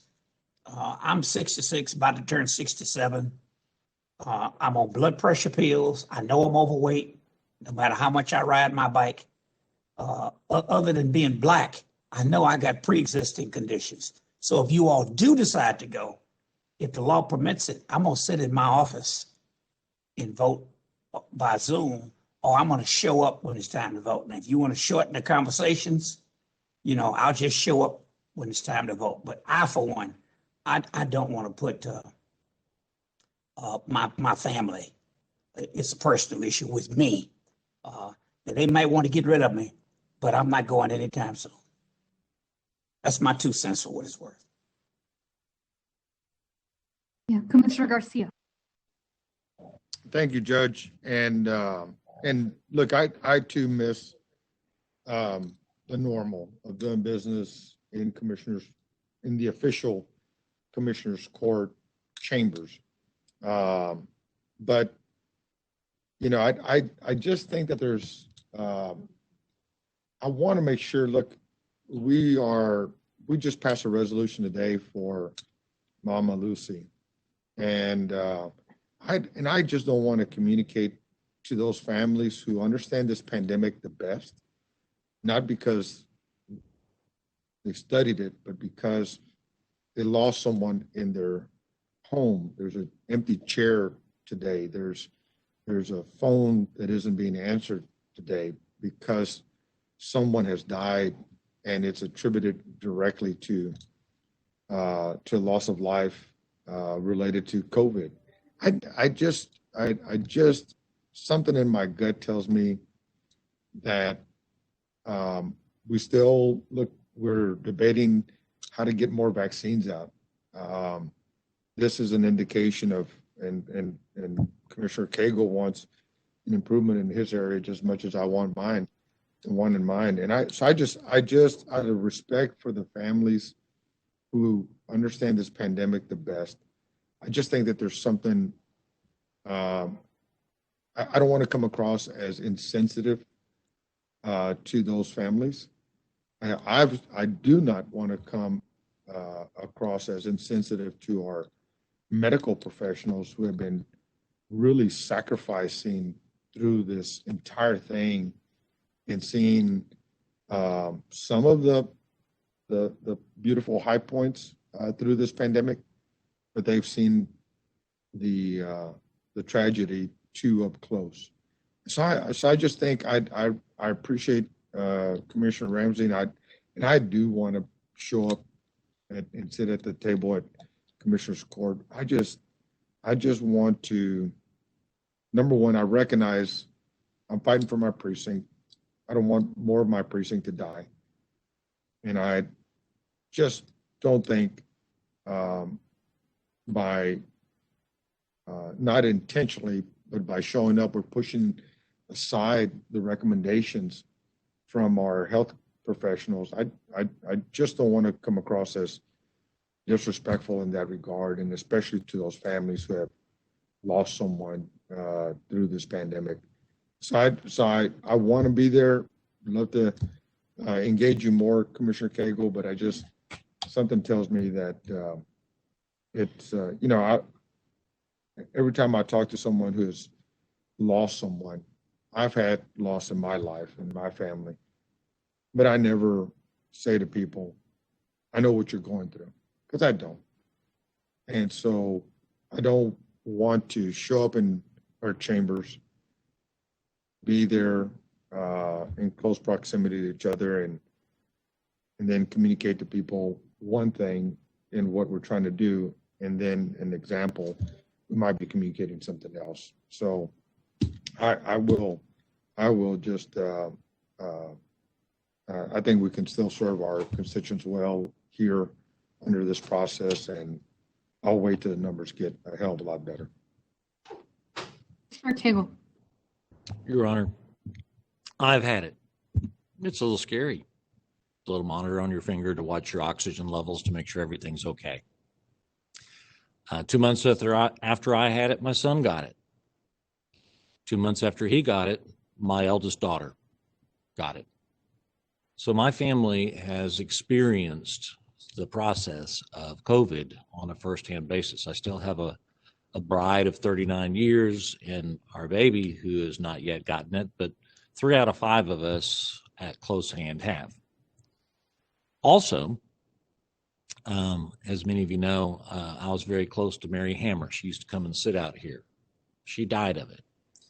And a dear friend of mine who I've been at his congregation a number of times over the years and has come and prayed for us, Manson Johnson, we lost him to this disease. And I've had other friends that I've lost. Having said that as a background, I think that we may be missing an opportunity to show the public how we can meet, as opposed to showing them how not to meet as people are beginning to engage. Judge, none of y'all have made fun of my bandanas, but I grew up with bandanas on tractors and other things. And Commissioner Ellis, they go on and they go off real fast. You've always got them right there. And you throw them in the laundry bin every day, and you got a fresh one the next morning. And so I think that the city of Houston meets, and they have some nice little protocols. Right now, without the other of y'all here, Commissioner Ramsey and I, we have our 6 feet apart from each other. And the legislature is meeting right now. And I would say that we need to show how it could be done properly and safely, as opposed to the other example. Now, I do understand Commissioner Ellis's desire to not be in the same room with me. I think he's afraid that something might happen if he says some of those things that he says every now and then. But I'm not as nimble to jump over the table and come and get you, Commissioner Ellis. Although maybe you might not say those things if you had to look me in the eye when you said them, instead of that little electronic courage that comes across the screen. But having said that, I think that that setting a positive model would be a good thing, as long as we show the protocols and how to do it and instruct others by our example of how to do it, as opposed to continuing to instruct others to avoid it. Because we're starting to reopen whether we want it to or not. Let's set a good model. That would be my encouragement as we discuss this. Well, Judge, thank and you. I promise you, Commissioner Ellis, as long as we're in this room, you're safe. I'm more worried about you running me over with your bicycle. You're safe. Don't worry about it. I'll look out for you, and I won't make you talk to the hand.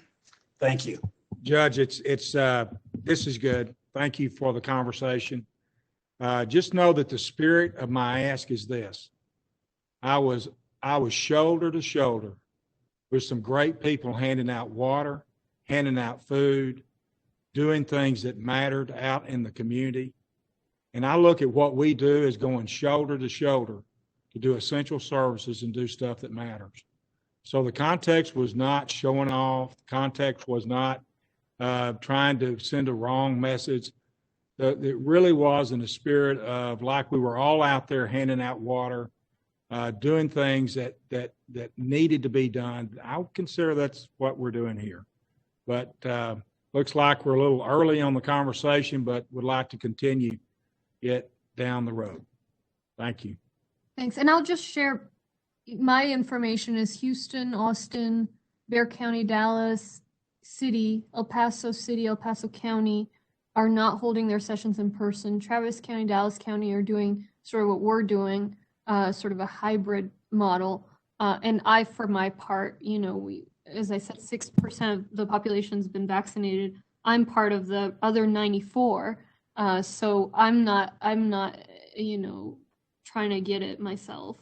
I know that it's not clear whether folks who've been vaccinated can still pass it on, but I've been too careful for too long. And I think that I do feel that, yes, things are opening too soon, I think. We'll see. I hope I'm wrong. But I just don't want to, there's so many things I have missed. Some of the stuff that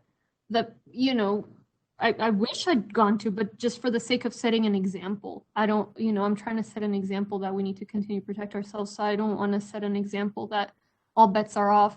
I will, continue to redouble the efforts to get this vaccination going so that sooner rather than later, I do feel that it's the right example and the right thing for me personally from a health standpoint to spend multiple hours maskless with folks in the staff. But right now, Commissioner Ramsey, I have to echo what Commissioners Garcia and Ellis said, and I appreciate your kindness and bring up for discussion, but that's my 2 cents.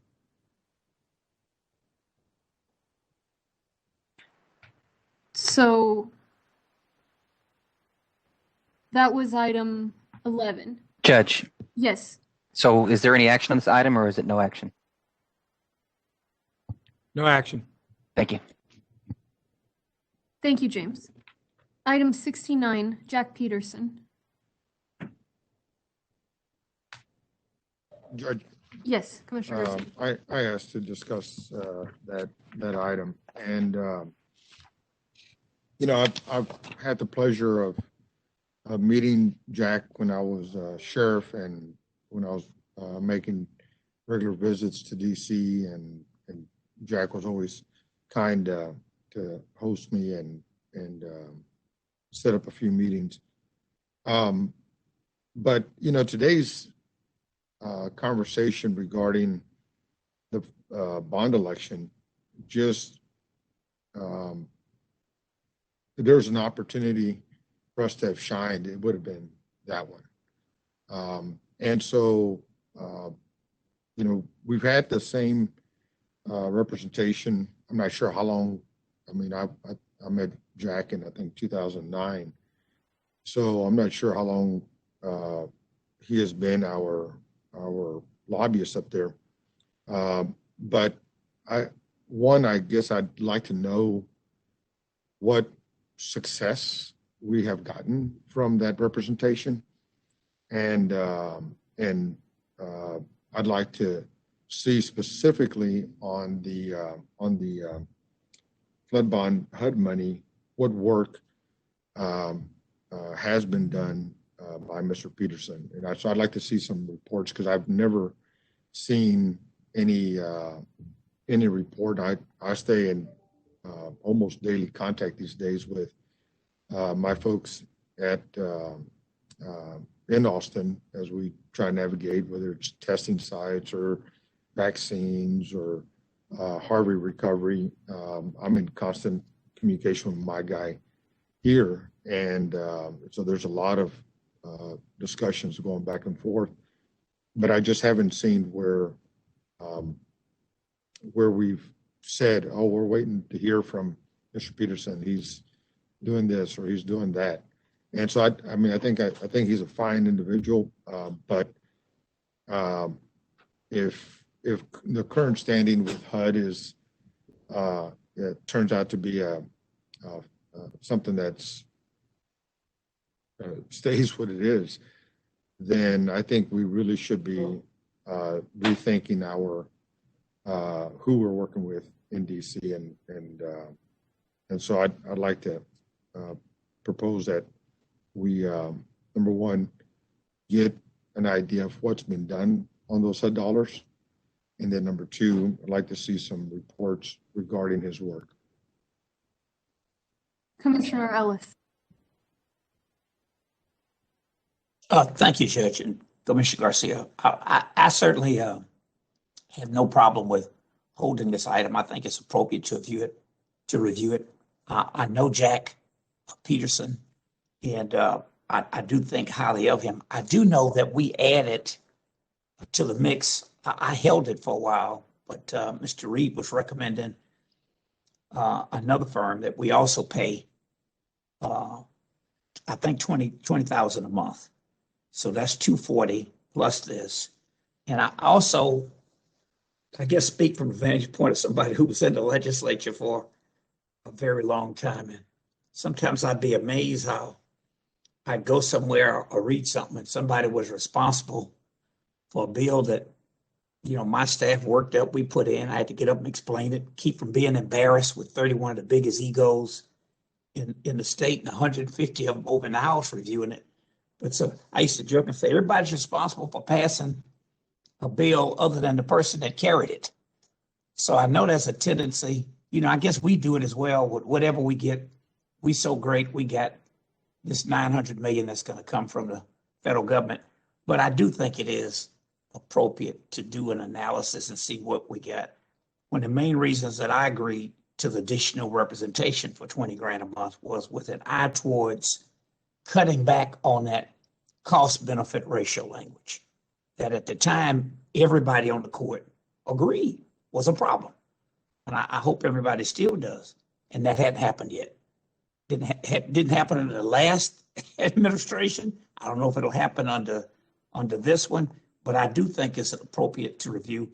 I did ask Commissioner Garcia, I won't ask you in public if you've had your shots, but Congress is meeting next week and the following week. So hopefully you and I are going to go. I'd like to get my dental work done So in case Keiko gets up enough nerve to try to grab my teeth, I want to be perfect if we're meeting in person, and he does that. So I think week after next, you and I may go, maybe in addition to whatever reports you get, we might meet with Jack Peterson. He's always been gracious to meet with me whenever I've gone up. And, you know, I did go up quite a bit, but at the end of the day, it's some deliverables. You know, it's a big fight on what we spend anyway in Austin, as they spend money for people to make their case. But that's a separate issue I won't get into now. Right. I agree.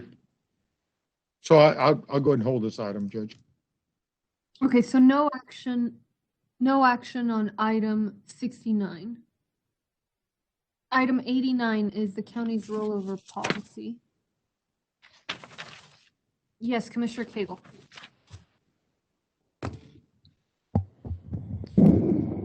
Your Honor, I got 4 subject matter points that I would like to make on the rollover, or 4 broad points with subpoints.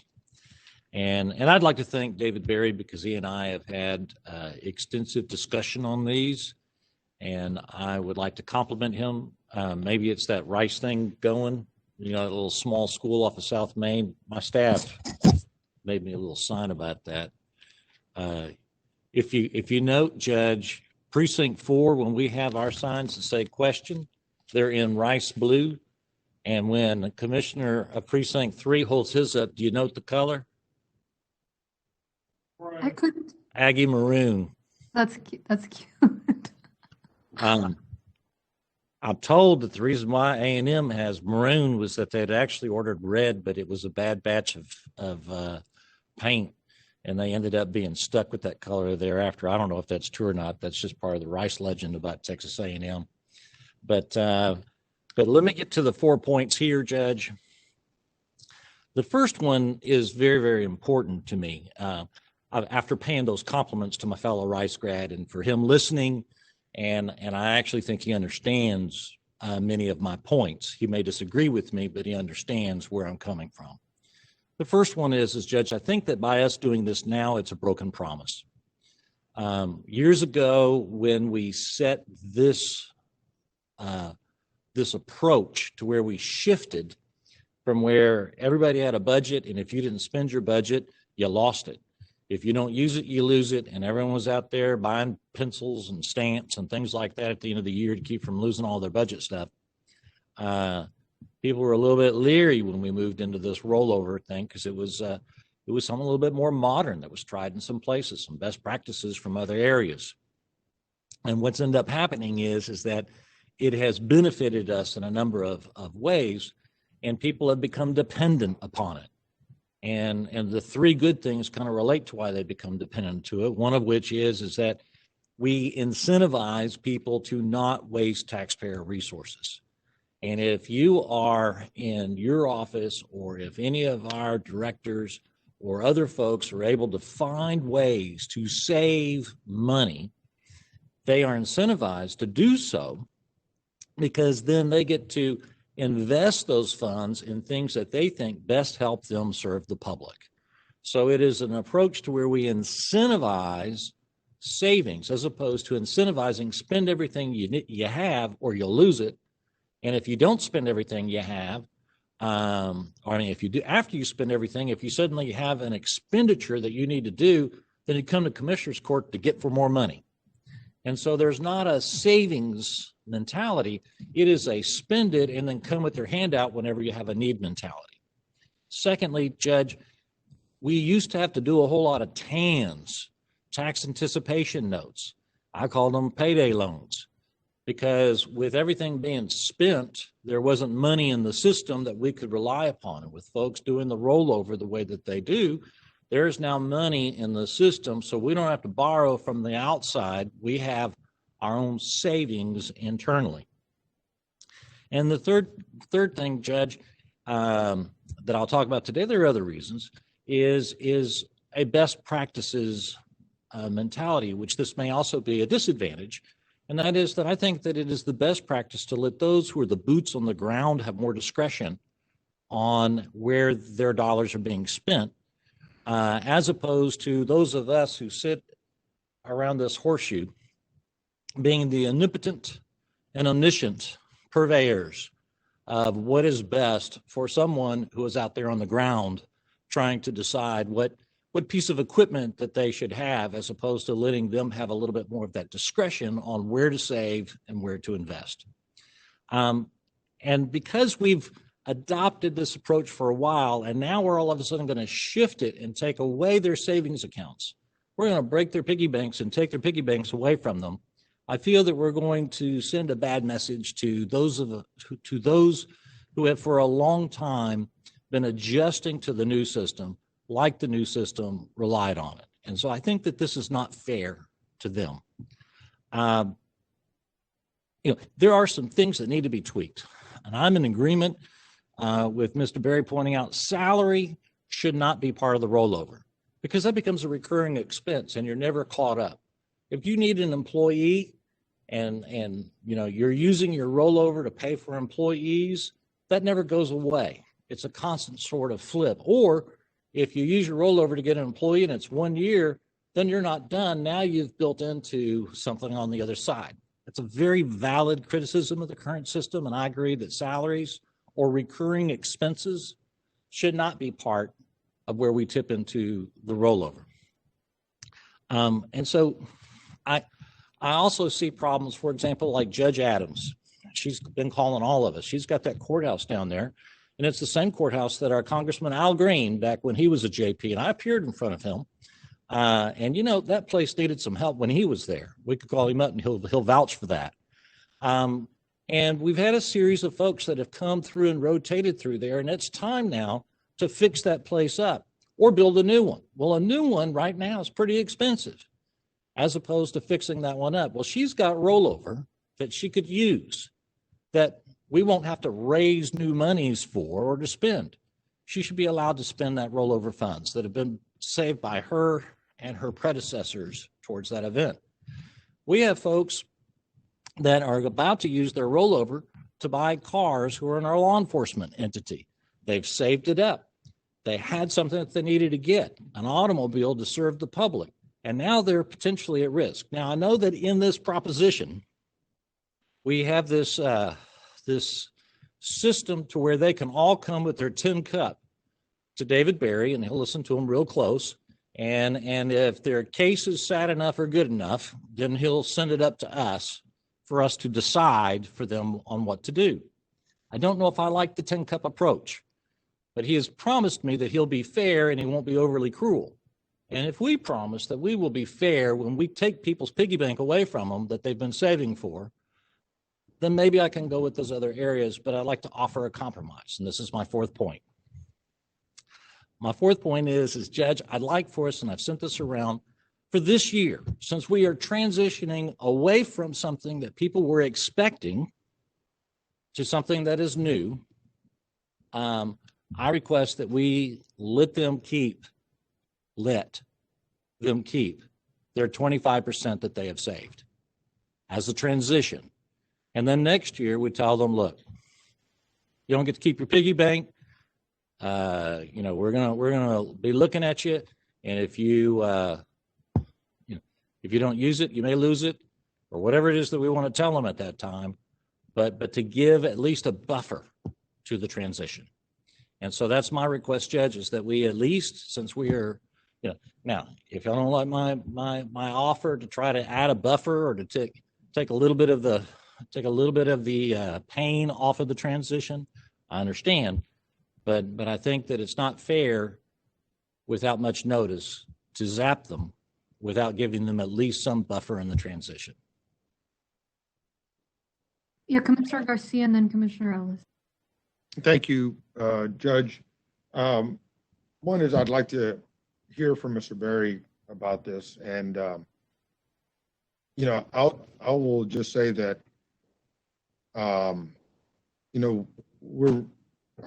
want to be real clear. We're talking about the people's money, not the elected officials' money. And this rollover was not very transparent to the citizens. And I think we've already seen evidence that Mr. Berry is the type of financial administrator that the largest county in Texas, third largest in America, should have had a long time ago. And having been a participant in the rollover process as the sheriff, there has been some degree of inconsistency in what the policy was, because the policy was vaguely defined. It would be for those things that you thought you needed. It would not be for personnel. Recently, it was, why don't you use it for personnel? And so I really just, with all that aside, I really just want the county to have a better approach to where it's about 130 million exists today, and how it's used. I mean, because we still budget at 100% regardless of their existing rollover, and so I really think that it's important for us to give those elected officials the opportunity to weigh in on their priorities and navigate through those things that are, I mean, we just had a vote today on the CIP. And so cars should be incorporated into that to a certain extent. Buildings and other assets should be built into that process for at a certain extent. But I also think that, at least what I've seen as the sheriff, as a commissioner, as a council member, and that is that if we do leave a lot of ambiguity to, or I shouldn't say ambiguity, but a lot of discretion, then the things that the general has reported about how many different things we've got on our shelf that were purchased but never used, I think becomes a problem, in that the fact that we can't support it. I mean, we have to be very careful with that, because we might allow someone to purchase something, and because the back end side of the technology isn't there, we may go through the life of that technology like we're about to deal with PeopleSoft, where we're finally getting it implemented, but it's almost obsolete. And we're going to have to go back out on the street and look for a new system to replace PeopleSoft. So I think we have to be very, very careful. I think on two major fronts. One, this is the people's money. Secondly, I think we have to. I think we should give the elected officials discretion and listen to their issues and concerns, and allow Mr. Berry to put that into some format or process that we can discuss it, debate it, and respond to it. Because I've been through too many of my requests as the sheriff where I got no, because that's the answer, or because you don't have friends on Commissioner's Court. That shouldn't be the way we do things. And so I want to make sure that we approach this much more consistently in a true best practice. I have talked to a lot of county officials.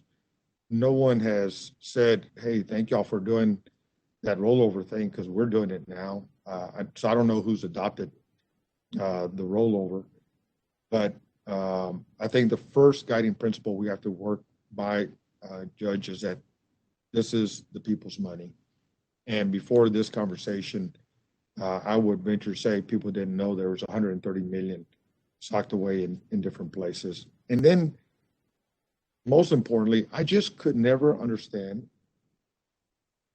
how we would go through budgeting, see a budget proposal for 100%, but yet there's 10 million, 20 million, 30 million socked away in the budget that wasn't a part of the conversation. So I'm not sure where where that is considered a public, finance approach. I hear what Commissioner Cagle, and being one of those elected officials that never got the answer I was looking for in the budgeting process, and then got mixed messages on what the use of the rollover was supposed to be.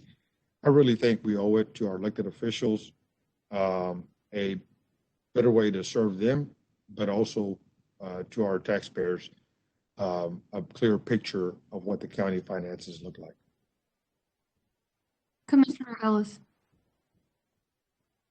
Thank you, Judge. And I do want to hear from Mr. Berry. I know he met with me. I assume he met with most of us and walked us through it, but it would be good for him so the public can hear it as well. But I do want to stress that the system, this would be a best practice. And by the way, it's what the state does as well, and that budget's considerably larger than ours. But this rollover practice was always inequitable. And my sense was that the people that were favorites, and maybe the departments that sucked up a little more, were able to sock away a lot more money. And it's never been my forte.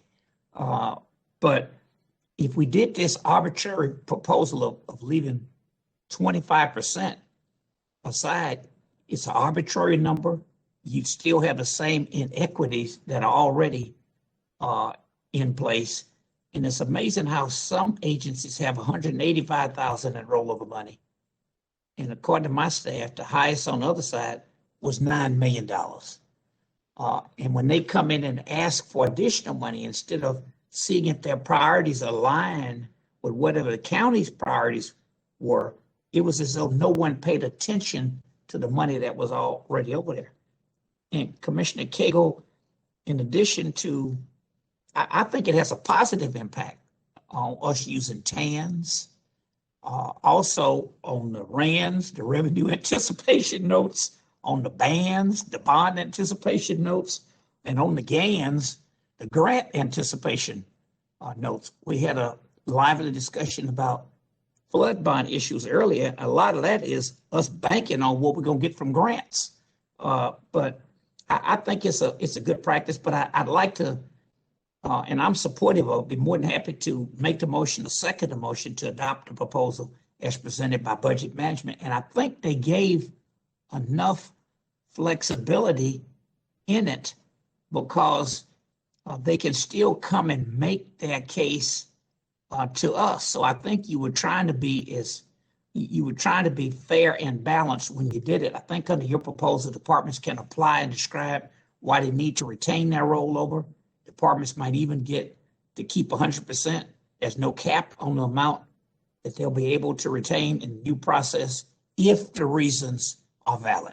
So it's a lot more transparent. But Judge, unless somebody else wants to make a comment now, I would like at some point, either after my colleagues, but let Mr. Berry walk through why he wants to do it. Go ahead, Dave. Thank you, Commissioner. And I think a number of these points have been made. But real quickly, I think the existing rollover system was put in place when the county had very little cash, and the top priority was to save cash. And now that's, while we still have to be good stewards, that's not the top spot, the highest challenge we face. And I think rather the highest challenge we face is to be good stewards of the taxpayer money we have and put that to the best use. And the existing system is basically, we're only talking about the general fund here, right? The general fund department. So that's 75% labor, right? It's not capital projects, it's not mobility fund. In the general fund, the rollover is unlimited amount, unlimited in time, and I think there's not been clear guidance on what it can be used for. And I think it's setting the wrong incentives because the incentive is always to ask for more money rather than look in your existing budget. Because if you ask for more money and you get it, you effectively get to keep it. And I think weird things happen because some departments don't fill positions, even that were in the budget, and therefore come in under budget, and then that money gets added to the rollover that would be used for something else than was contemplated in the budget. And then I think Commissioner Cagle mentioned this. We have a number of circumstances where, again, maybe because they were told to, maybe because they didn't think about it, maybe for any number of reasons. I'm not here to point fingers at anybody. Where departments have actually hired folks and funding baseline operations out of their rollover, which is not a good idea for exactly the reason Commissioner Cagle mentioned. So I do think we need reform here. I agree we need a transition. I think that's right, because you can't just go from one way of doing things to another with no transition. And our proposal for the transition is that we would, number one, we got to find out, are there places where baseline operations or people, existing service levels are only enabled by rollover? And there we're going to have a tough call to make, which is, do we adjust the recurring budgets, or do we make hard choices? And number two, if departments have specific projects they've identified, whether that's 100% of their rollover, whether that's 20% of their rollover. Judge Adams is a good example. Been saving up to do a building modification. If that's a good idea, it should happen, right? We should find the money to do it. Same thing with law enforcement vehicles. If that's a good idea, it should happen, whether it's rollover. I mean, and we're working on this.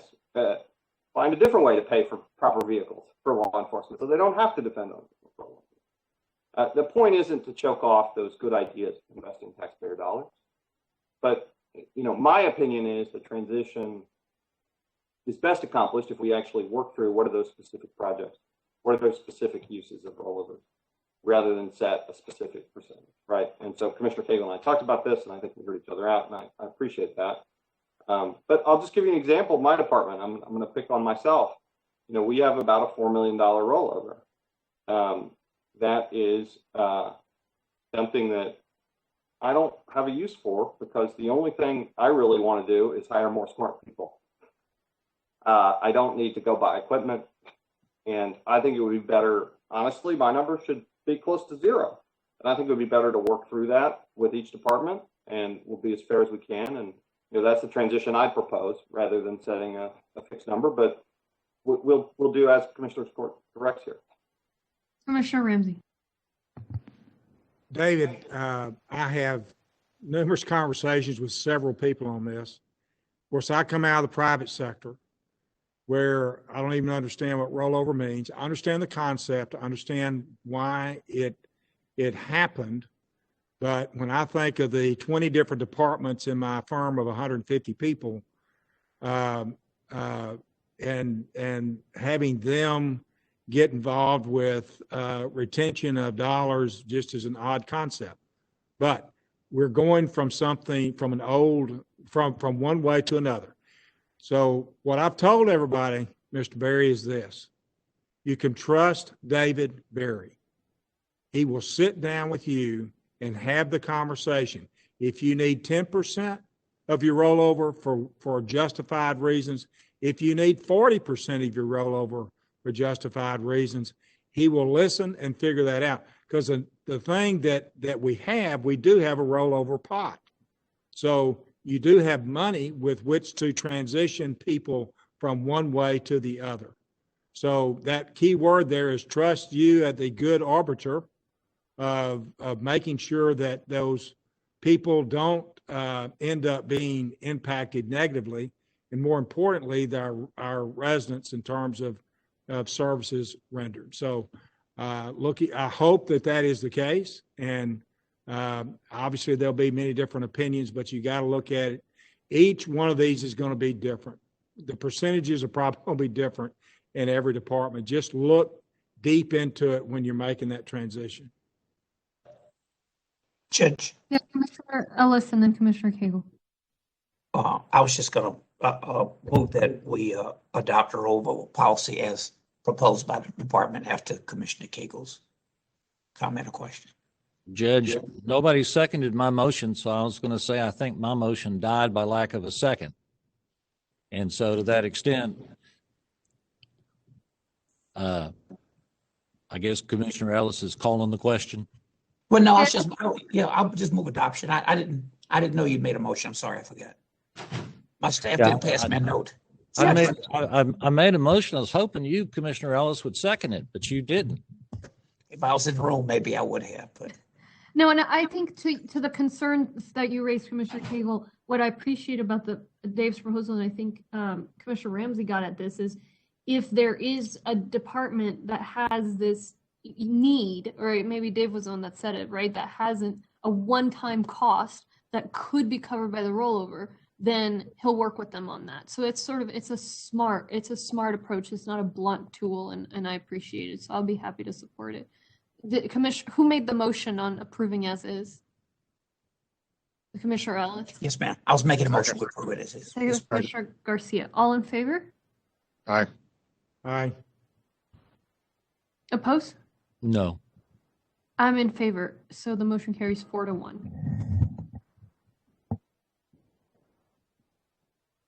The next item is. But I agree with what Commissioner Ramsey said about Dave. I think that Dave is going to give everybody a fair shot. Item 97, 13 positions to replace existing contractors.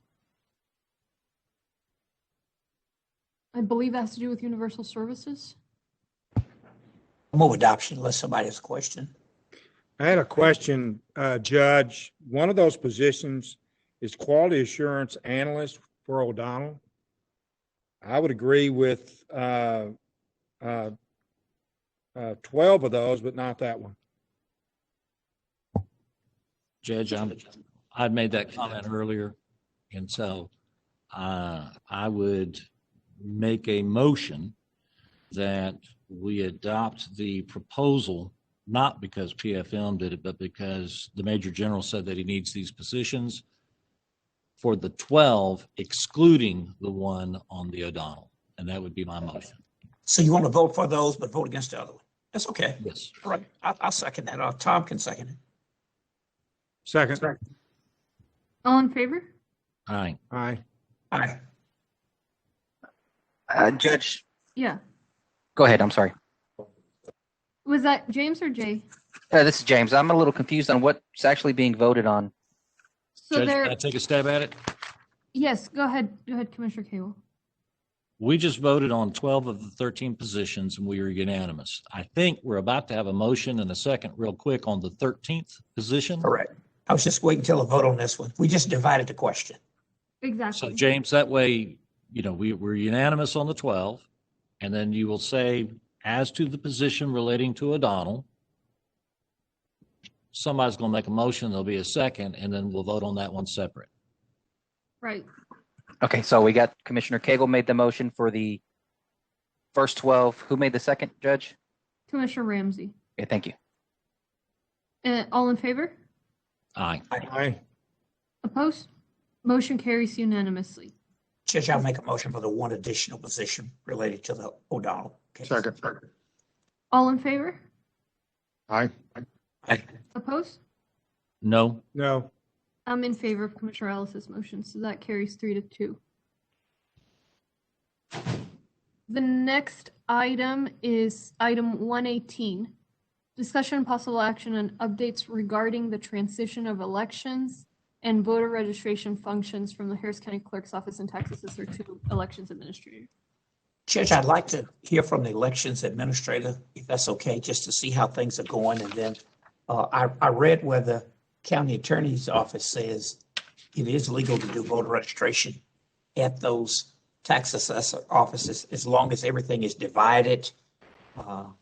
And I certainly would like to make a motion on that or second a motion on that, but I'd like to hear from Ms. Longoria on how things are going to see if there are any additional problems. Good afternoon. Thank you, Commissioner and Judge. I will lead off with just a quick bit of fun news or good news.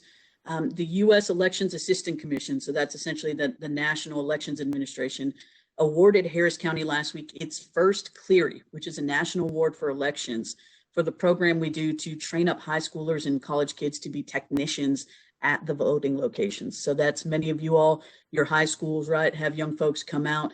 They get trained up to be those experts that can help us on machines, especially our election clerks that may not be as tech savvy. And it's very exciting that Harris County has for the first time ever won that award for that work in 2020. So I just wanted to let you all know that. I think you'd be happy to hear that, and just give a special shout out to Christina and Rochelle on our team who lead up that program and recruiting overall. So that's some good news into this transition. Congratulations. Thank you, Judge. Thank you. Most of the transition is going fairly well. What remains is this question about annexes and space overall, as well as part of our IT transition. So I'll break it down. First, on the IT piece, what we've needed to get from the tax office as far as IT servers, et cetera, moving over those emails, that has in effect been completed. We're 100% good on there, and I thank Universal Services for working over the weekend and overnights to make that transition happen. The county clerk's office is a bit more, we'll call it a complicated system. So we've spoken with them, we've spoken with the county attorney's office. The brunt of that transition will not happen until after the May election at my request, because I don't want to do anything, absolutely anything, that would jeopardize our election system as we're bringing on those new voting machines into the May elections. I understand it's not a countywide election, but for me, any election is important. Part of that, though, in a compromise is that the Universal Services is taking over essentially the functions of those servers where those election items are held. CCO is going to move it out of their firewall. That might sound bad, but that firewall wasn't actually doing anything to protect the election server. So Universal Services has promised me that they can take over that function. They can take over the hosting and learn what needs to be done as we move to a full transition after the May election. I think that puts us in a good spot. Yes, sir. Yeah, Commissioner Ellis. When you finish, I had a question. I didn't want to disturb you though, Ms. Longoria. No problem. Yeah, so like I said, it's not my ideal, but it's in an effort of compromise, right? That they wanted that, CCO wanted that moved as quickly as possible out of their firewall and get Universal Services taking that over. We can get into those technical pieces if you want, but I think we're on a compromise solution there. I'll go into the annexes, sir, unless you had another question, Commissioner Ellis. Well, maybe before we go into the annexes, I just want to make sure. Well, I'll let you finish. Do that, and I can hold my power. Sounds good.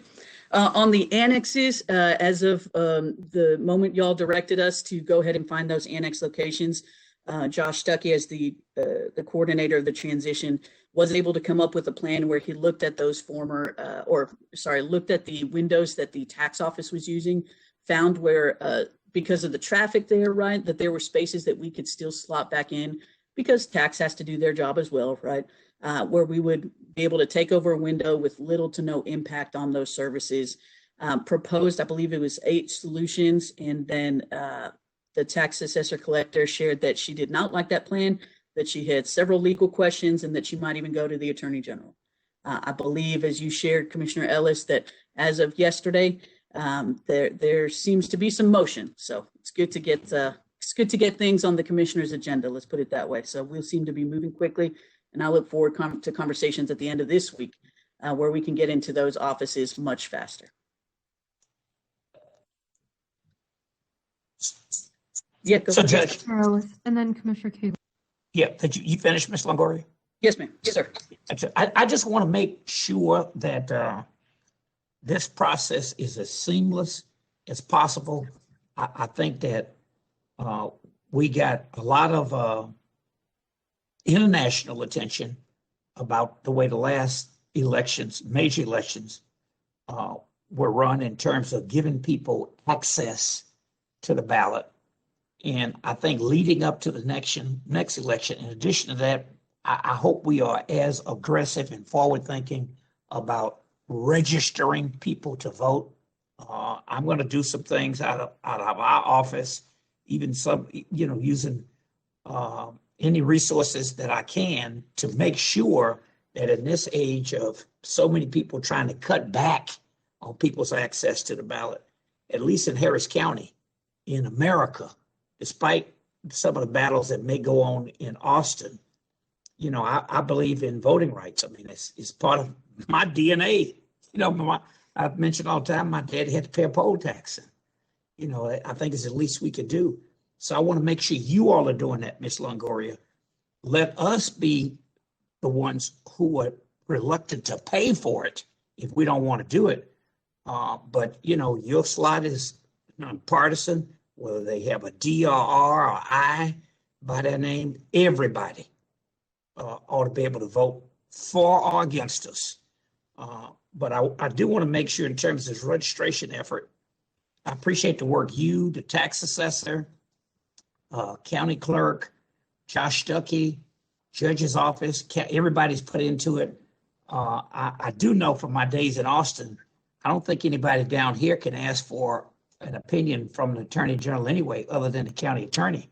I could only ask for one when I was in the legislature, when I had a committee chair, and when I didn't have one, I had to go to somebody else to ask for it. But I do want to move at the appropriate time that the county attorney's office review the facility options for the elections administrator to legally determine which department has final authority of space allocation to ensure residents have access to in-person voting registration and mail ballot services. And the reason I'm making a motion, I know you're telling me it's worked out, but I think we were told that once before. And we're sending it around. I just don't want us to come back again in 3 weeks. It's a 3-week break. I'll second that. Yeah. And I'm sending it around. I thought we'd send it around earlier, Commissioner Cagle. I'm sorry if I hadn't, but I noticed you were seconding motions earlier that I hadn't seen. But we're sending it around, maybe after discussion, but I'll read it again, but it's good. I move that the county attorney's office review the facility options for the elections administrator for legality and determine which department has final authority of space allocation to ensure residents have access to in-person voter registration and mail ballot services. And it is going around. Yeah, go ahead, Jay, and then we'll hear from Commissioner Cagle. Sure. I'm sorry. I just wanted to clarify two things. One, as you know, as you correctly stated, Commissioner, the tax assessor had requested an attorney general opinion, and actually prior to that, I had asked us to answer a series of legal questions. Just as a matter of policy, as you correctly stated, only the county attorney, in this case, has the ability to request one. Departments do not. I don't know what the practices were in the past, but we don't ask for attorney general opinions. Our view is that our opinion, I think, is what controls in this matter, and we're going to go by that. We have analyzed the questions that were raised and responded back to the tax office, and in that, as I think we talked about before, the court, the facilities do not belong to any single department. They belong to the county. The county is the arbiter of how those facilities are used. Josh Stuckey, as the chief transition officer, was empowered by the court to make that decision. The plan that he has put out in terms of allocation of resources is consistent legally with the authority that you have given him. So in terms of any questions that were raised as to the ability to co-locate facilities, we don't believe there's any issue there at all. I've responded, or our office has responded to the tax office, and we feel comfortable with the direction that Josh has laid out in terms of proceeding forward. Commissioner Cagle. Thank you, Your Honor. I have 3 questions under 118 as presented. And then I have a second round of questions which deals with Commissioner Ellis's motion, which I've not yet seen under 118. And that question would be whether I felt pretty confident about the one that Commissioner Ellis is chiding me about earlier for seconding, because that was part of the CIP, and that was a CIP issue. My question here is I'd like for the Mr. Ayer, for you to take a peek at Mr. Ellis's motion, if you get it, or if we get it, make sure that it's something that's been adequately noticed for today. As to item 118 proper, the first question is also to you, Mr. Ayer, which is there's bonding requirements that the county clerk has, and there's bonding requirements that the tax assessor collector has. Correct. Is there any bonding requirements, and has everything been reviewed and met with regard to EA Longoria? I don't want her to get in any trouble caught in the crossfire between two different sets of bonding requirements. Yes, yes. I mean, so all issues related to bonding for her have been dealt with. And there's no issues related to co-location in terms of having an effect on sort of enhancing or requiring additional bonding capacity for either the tax office or the clerk's office as it relates to this. The second question, and I guess both you and EA Longoria would answer, would be with regard to mail ballots coming into a co-location. Who gets to touch them? Who doesn't? Where? What are the requirements with regard to that? Because we don't want to have, you know, in my old days as a judge, we call it chain of custody. Make sure that everything was maintained appropriately, and we don't need to have things going into one department and then being transferred to another.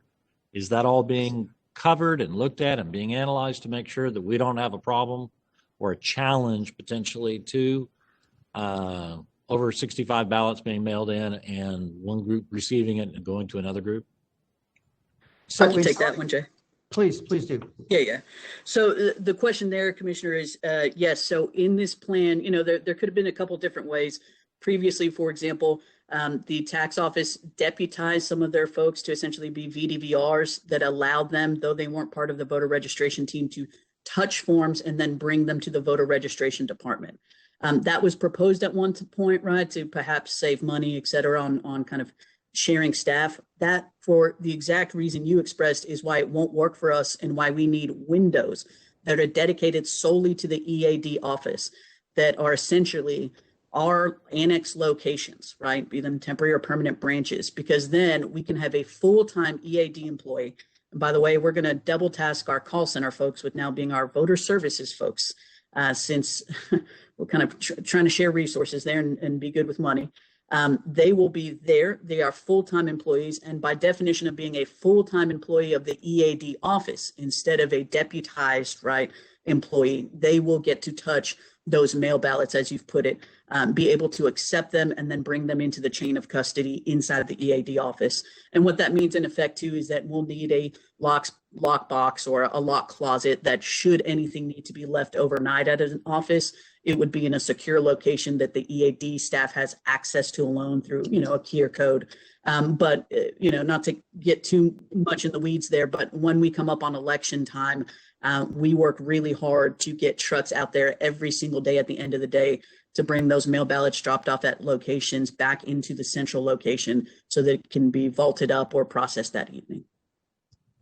So, Commissioner, sort of to segue to a little bit to what Isabel just said, there's two options there, and I think she sort of alluded to it. One is, of course, using existing tax office employees to serve in that volunteer deputy registrar capacity, which is what I think you were alluding to, which is a model that can be done, and I think they've looked at it.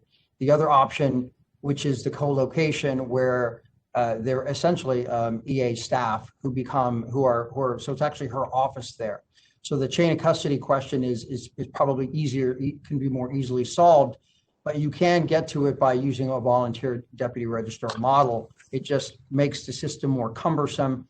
And as we get close to deadlines, and this has been the issue, as you get close to deadlines, when that is actually accepted, it's only accepted when it's quite literally in an EA hand. So that creates a bit of a gray area, but these are policy questions, not legal questions. There's a legal way to do it both ways.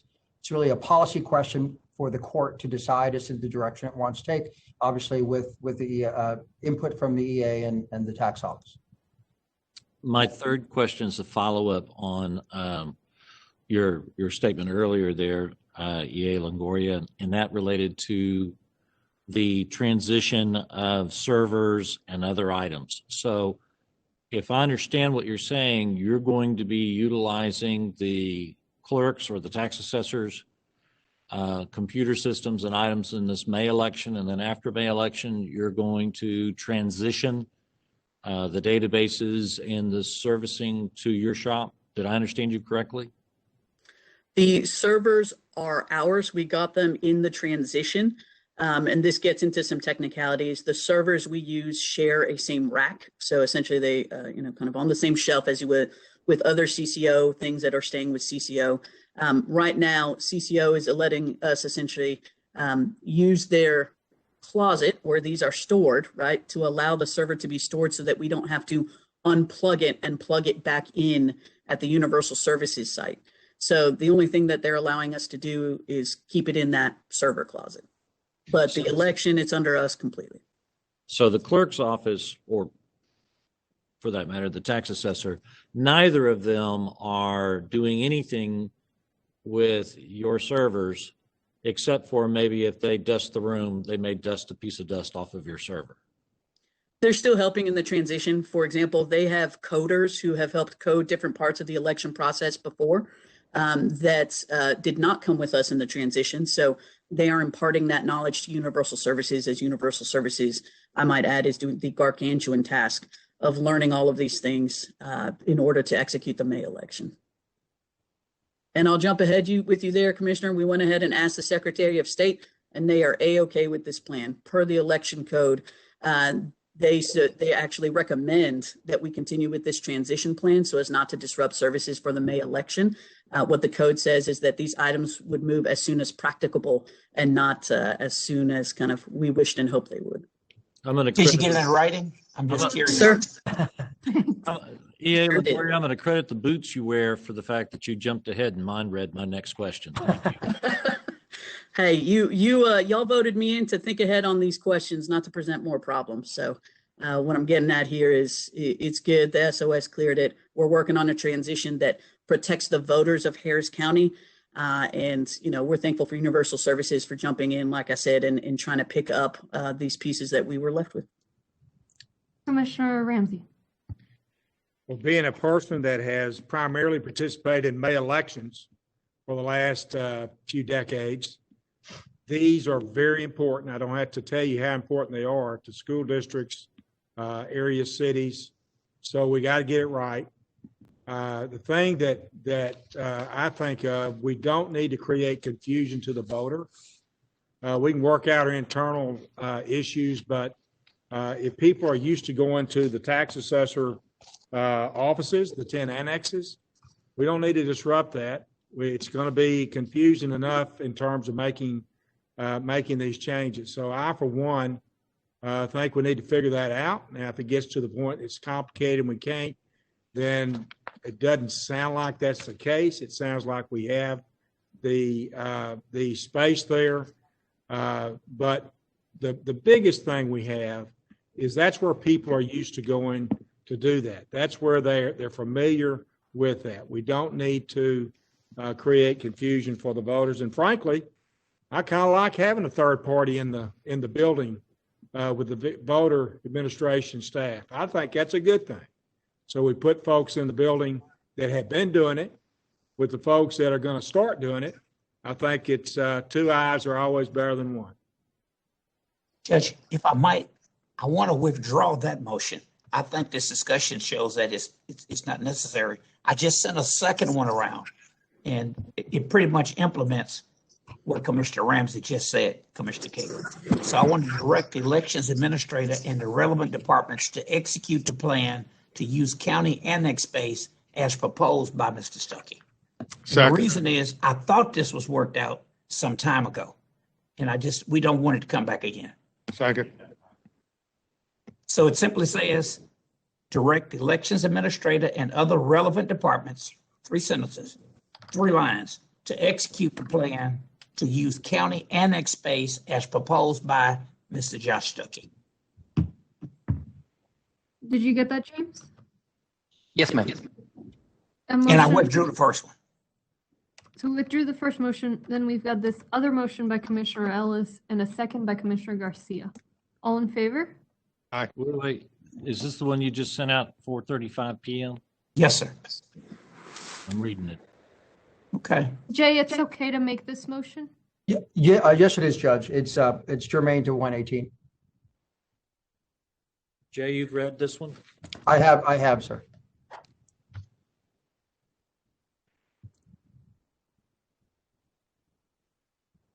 We can come back to it, Commissioner No, Cagle, if you'd Judge, like. here, I don't want to hold it up. I am. We can do it later, Commissioner Cagle.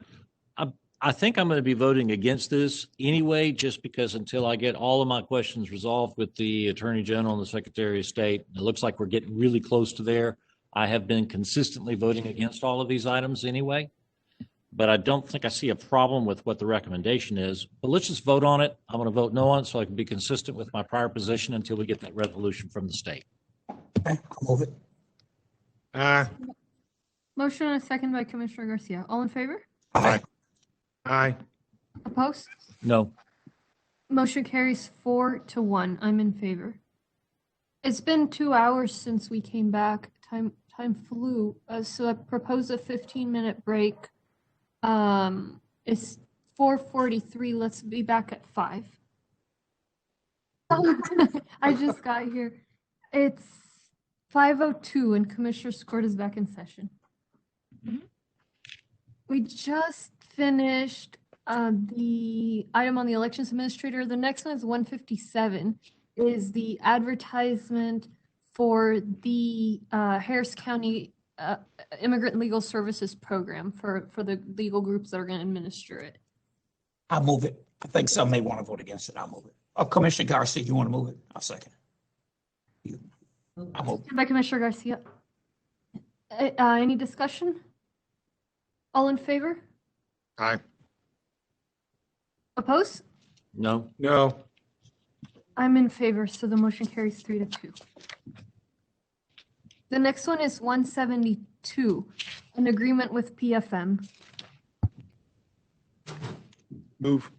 I'll move it. Second. Motion by Commissioner Garcia and second by Commissioner Ellis. All in favor? Aye. Aye. Opposed? No. I'm in favor. Motion carries 3-2. Item 201 is a no action. Actually, the members of the CFRTF request no action. They need to be Judge? briefed. Yes. I thought we had 178 on our list too. Yes. Let's go back to it. I'm sorry. That was an oversight. 178. I was good. That was my item, Judge. I'm good with it. Okay. All right. Second. So I don't think we had taken it out of. Yeah, I put it think back so. in the consent Correct. agenda, so I don't think we need Correct. to vote on it.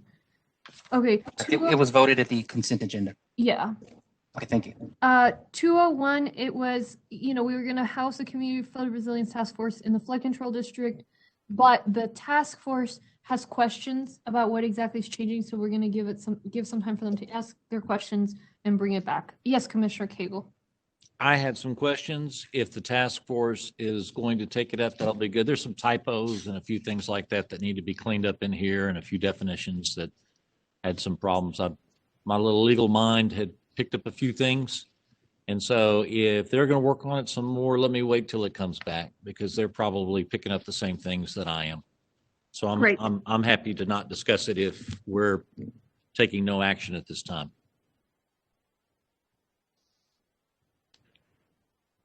Okay, so no action on 201. 202 is a transmittal of the membership list for the Community Flood Resilience Task Force, and our appointees have selected the rest of the folks. I think there's a great group. The facilitator, I believe, is being brought on board, if not already on board, so it's exciting. Is there a motion on the membership So list? moved. Second. A motion by Commissioner Garcia and a second by Commissioner Ramsey. All in favor? Aye. Aye. Motion carries unanimously. Item 206, discussion and possible action on the disaster recovery after the winter storm. And I don't say the name because the meteorologists get offended that it's a Weather Channel name and not a NOAA name, but anyway, we know which winter storm we're talking about. Commissioner Ellis, I believe you wanted to keep this one. Oh, he's got no sound. Commissioner Ellis, would you like me to call your cell or?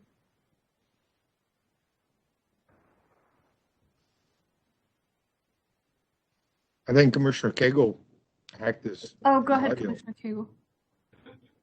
Oh, I think Commissioner Cagle hacked Commissioner Ellis's audio. yeah.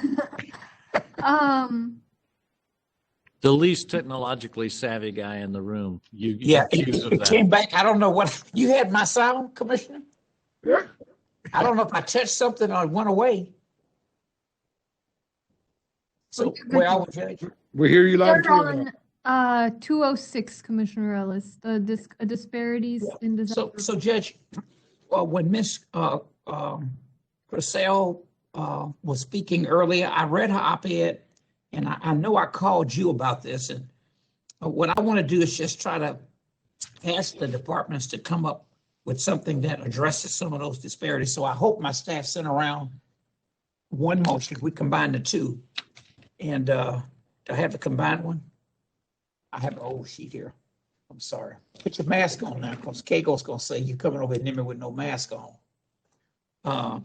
But I sent the motion around. I'm just trying to get the language, and it's basically asking community services to come up with. You have it? See, when I lost my deal at Judge, I went crazy.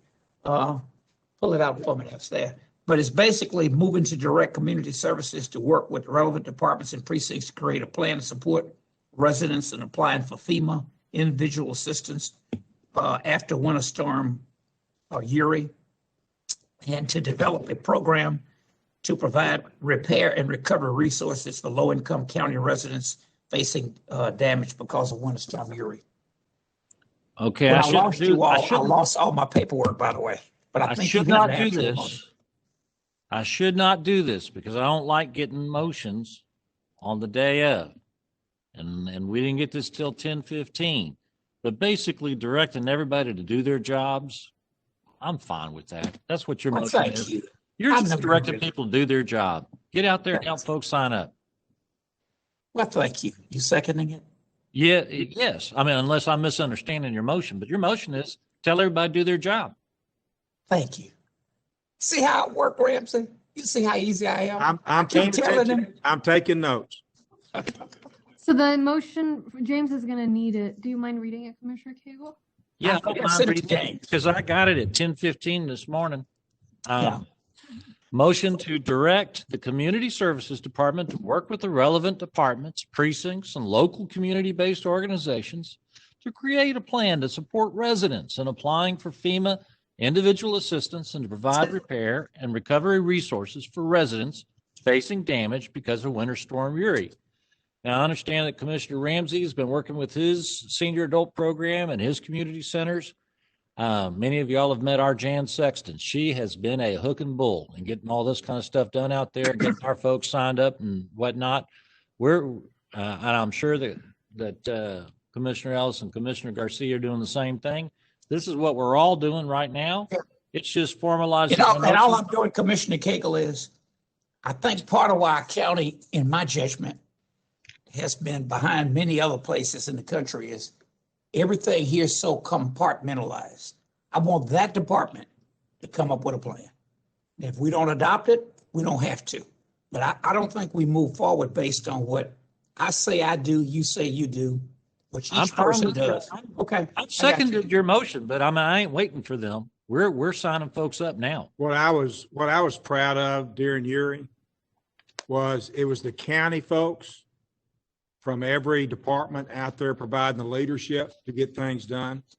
We had city folks calling us to help partner with, but it was really the county folks out there taking the leadership. So I think this is an appropriate thing for us to continue to do, is be in the lead on doing these kind of things. Last court, I was out there in a precinct 3 community center with City of Houston, Amy Peck there handing out water. We're all working together to do stuff. This is good stuff. Let's vote before we all just have to pull out the crying rag. All right. Before we do what? Who made, yes, go ahead, Commissioner Garcia. Thank you, Judge. And I just want to add my 2 cents and just, first of all, I want to thank FEMA because we stood up these assistance centers right away, and we didn't know what the turnout would be, didn't know if we'd have any. but I am so proud that the citizens through the weekend came in droves to our assistance center and got access to the help. And I want to thank Dr. Holloway, because what we found was that aside from the fact that people needed help to navigate the site and just the general computer skills, people needed help to navigate a FEMA site and their terminology and some of the details they were asking for. And so we got that help from Dr. Holloway. I want to thank her for that as well.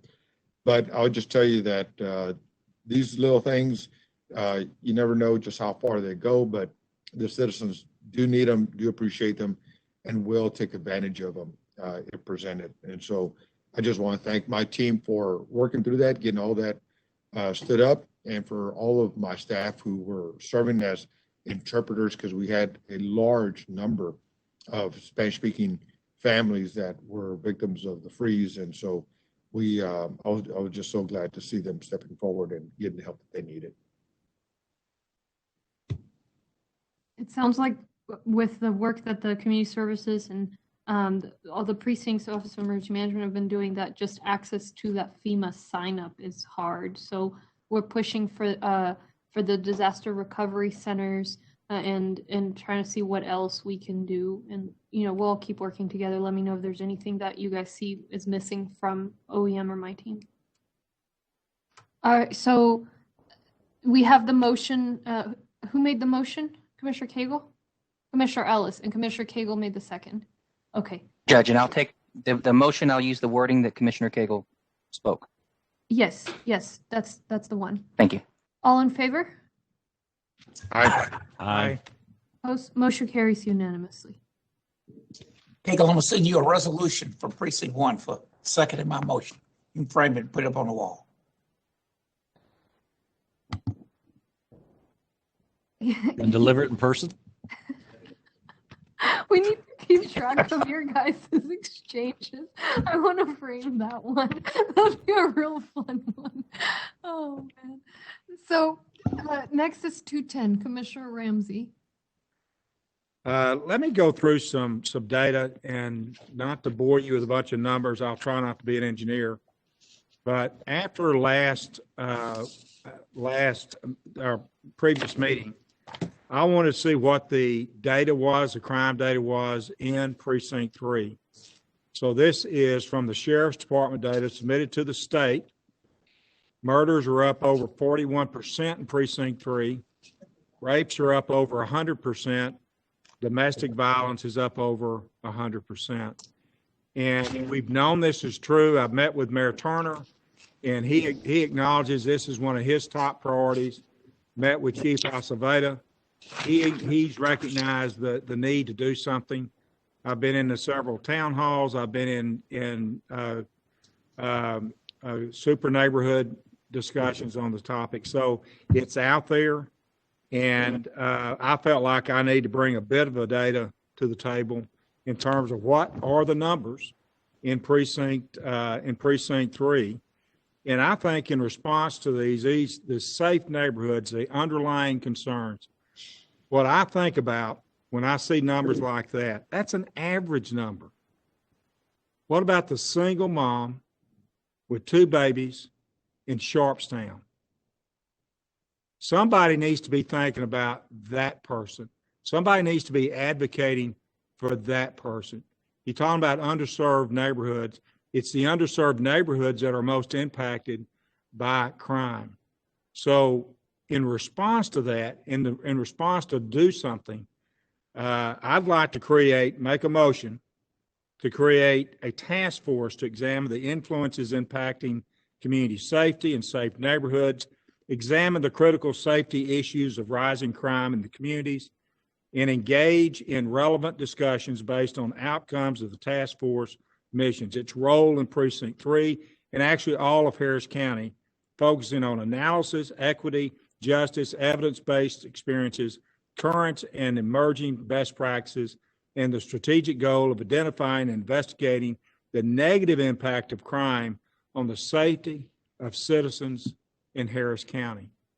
So I think it's time that we give crime and the problem, which is as equal to the pandemic, that we give that sense of urgency in terms of dealing with the issue. We know it's out there. We just need to start to focus on it specifically, do something about it. So that's my data. That's my motion to try to get something in a more of an urgent manner, focused manner to deal with these issues. Commissioner Garcia. Thank you, Judge. And thank you, Commissioner Ramsey, for putting this item up. And I just want to share that the judge and I have been speaking of public safety and things that we could do to help support the community. All of us recognizing that the pandemic has created an interesting dynamic, domestic violence on top of things. I see your 100% item here in your area. And but you know, I do want to give the law enforcement professionals some respect, because I know that they are working on these items on a day-to-day basis, literally around the clock. So versus creating a task force, I was wondering if you would be amenable that we should move this over to the Criminal Justice Coordinating Council, where we have them all come together, the chiefs there, the sheriffs there, the district attorneys there, the judges are there, the constables are there. It provides us the right framework instead of creating a separate task force to work on the same details. I just don't want us stepping over each other, but I know that in relation to the conversations that the judge and I have had, just because of some perspective that I bring to the table, that I've been working on a few things, but I'd like to fold this in with you and the existing system that we have in place. So I just want to check with you to see if you would be amenable to deferring this to the Criminal Justice Coordinating Council. Since I'm currently serving with that particular group, Commissioner, I'll take that. I don't want it to be something that they get to at the end of the meeting, that they do give a sense of priority to it. So I would take that. I would take that modification. Good deal. Thank you. And Commissioner Ramsey, I don't have it. It may just be a delay in sending it to my staff. Could you read it again for me?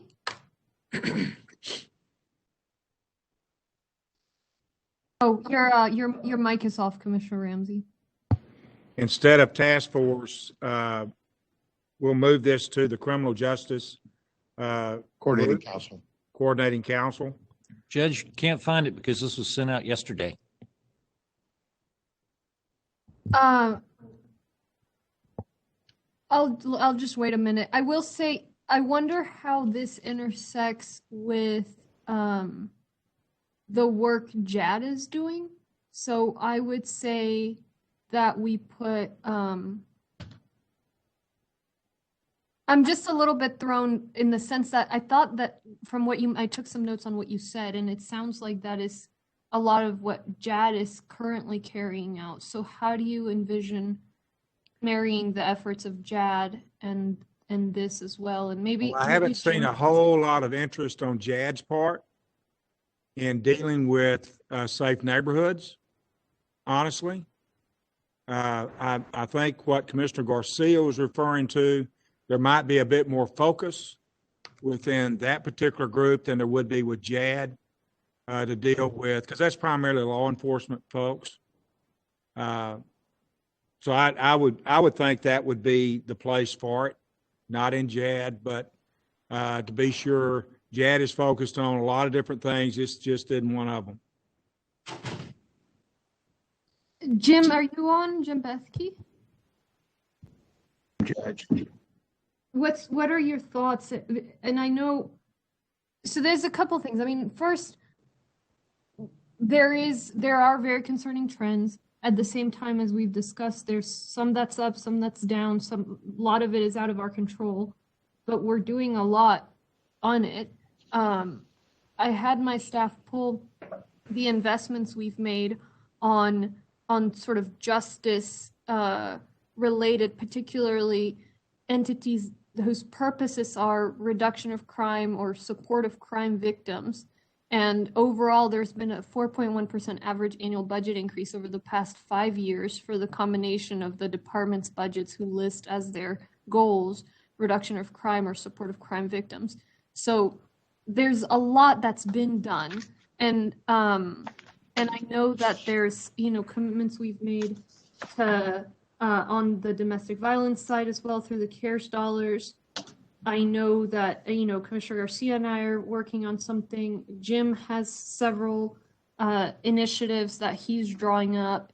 So I'm curious about, Jim, how we can make sure that this is headed in a productive direction and not sort of a disjointed direction. Yes, Judge, and members of the court.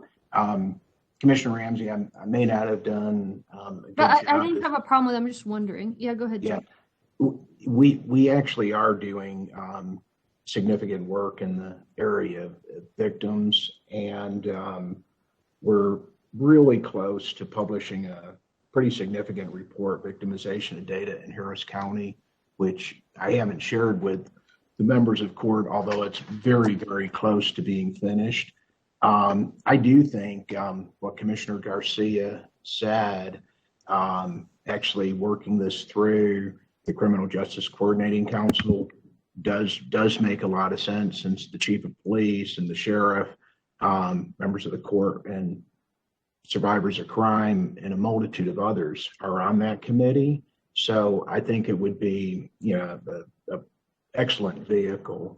And we have, matter of fact, one of the agenda items for Thursday is establishing, the victims committee's already been established, but this would be dealing with the membership. So if I've given Commissioner Ramsey, if I've given the perception that my department's not interested in the victims, that was a misimpression, because it's something that's very close to me, having been a former prosecutor, and Justice Administration really is with all entities involved in the criminal justice arena. So we've got a multitude of studies going on. Like I said, we have the courts approved us. We have a victims of crime specialist, and who's been meeting with the victims organizations to actually prepare this report. And my data team's met with your staff, Commissioner Ramsey, on a number of occasions. So I think if we continue our coordinated efforts, my staff working with your office, along with other members of the court, and work this through the Criminal Justice Coordinating Council, we can make sure that we're not duplicating efforts and using our energies to advance the ball forward. So if I'm understanding correctly, and perhaps I missed this from Commissioner Garcia's comments, is that the item is being referred to the CJCC for them and JAD to figure out what, where what of it is not already being run down, and act accordingly? There's a meeting of the Criminal Justice Coordination Council coming up. I will be a part of that, and I will take the advice of Commissioner Garcia in terms of maybe that would be the best group to see if we can't get some focus, not on just the victims, but trying to prevent future issues in some of these neighborhoods. So let's start with that. That meeting's coming up, I think, next week. May even be this week. It's this week. So Thursday. Let me start with that, and I'll report back to court what I find when we go there. So is there a motion, and Commissioner Garcia, if you don't mind repeating yours, or are you just suggesting that you're for this? Yeah, Commissioner Ramsey made a motion, and instead of his motion was to create a task force. And my suggestion, or he could take it as a friendly amendment, would be in versus to create a task force to defer this to the Criminal Justice Coordinating Council. Okay, all right. It makes sense to me. Thanks for letting me walk through it. That all adds up. Great. So we'll just, do we need a motion, folks? Or are we just going to refer it? And Commissioner Ramsey will bring it up on Thursday. Let me take it to the court, and I'll be back at the next meeting and report to you. Okay. So no action. Thank you, Judge. Thank you for walking me through that. I appreciate it.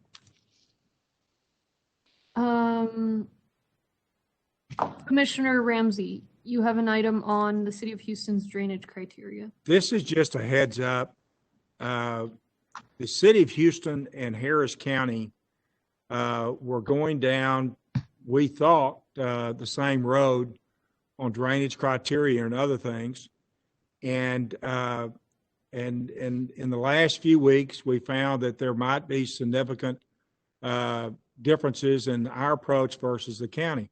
To make this clear, small development, redevelopment impacts have been typically ignored. When you do redevelopment in the city of Houston, and I'll use that, that was pretty much ignored. The new criteria that they were looking at was creating small detention ponds. If you've seen those things scattered around town, they don't work. In fact, they create more problems than they're worth. And what the county's done, and the example we've done, is set up a resilience fee, or as John Blunt says, fee in lieu of, will be a much more effective way to do it. I will tell you that in recent weeks, we've had conversations with the folks over the city. We think we could use green infrastructure alternatives, need to be evaluated as a part of this as well.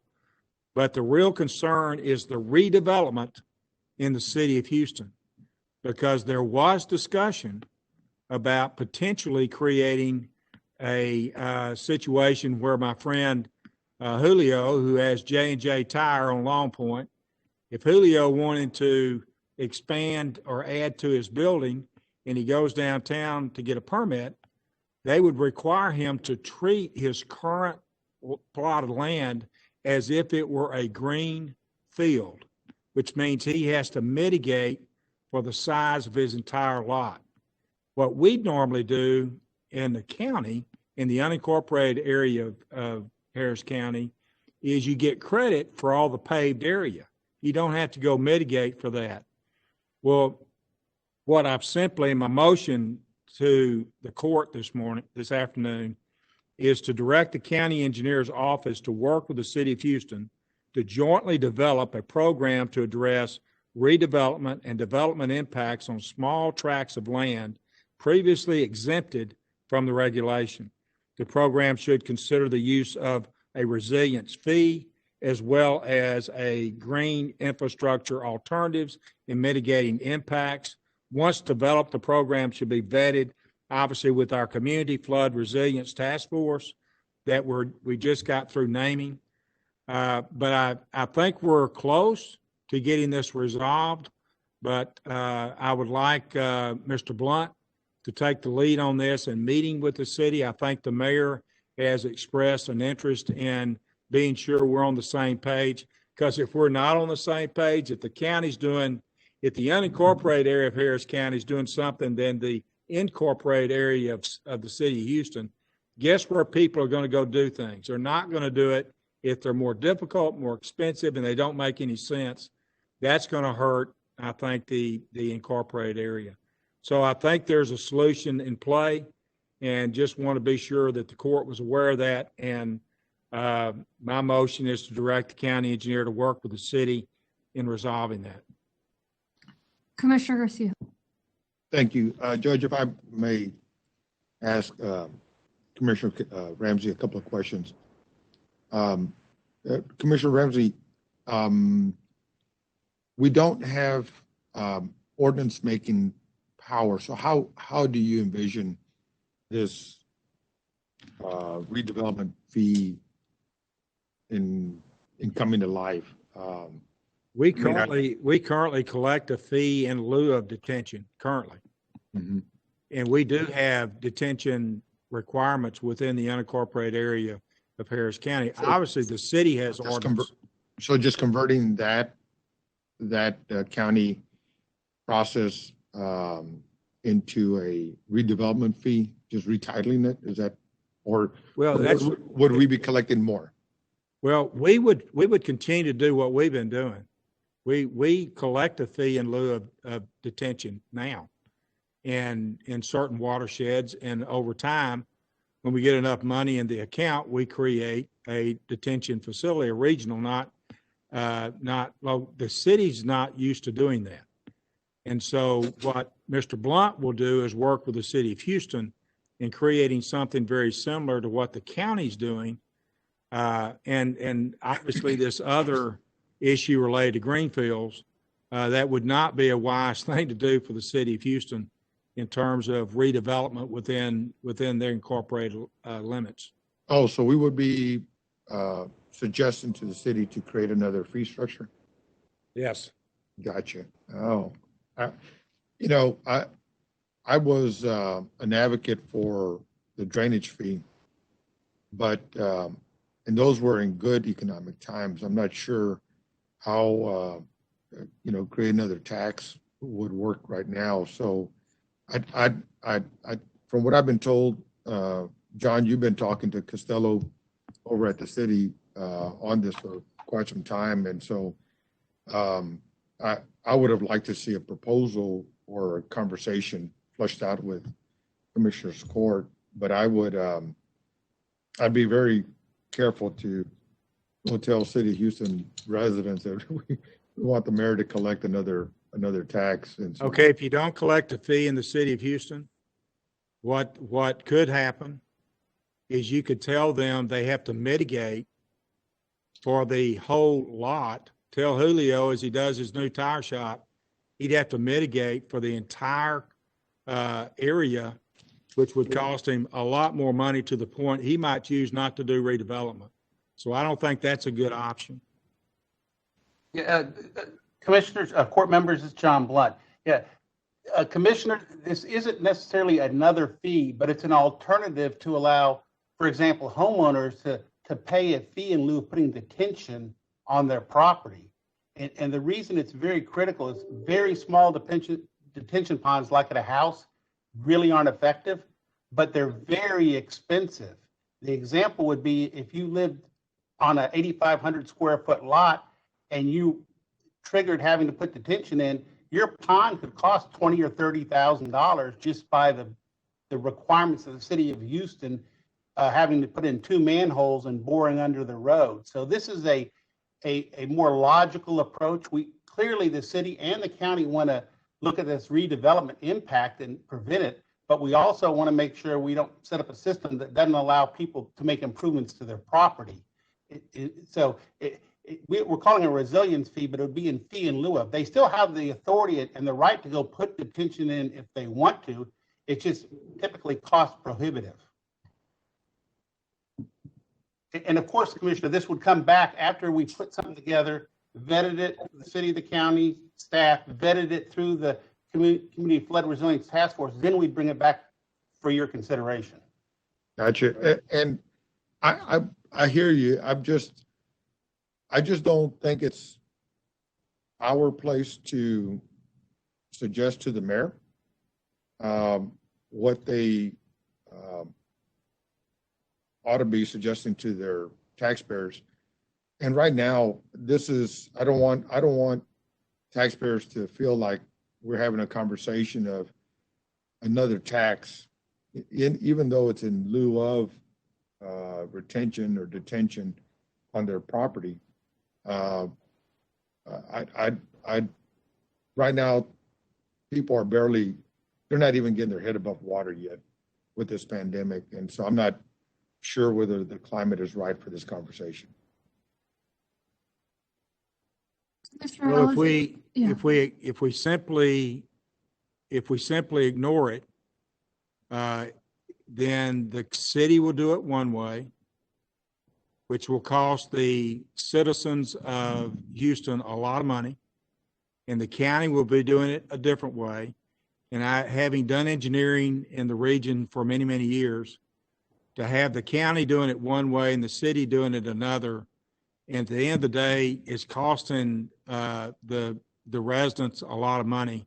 I don't think that works out. So if we all get in a room and say, yeah, this has merit, if the city and certainly if the mayor, Mr. Costello, say, well, you know, we want to do it this way, then that's what they can do. But at least we're having a conversation.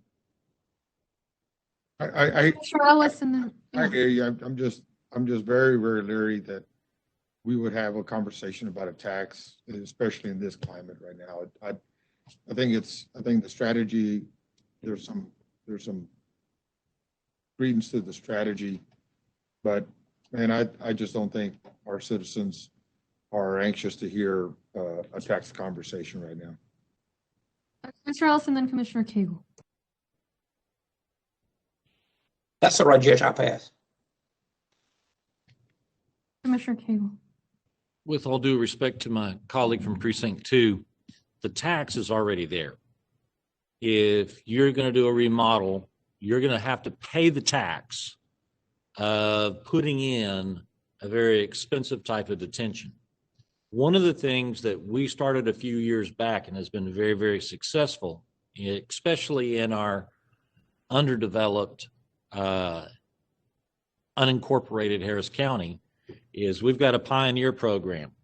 And if you're going to put in a business and if it's on a small lot, you've got a choice. You could pay the whole lot of money it takes to put a very expensive detention pond on your property, but only has small amount of impact because of the size. Or you can participate in the pioneer program to where you're putting your dollars into a bigger, integrated, coordinated drainage system. And so your dollar gets a bigger bang in terms of drainage because you're tying into a master plan system.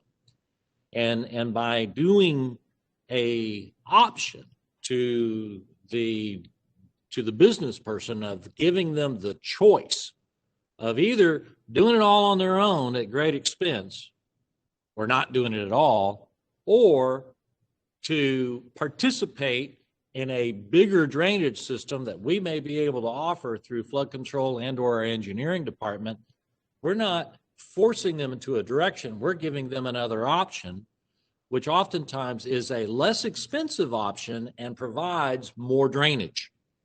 And, when I first heard about the Pioneer program a few years ago, I raised my eyebrows on it, but it has been very, very successful in terms of giving businesses, especially smaller businesses, an option. Do it yourself or participate in the bigger master plan system that benefits everybody. And that's all it is. It's an option to the person who is either the homeowner or is the small business, to give them another option and allows them to tie into a bigger, better master plan system that helps everybody. Commissioner Garcia. Thank you, Judge. Look, I was an advocate for the drainage fee. Others called it the rainy day tax.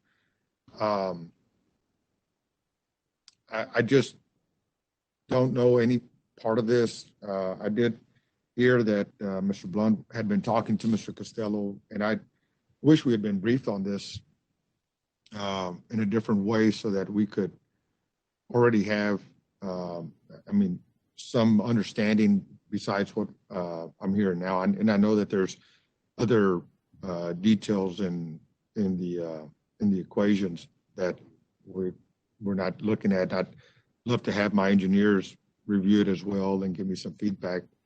I'll keep an open mind, but I'm just reluctant to take any vote on this today, especially suggesting, tax to our taxpayers that are already struggling right now. And anyway. Well, it's a misrepresentation to say this is anything like the drainage fee.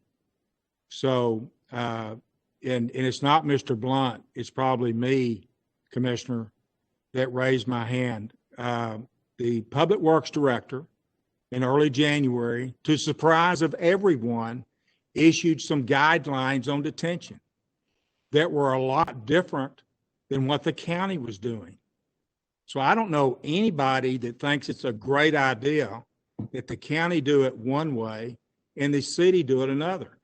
When the mayor became aware of what was happening, he put a hold on it because he too saw the merit in let's get in a room and have the conversation.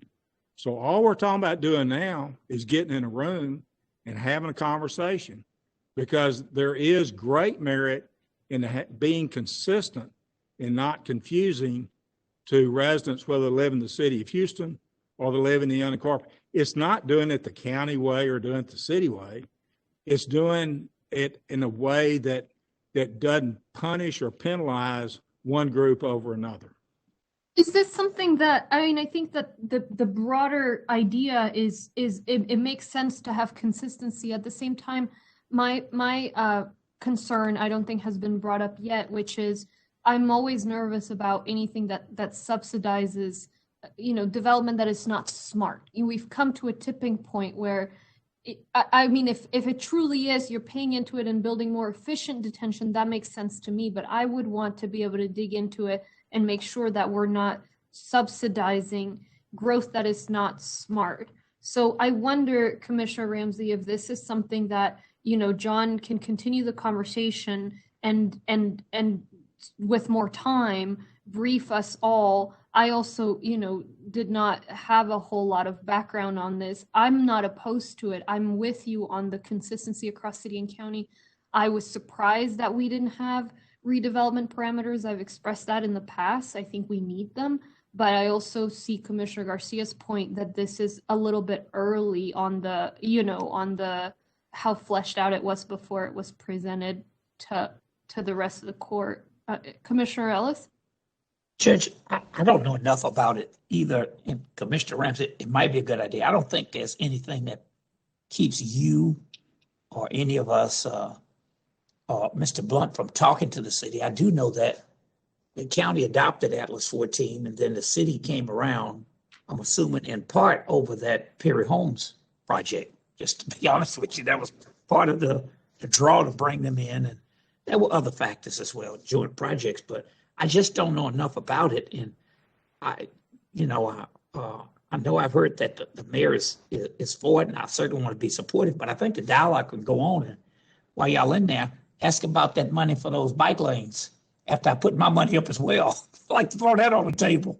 But I think they can keep talking, but I want to see it and see what it does. I don't want in any way, as the judge said, look like I'm agreeing to something. I don't know what it is. I just don't know enough about it. Well, and again, the intent was to try to get folks on the same page. And if we choose not to do anything and be on 2 pages and continue the conversation, that's fine. I will just tell you, if it goes down the road that this has gone on now, redevelopment for no good reason within the city of Houston will be challenged. It won't be resilient. It won't be green. It'll be a problem. And that's what I'm trying to bring to the table. I didn't create the schedule. The schedule kind of created itself. As I said, the city of Houston put something out there. Mr. Costello and I think the mayor, they're having their conversations on what they'll end up doing. And we can just let them do what they end up doing. But I know what the impact is going to be. I'm trying to head off a big problem for redevelopment in the city of Houston. And if we want to kill it and want to just stop it, then this is one way, and hopefully they won't. But I was just trying to see if there wasn't a way we could get people on the same page. So in the unincorporated area of Harris County, we're fine. I'm just identifying an issue in the city of Houston. And the mayor has been very encouraging. Mr. Costello has been very encouraging. If you don't want us to talk to them, that's fine. they can. I'm not saying don't talk, Commissioner. I'm saying you all can still do that. I mean, in the absence of us voting on this item, I would hope. Okay. Okay. I think, I mean, am I missing something? I talked to. Well, that's all, that's really what this motion is. The county intend to work with the city of Houston to jointly develop a program to address redevelopment and development project. That's talking to them. Now, I don't know what. But I'm just saying, in the absence of a vote on this item, I think you all ought to talk. I just don't want to look, at least for me in any way, like I'm trying to support something that may lead to a fee that some would call a tax as a result of this motion. But I think y'all ought to keep talking. I do it on a host of subjects all the time, even if I don't get Commissioner's Court's blessings on it. Okay. I agree. And John, if you can keep exploring that and just bring something more fleshed out, but I'm not opposed to continued conversation. I'm with Commissioner Garcia that I'm not ready to vote on it today, but I'm curious, and I'm glad the conversations are ongoing, and I think that if you guys could flesh it out a little bit more. I always think it's better for us to be in the light rather than being in the dark. And all about today is trying to get as many people in the light and out of the dark. Yeah. And we'll decide later on what, if anything, happens. Yeah, but I think it's an important conversation, Commissioner Ramsey. Thank you. And if there's anything I can do, to conversations with the mayor or whatever, just let me know. He was supportive of what I put out here, so you'll know. Great. So, should we do a no action on this one? Looks like it. Okay. Thank you, Judge. What, no action? Commissioner Ramsey, item 212 is U.S. Army Corps of Engineers. Well, just in the interest of more light and less dark, Commissioner Cagle and I had the opportunity to meet with Colonel Vail, U.S. Army Corps. A significant portion of land in Precinct 3 is in Addicks and Barker. So I have a direct interest in those issues. My comment to Colonel Vail was he owns Addicks and Barker and he maintains it. And our interest is to try to create detention in both Addicks and Barker to help mitigate a lot of the flooding that's happening in Precinct 3. For example, if you go to Mady Creek and Greenhouse Road, what the county maintains is great. What the Corps maintains is horrible. And he's going to work on that. And because he has not been able to figure that out, 1,203 homes are flooding upstream of that. Well, that's just one of 4 creeks: Langham Creek, Mady Creek, Mason Creek, excuse me, and Willow Fork. All 4 of those have issues. So the report back to court is the colonel has and is and will be looking at those interests. When I met with the super neighborhood last night and I communicated to them some of these details, they need a little good news because no one reports back that we're doing anything. Because this mitigates drainage that goes into Buffalo Bayou that floods A-Leaf, Memorial, Spring Branch, nearly everything on the west side. So the colonel, and I'm encouraged that he's coming back with specifics related to what we can do within Addicks and Barker to help further address the drainage. Because see, when you go to a City Houston CIP or you go to a Buffalo Bayou Association meeting, all they're told is nothing's going to happen anytime soon. Well, the thing about Addicks and Barker, that could happen tomorrow. They can dig out a lot of that area. They already own it, and it would mean a lot of homes don't flood in the next flood.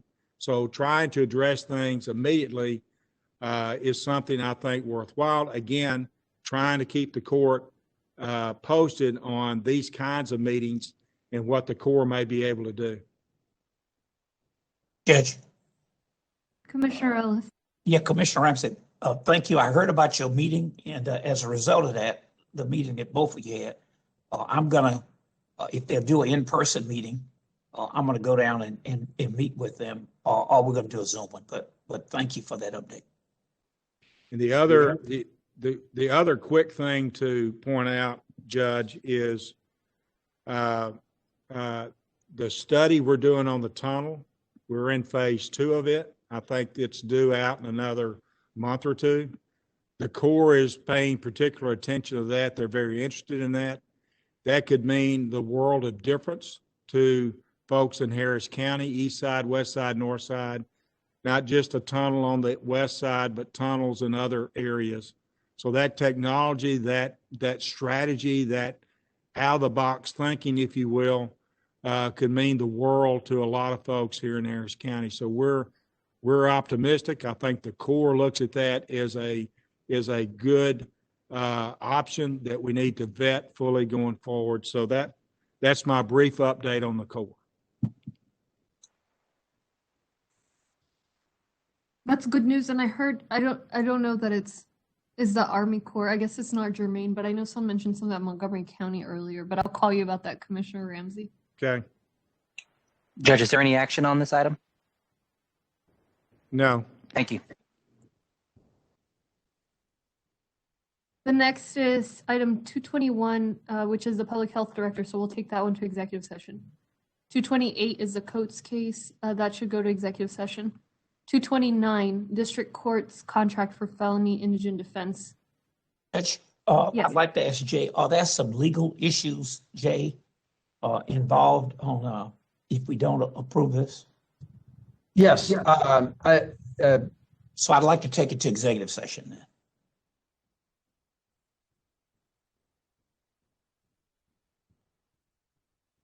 Okay. Are you good with that, Jay?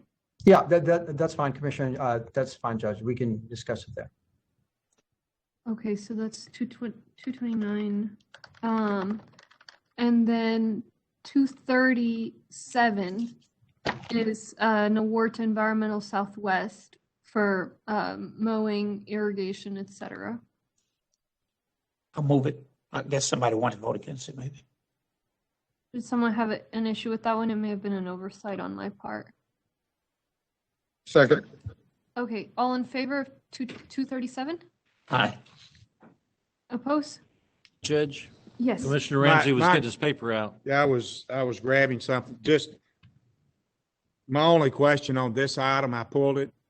Was this firm's based in Waco? Do we really have to go to Waco to get landscape services? When there's people in Harris County, as we've all talked about, need work. I don't understand why we have to go to Waco to get landscape services when I know a lot of folks in Harris County that need this work. I can address the procurement part of it, Commissioner. This was done as a normal bid process, and the fact is I still cannot give local preference to a vendor for services in Houston when a person from Waco may bid on a project for us.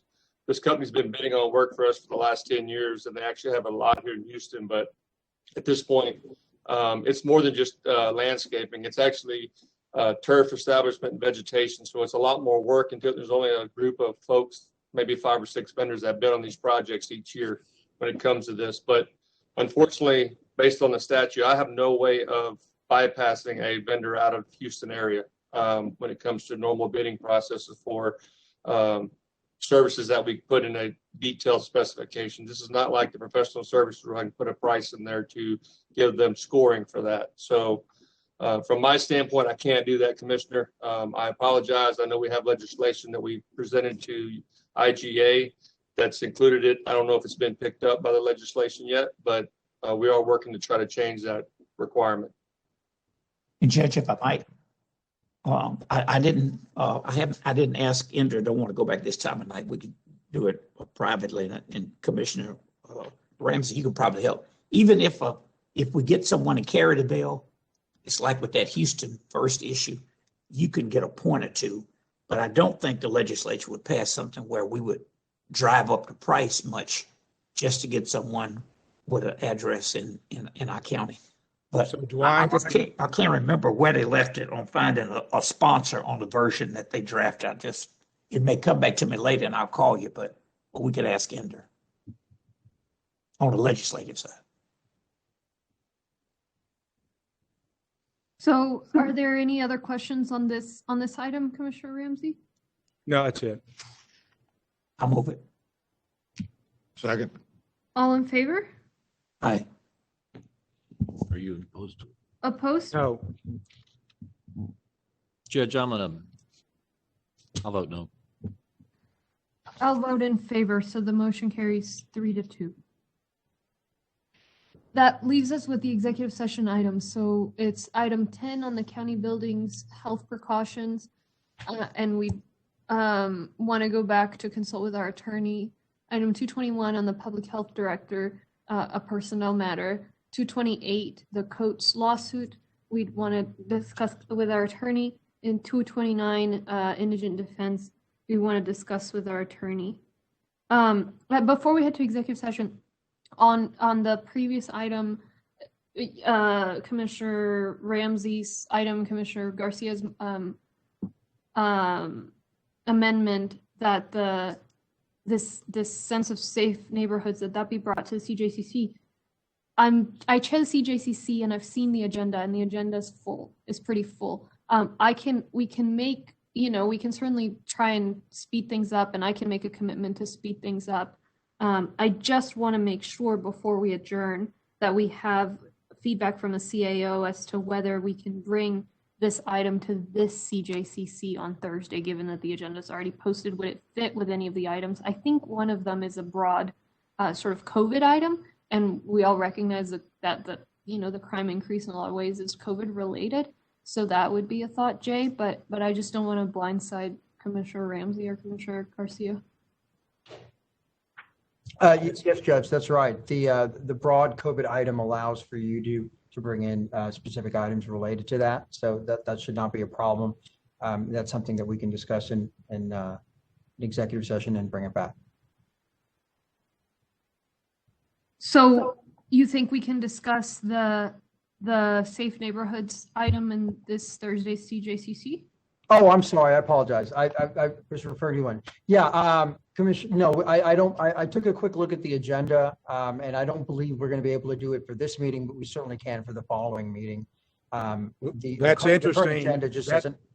That's an interesting analysis, Jay, because if you looked at what's on the agenda to talk about this week, and nothing related to crime fits that category, I think we're seeing the point.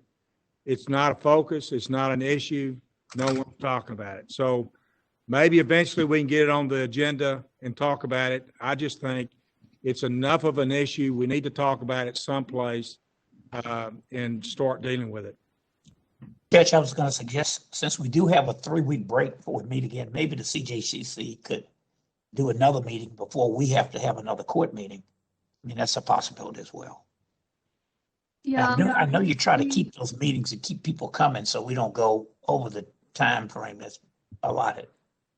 Yeah, so there's the bylaws, there's a structure for the Survivors of Crime Committee, there's Racial and Ethnic Equity Committee, Mental Health Standing Committee, Behavioral Health and Juvenile Justice Action Plan, report on the jail population, felony bail, report from the Harvard Kennedy School, O'Donnell consent decree. And I'd ask that a broad COVID item be included. Let me see, it did not make it on there.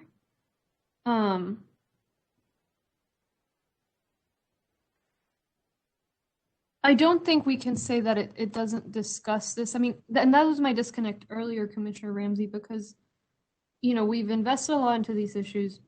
JAD's worked a lot on, has got several projects going. I mean, there's endless work being done on all these issues. Well, we'll call this a task force of Tom Ramsey, and I'll report back at the next Commissioners Court meeting on what I find out.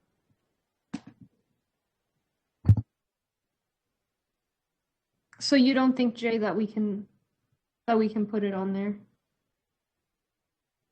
Judge, yeah, unfortunately, I think when I just read through the items, I don't see anything that this would neatly, that this would fit under. But we can, so I just, under the way it's written right now, there's not a broad item that this would fit under. At least that I don't see, but I'm happy to take another look. Okay, let me just go, let's go to executive session and I'll try and see, because I don't have the broad item in front of me, but I'll see if I can think of any other ideas. But for now, we'll go to executive session on items 10, 221, 228, and 229. Do folks have the call-in number? Just, can we take a quick break before we go into? Sure, so it's 6:02, so let's meet in executive session at 6:10. All right, it is 7:07 and we're back in session. Let's take the items in order. The first one would be item 10, which is the county public health precautions inside of county buildings. And so is there a motion to adopt the order requiring fever and health screening and face coverings in county-owned or controlled buildings, and authorizing Harris County officials and employees to take the necessary actions to accomplish the purposes of the order? So moved. So moved, Judge. Second. By Commissioner Garcia. Judge? Go ahead, Commissioner Cable. I would offer a substitute motion that Harris County follow the protocols and procedures of the Texas Governor's Office. I don't know if I want Would you to see prefer we vote on that one and then the other one? if That you was a vote- motion on the table. But it's. I'm offering a substitute, and mine, Okay. if I don't get a second, it goes away. If I do get a second, you vote on the substitute Well, first. and I then you think vote we on- are following the protocols and procedures of the governor's office. So I would have a hard time with. the In motion. terms of the requirements of buildings. I still think this follows the requirements of buildings per the advice of the attorneys. But just to avoid any conflict, I'll make a substitute motion. We vote on the motion I made first. And then if he wants to make this motion, do it then. So we have a motion, Commissioner Ellis, and second by Commissioner Garcia on the order, the proposed order. So let's vote on the order. All in favor? Aye. Any opposed? Judge, for clarification, we're just not going to vote on my substitute. I think we can if there's a second, Commissioner. I'm just struggling what to, I would struggling second that motion. Yeah.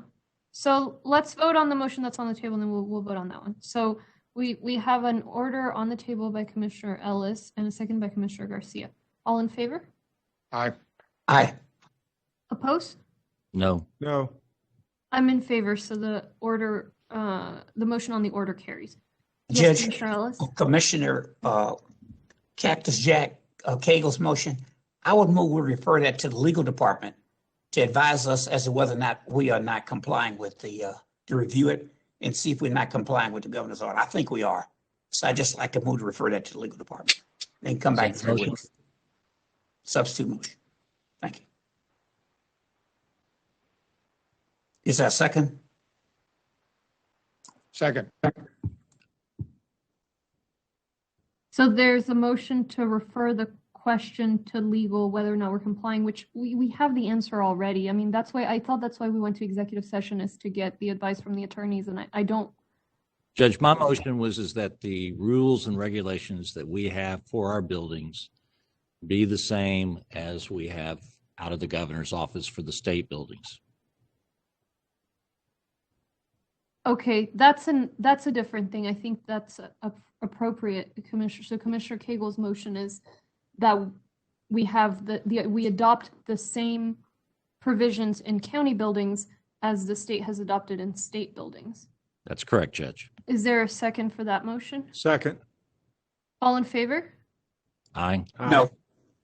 Any opposed? Aye. Okay, so, and I'm opposed. So the motion fails. 3-2. Thank you, Judge. Thank you, Commissioner. The next item is 221. That is the item on the Public Health Director. And let's start by taking a straw poll vote just to indicate preliminary preference. Judge, Yeah. if I might, I think they were both very talented. And, if there's some way they both could end up working for this county, I think that this county would benefit from it. I hope that if one person wins the straw poll but opts to not come, that we'll still be in a position to talk to the other one. But with that, I would move that we make an offer to Bobby Robinson. Judge, That's, yes. I would second that only, but just to add. And just to be clear, this is just to indicate the preference for Barbie Robinson, and then later we will make a motion on the offer. And Judge, I just wanted to add, I second the motion, or better yet, I should say that I'm proud of Harris County, and Judge in particular, you, that we should be in such a place where we're really splitting hairs, and we got phenomenal applicants, candidates to choose from. It's just difficult because of the high quality of individuals that they are.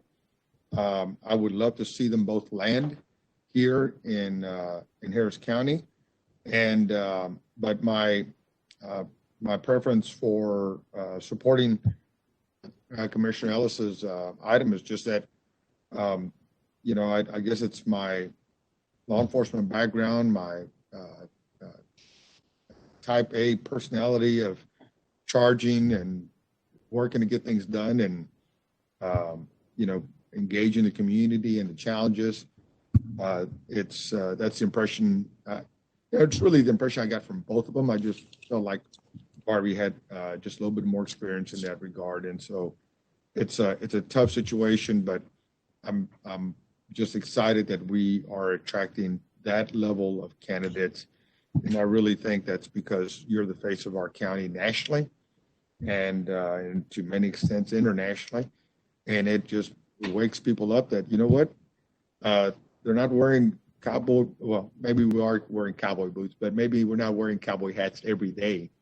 And we're not riding horses to work, bikes maybe, but not horses. But actually, I do occasionally. Yeah, you ride your horse or wear your hat. Both. And so, Judge, I'm just proud that we're having this kind of a challenge with these candidates, and I just feel a little bit more comfortable with Barbie being my choice. So is it all right, Commissioner Ellis, if we frame your motion as indicating preliminary preference for Barbie Robinson as Yes, ma'am. director? So Yes, ma'am. that's a motion by Commissioner Ellis and a second by Commissioner Garcia. All in favor? I'm sorry to interrupt, Judge, but normally the way the straw poll goes is everybody just kind of says their preference, and then then someone makes a motion, and we vote on that motion afterwards. Let me just say one thing before we're trying to go around is I don't know that we want to mention the name of the other person.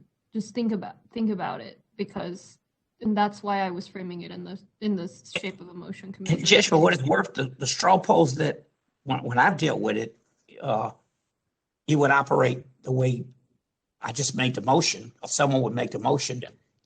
You're right. Judge, if you want to do it that way, I'm fine. I've seen it normally done, but a lot of times it's just everyone says their preference because we can't do that directly in executive session.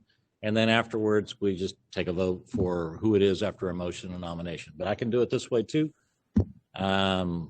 Whichever judge, I'm trying to be delicate because I do. If that's I think we all like it. See, this way, Commissioner Ramsey and I don't get to say that we like both candidates. They're both awesome. You can still say that. You're trying to cut us out of that ability to say that we think we got a couple of really good choices here, and we might have a slight preference of one over the other because some of us might like one kind of background, like a lawyer background, and some of us might like another background. Well, That's I'm there. sorry, I didn't mean to cut you off. I was just trying to get out before 7:30 in the morning, but you can talk all night. I'm about to get Well, some you made a breaks. longer speech than I did, but Judge, whichever way you want to go, I think I've already got my speech in saying we got two good choices. Boom. Whatever you want to do, Judge. You get to make this up on the rules. You know, Colonel Roberts, who did Robert's Rules of Order, he's been dead since about 1920. Okay, so if you guys feel like you've expressed your preliminary preference already, we can vote on. But we don't know where you're going to fall, Judge. Right. So, okay, so we should take a vote then on the preliminary preference, which is the motion Commissioner Ellis has on the table and Commissioner Garcia has made a second. All in favor? Aye. Aye. Oppose? Judge, I have a preference for another candidate. It's not opposed to this candidate, but I have a preference for another candidate. Two great candidates, and I have another preference. Yeah, I'm really, this was so tough. And I echo what Commissioner Garcia said, that we're just blessed to have such incredible candidates. It's almost a toss-up, but I do, I will express my preference for Barbie Robinson, and I sure hope that we can get the other candidate on board in some way, shape, or form in our county. But anyway, they were both just fantastic. So that then Commissioner Ellis's motion carries 3-2. And then now we need a motion to name Barbie Robinson as Executive Director of Harris County Public Health and authorize HRM and Budget Management to finalize compensation, benefits, and the start date as allowable under Harris County policy. So moved, Judge. Second. All in favor? Aye. Aye. Motion carries unanimously. Congratulations to Barbie Robinson. She's going to be fantastic. Next is the item 228. Coats. Do we need a motion there, Jay? We're good, right? No motion. Okay. And then so no action, James, on 228. And item 229 is a no action as well, correct? Judge, if I might, Yeah. I just did want to put on the record that I do think it is a good thing to have some caseload standards. As I understood it, there are standards here, but it does not take into account how many cases a attorney who's appointed may have in their private practice or in another county. And that would be a counter to the national rules that are recommended and the recommended standards coming from the Indigent Defense Commission. I do know that we need to have a broader discussion about indigent defense in general because it is a problem, particularly with the numbers going up. So I applaud the judges for wanting to do something. And, I know we turned down an opportunity to get $4.5 million from the state to do a felony MAC. Maybe that'll come back, maybe less, maybe more, but I doubt it. But with that's why I'm asking that be held up. And I hope the county attorney's office can work with them to come up with some standards that meet those national and state standards, looking at the totality of an appointed lawyer's practice. Thank you.